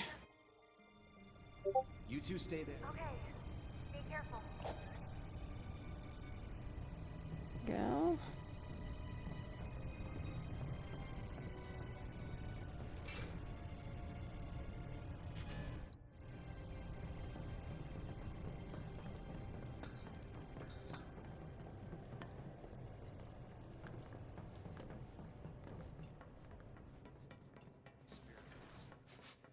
It stinks. More of Hojo's experiments.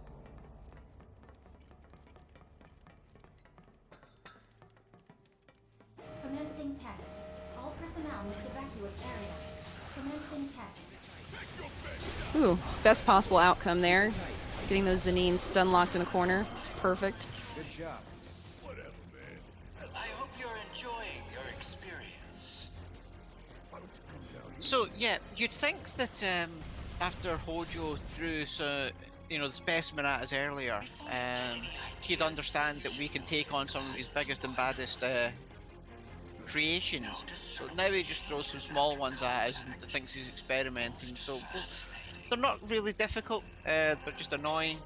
The third room in particular is infuriating. because it's, frankly, it's Hammer Brothers She's not wrong. jumping up and down at the ground. Commencing task. All personnel must evacuate. Yeah, but for now you get some nice, nice commentary from Hojo, just, you know, continuing his character development that we didn't get in the original, which is pretty cool.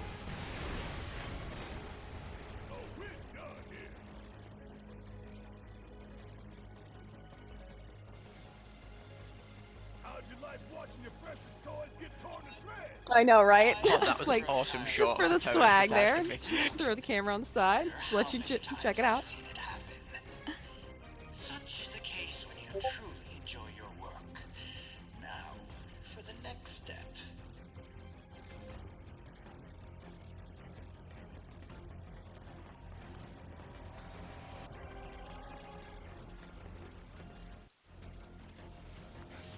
Where's the other ones want to be at?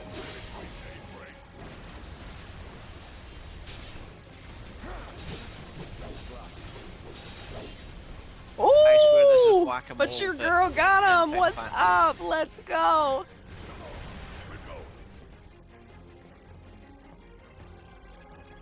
Awesome.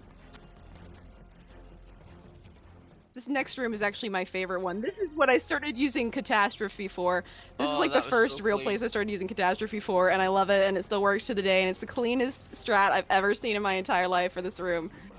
So, feast your eyes on this.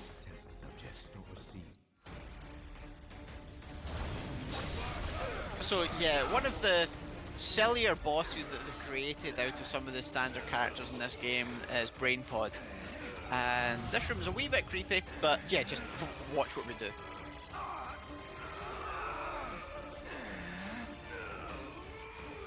They're gonna stun lock us. Honestly, this is a real-time visual what it feels to be car sick. Like, that's what I think of when I see this.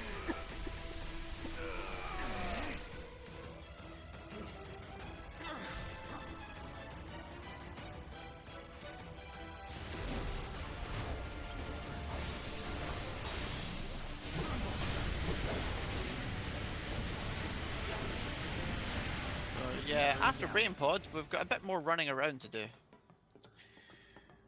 Where we'll have to, funnily enough, we'll be swapping back between Tifa and Aerith again. And we need to unlock some more doors. One step at a time. Not that this section's tedious at all, folks. No. See the elevators around here. I'll let Tifa and Aerith know. What do you know? That's the door to the fourth floor. If we want to get in, we'll need to go all the way back to the central terminal. But the door we used to get here is shut. So what now? So yeah, next up we're going to be running around for a wee bit more. And then, so we need to swap back to the girls and sort them out. And they need to open up this ward door for us. So this is one of the ones where you can accidentally do things without doing it right in the right order, so we'll just be careful here.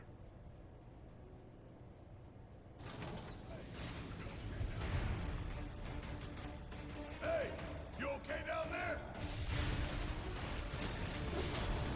Say your friend has been forgiven.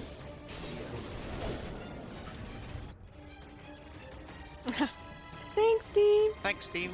She's doing great. Right. On it. Tifa.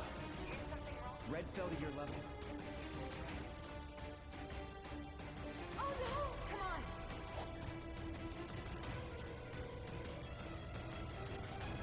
on! Ooh. Where's it gonna be? Where's it gonna be? Oh, come on. How about some? Yep.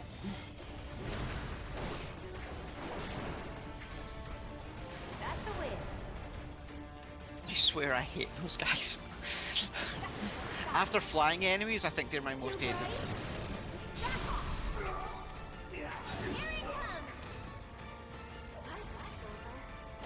Ooh, and hopefully they stay here in the front. That's gonna make it real nice for me. Yeah, just knock them up one at a time. What's up? Oh, come on.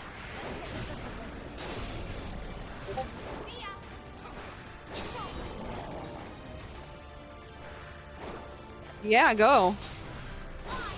Do we have a moment for a donation? We have $20 from Nanaki. Oh, Saying, thank good you. luck That's on the boss awesome. rush. You're doing Yay, great. smiley Bring on face. Genova. Thank you. That's awesome. Smiley face. Genova. That's gonna be so. Yeah. It's my turn. Yeah, Before we buddy. get there, we've got the beginning of the boss rush coming up. So we call basically the entire end of chapter 17. 4. As 1, 2, 3, 4 boss fights in a row. Yeah, Yeah, and then we move on big to boss chapter fight. 18, But which it's is my. just It's actually boss that's fight. when you talk about favorite battles. That's actually my favorite battle of the entire game. Is that whole end sequence there. And it's not moving. The professor still has plans for us, I presume. For the record, So on normal, the boss fights are broken up a wee bit by another motorbike sequence. On New Game Yeah. Plus, we don't have that because we skipped the bikes. Powerful so it's enemy just after lots of powerful boss enemy. fights. Okay. why can't you cut a roll a break?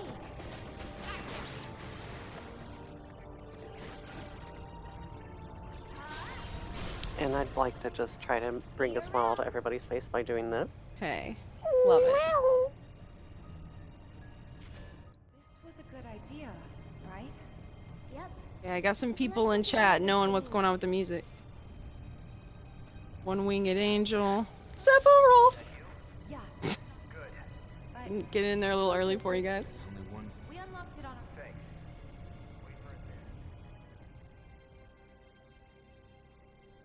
Oh, what a tune. I can't wait for the Distant Worlds concert.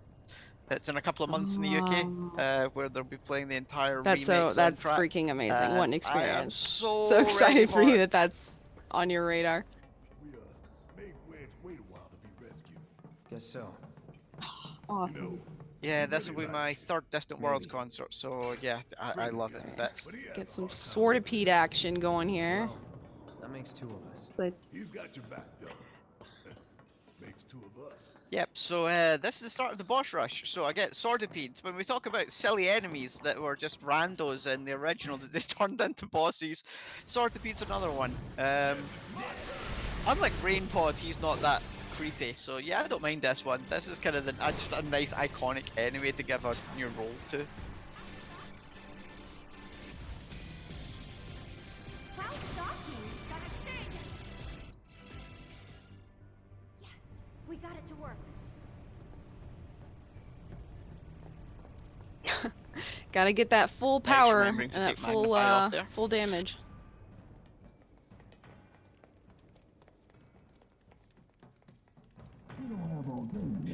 So yeah, if you've got Magnify equipped against a materia and you're using it on a single target, make sure you tap R1, folks, and on it to disable the Magnify, because then you'll get the full power of it. Not R1, L1.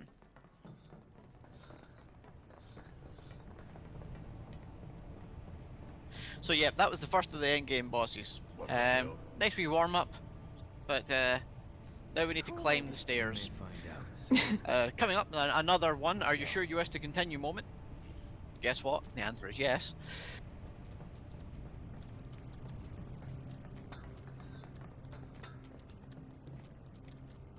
And Genova is missing, so let's go see where this purple slime leads.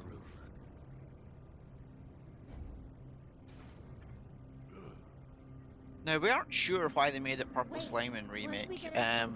In Intermission, there is blood, so it's clearly not that they weren't allowed it. So this has also been a design choice from the devs' part. But in the original, you follow the trail of blood throughout the Shinra building to try and find where you're going.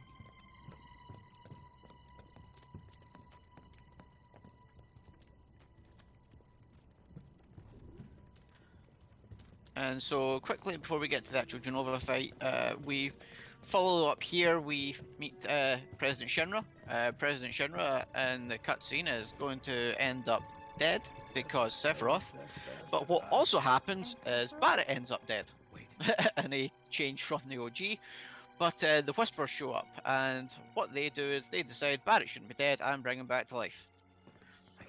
So yeah, so they're still trying to keep Fate following the story of the original, and But what we're going to do is we're going to end up fighting Genova, and it's going to be awesome. So I'm just going to shut up and let you enjoy the soundtrack. And I'm just gonna be quiet because I'm gonna be fighting. So fighting some bosses. Well. Help me. Well. Pull me up. Genova has a few phases, so C's going to have to take out some tentacles. Make sure we hit Genova. Don't miss. You can whiff limits, it's really infuriating, but I'm sure she'll do great.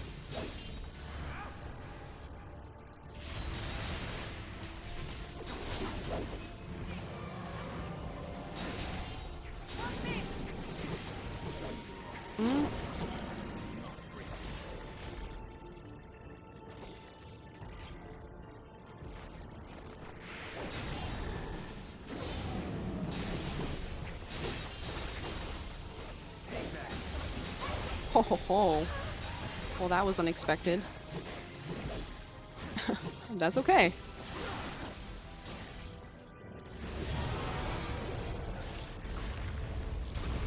Yeah, except for the part where I inexplicably lost Tifa. Like, can't even tell you like how that happened. But I'm like, okay, well, cool, thanks. Where is this one? There we go. I will just do without, I suppose.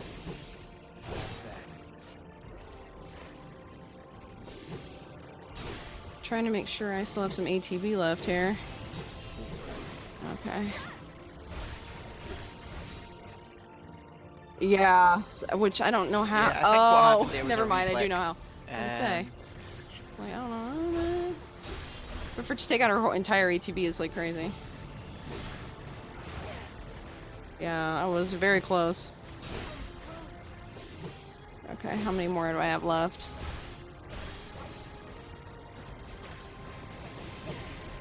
Do I have one left? Where is it? Where is it? Where is it? Oh. Okay, let me try this. Yes! I got the stagger. What is up? We are in good shape, guys.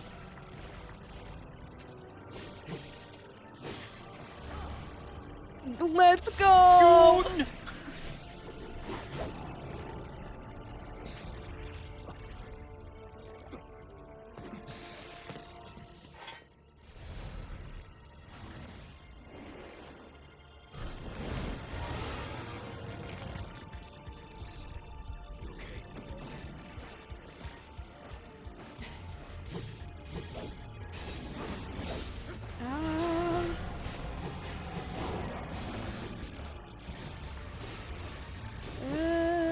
Okay, now we got it.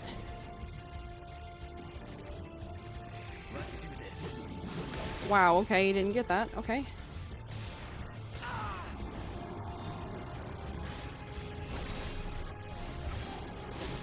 Oh my gosh, wow, that was really uncool. Okay, fine, we'll just keep going.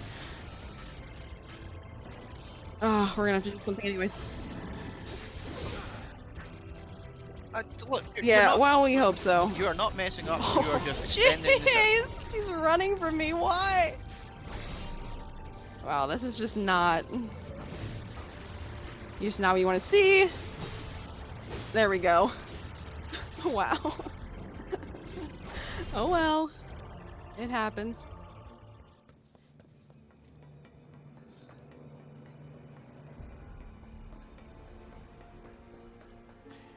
So yeah, It's Genova's possible one to of the most clear it annoying cleanly. I bosses in the game. don't know why my cross slash decided to miss, but it did. So there we are.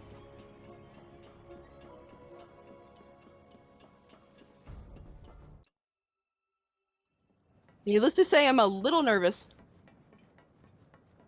So what happens up here is Everyone okay? yeah, don't worry, you should first marathon run, you're doing okay? No. So what we learned at the end of that fight is that that wasn't Sephiroth, or even Genova, but another Genova clone. Think you got my number? So that's the clone now, and now we have to take on Rufus and his doggo. Now this doggo is awesome, but we need him dead. So phase 1, kill half the doggo, phase 2, finish the doggo.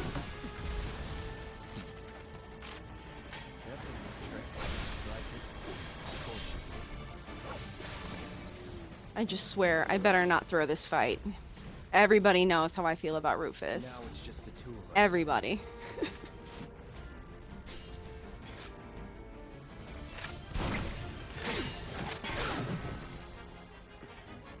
Let's make it a night to remember. Yeah, I'm on. It's on for real now? Yeah, you should be on. And I'm tacticaling this because I am not gonna. This sucker is not gonna miss. Thank you. Bye. Adios, senor. Arsenal.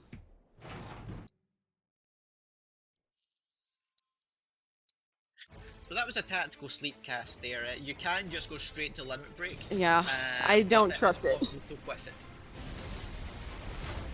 And yeah, now for the Arsenal fight. We want to make sure that we put Gotterdammerang on Barrett at the beginning of this battle because the first phase you can spend a lot of time with that.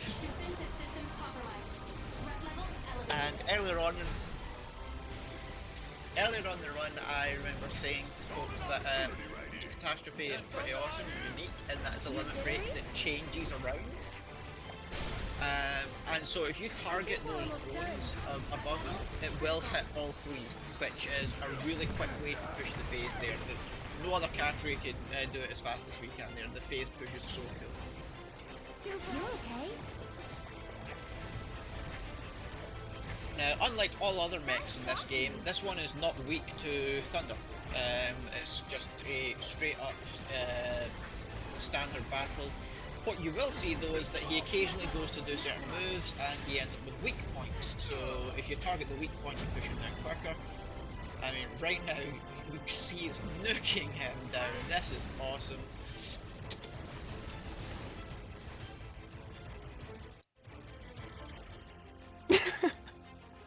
This is one of the fastest Arsenal fights I've ever seen. That was, hey, you know, I've got some strats. I've got some strats. When they work, buddy, they work.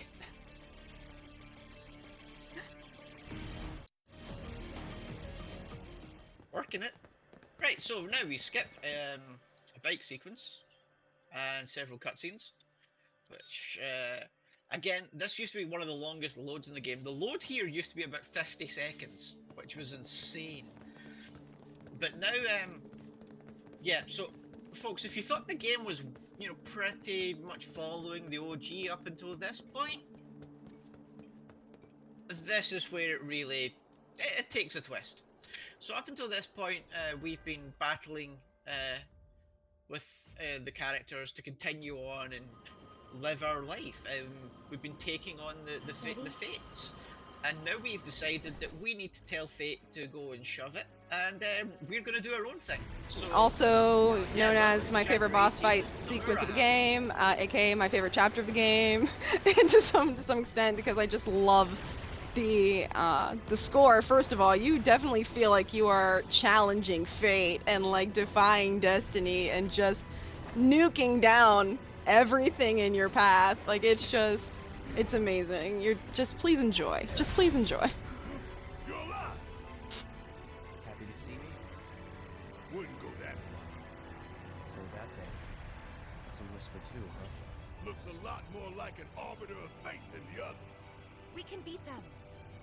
So the way this fight pans out is we're going to be changing our party members as it goes, and depending on who gets the kill hits on the various enemies as we go through this section actually affects our party members later on in this chapter. So you can affect who your final party is going to be for the final boss fight. And we want to make sure that we get Cloud, Tifa, and Aerith. Unfortunately, well, you can use Barrett in the final boss in a new game plus easy and normal. We're not really too fussed about it. Yes. For the new game runners and hard mode runners, they have to be very careful. I just nuked Rubrum! The run is blessed!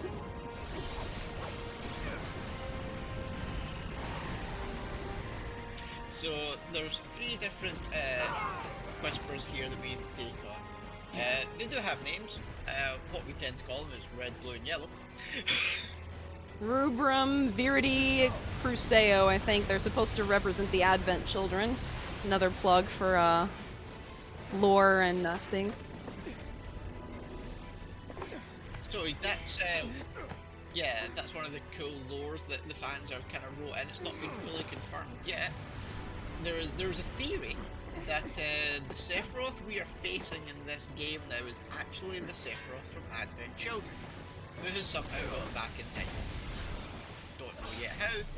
Hopefully we'll find out. And these three here represent the three main bad guys that we faced off in Advent Children. And the way that's kind of hinted at is in their movesets. Their movesets are very similar to the names of moves that the guys and weapons that the guys use in Advent Children. And again, a lot of this is just if you've read extended interviews and extended lore. You don't really know it if you're just playing Remake right now. And you're probably also wondering why I'm not nuking these guys down with ATB actions, and that's actually a calculated move, because if you use ATB actions on these first two phases, you increase the likelihood that the Harbinger is going to shoot off attacks of its own. Those attacks take time. They take time. It's not fast. You have to wait for them. If you're unlucky enough, you may actually end up pushing the phases of the Whisper. So not only are you waiting for the Harbinger to attack, you can also just cause there to be dead space in the battle, and you'll just stand there on ground with no enemy to fight. So my decision to continue to get hit by Rubrum and them, you know, without doing a triple slash or something of that nature was absolutely calculated. You can get away with it in subsequent phases like I'm doing now, just because you will kill the Whisper before Harbinger has a chance to fire anything off. But in those two previous phases, to get through them quickly and efficiently, it's critical that we avoid using ATB actions at all costs.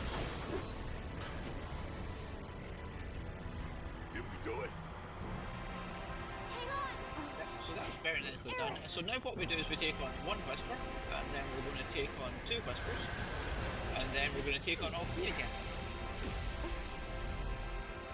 So it's just kind of working through the different phases of this fight. It's really epic, and that's Whisper Harbinger, the big guy. And there's some amazing voice lines here as well. And what we're doing here is we're seeing now the fates, what partly was supposed to happen. A glimpse of tomorrow. We fail here.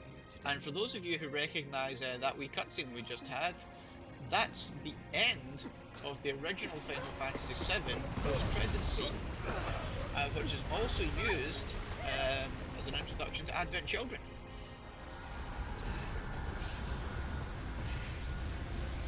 So again, we're borrowing the full lore from all over the place.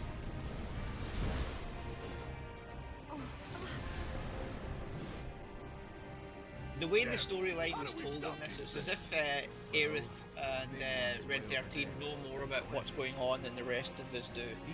Aerith seems to be fully aware that we're messing with fate and potentially changing the course of the way things are supposed to pan out. It's gonna, I just want more story. I need to know how they're doing this. Maybe what I mean. Okay, so on to the other two, and what we're going to do here is we need to make sure we kill just one of them first, because when you stagger them down and you get that wee animation where the Whisper Harbinger is hurt, if you have already damaged one of the other ones down, what happens is it automatically heals back to half health, so it's just wasted attack damage on it in each phase, so you're down one at a time for this section of the fight.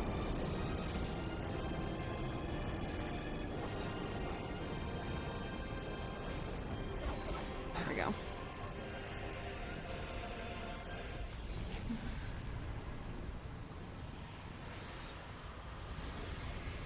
Yeah, the woo bit. We're almost getting to the end. And I think we're actually keeping it within the time limit too. So hey, what's up? Even with the donation incentive, we're gonna probably be within the time. So hey, cool.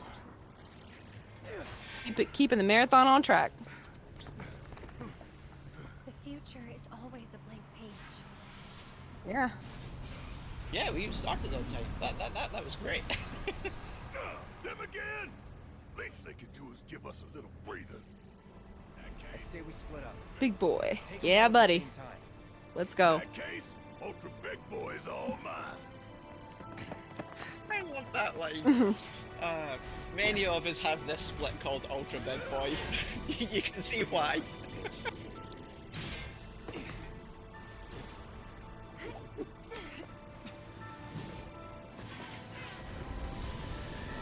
Ooh.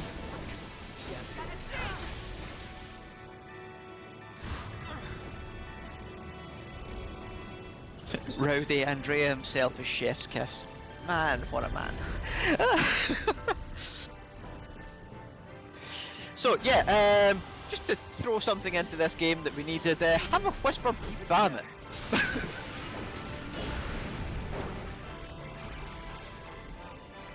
Because no Final Fantasy is complete without an awesome Bahamut boss fight. Stuff does get out of hand. Yep.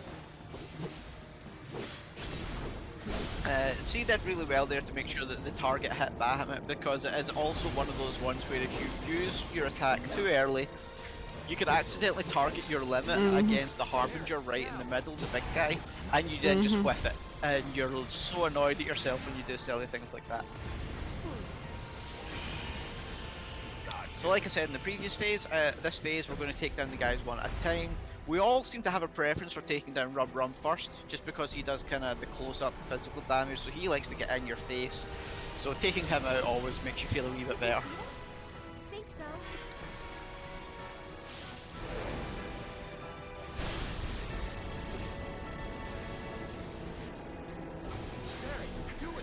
And as you can see, the summon bar is up. We don't want to use summons, we avoid using summons at all costs, but it has been known that on new game runs and on new game plus runs you can accidentally use them, because if you go to use limit break and menu wrong, the bottom option on your options list is the summon instead of your limit break, and you can cast it by mistake, and it's really infuriating watching this awesome animation just cost you time. But there have been, I think there at one time there was a world record run or something of that nature that actually did end with a summon by accident, and that's kind of a meme in the community now. That person is on notice for their use of a summon to end a fight. So, to end a Sephiroth boss battle in a run.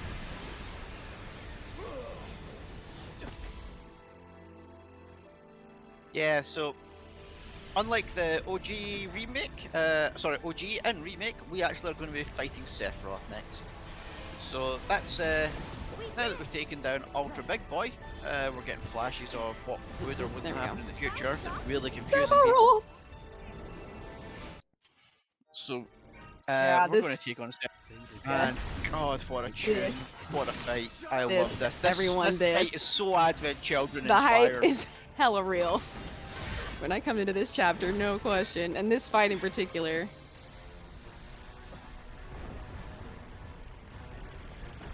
I'm gonna get Aerith first, which is definitely what I wanted.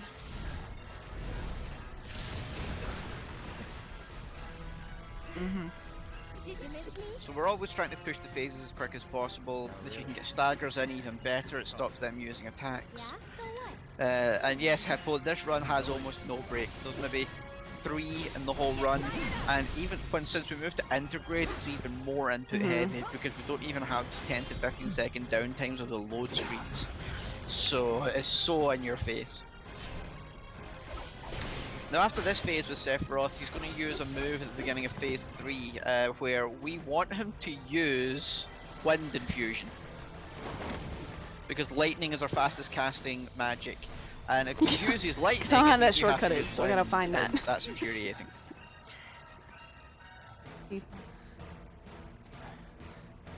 Yeah. Yeah, we all Well, shortcut lightning, and I only because have the that's kind of what you 3, pray for. the 3 other ones shortcutted because they're the ones that I know I use most frequently. What I missed? Is he gonna give us the good RNG right now? No! I gotta go look for it. No. Beg for forgiveness. Okay. Nah, that's okay. That's fine. That's fine. That's fine. Oh, bad luck. Oh, because we got him out anyway. What's up? Let's go, Tifa. Do that damage, girl. Do it. Do it. Do it. Okay. So at least we knew what we were doing. And then we can push to the next phase. And on the final phase, yeah, fun time. Yeah. Yeah. When they do that, Time when Sephiroth has been defeated, that's when you know we're got time. Woo! Got a little bit knocked more locked around than I would have liked. That wasn't cool. This is this phase can be nasty about that. You have to get to him fast, and I did not do that. So this is on me. But he's done, so we're done. Time. That's time. That's time. GG! We did it! And we did it with time. Awesome. There. Let's go. GG. Let's You go. just completed your first marathon run, girl. All right. Amazing. Thank you so much for letting the knocking at me. And I spent time with you guys this morning. We hope that you love this FF7R Intergrade run. Come join the Discord. We're on speedrun.com, and we hope you enjoy the rest of the marathon. We'll be joining y'all in chat probably real soon. Emmy, anything you want to say?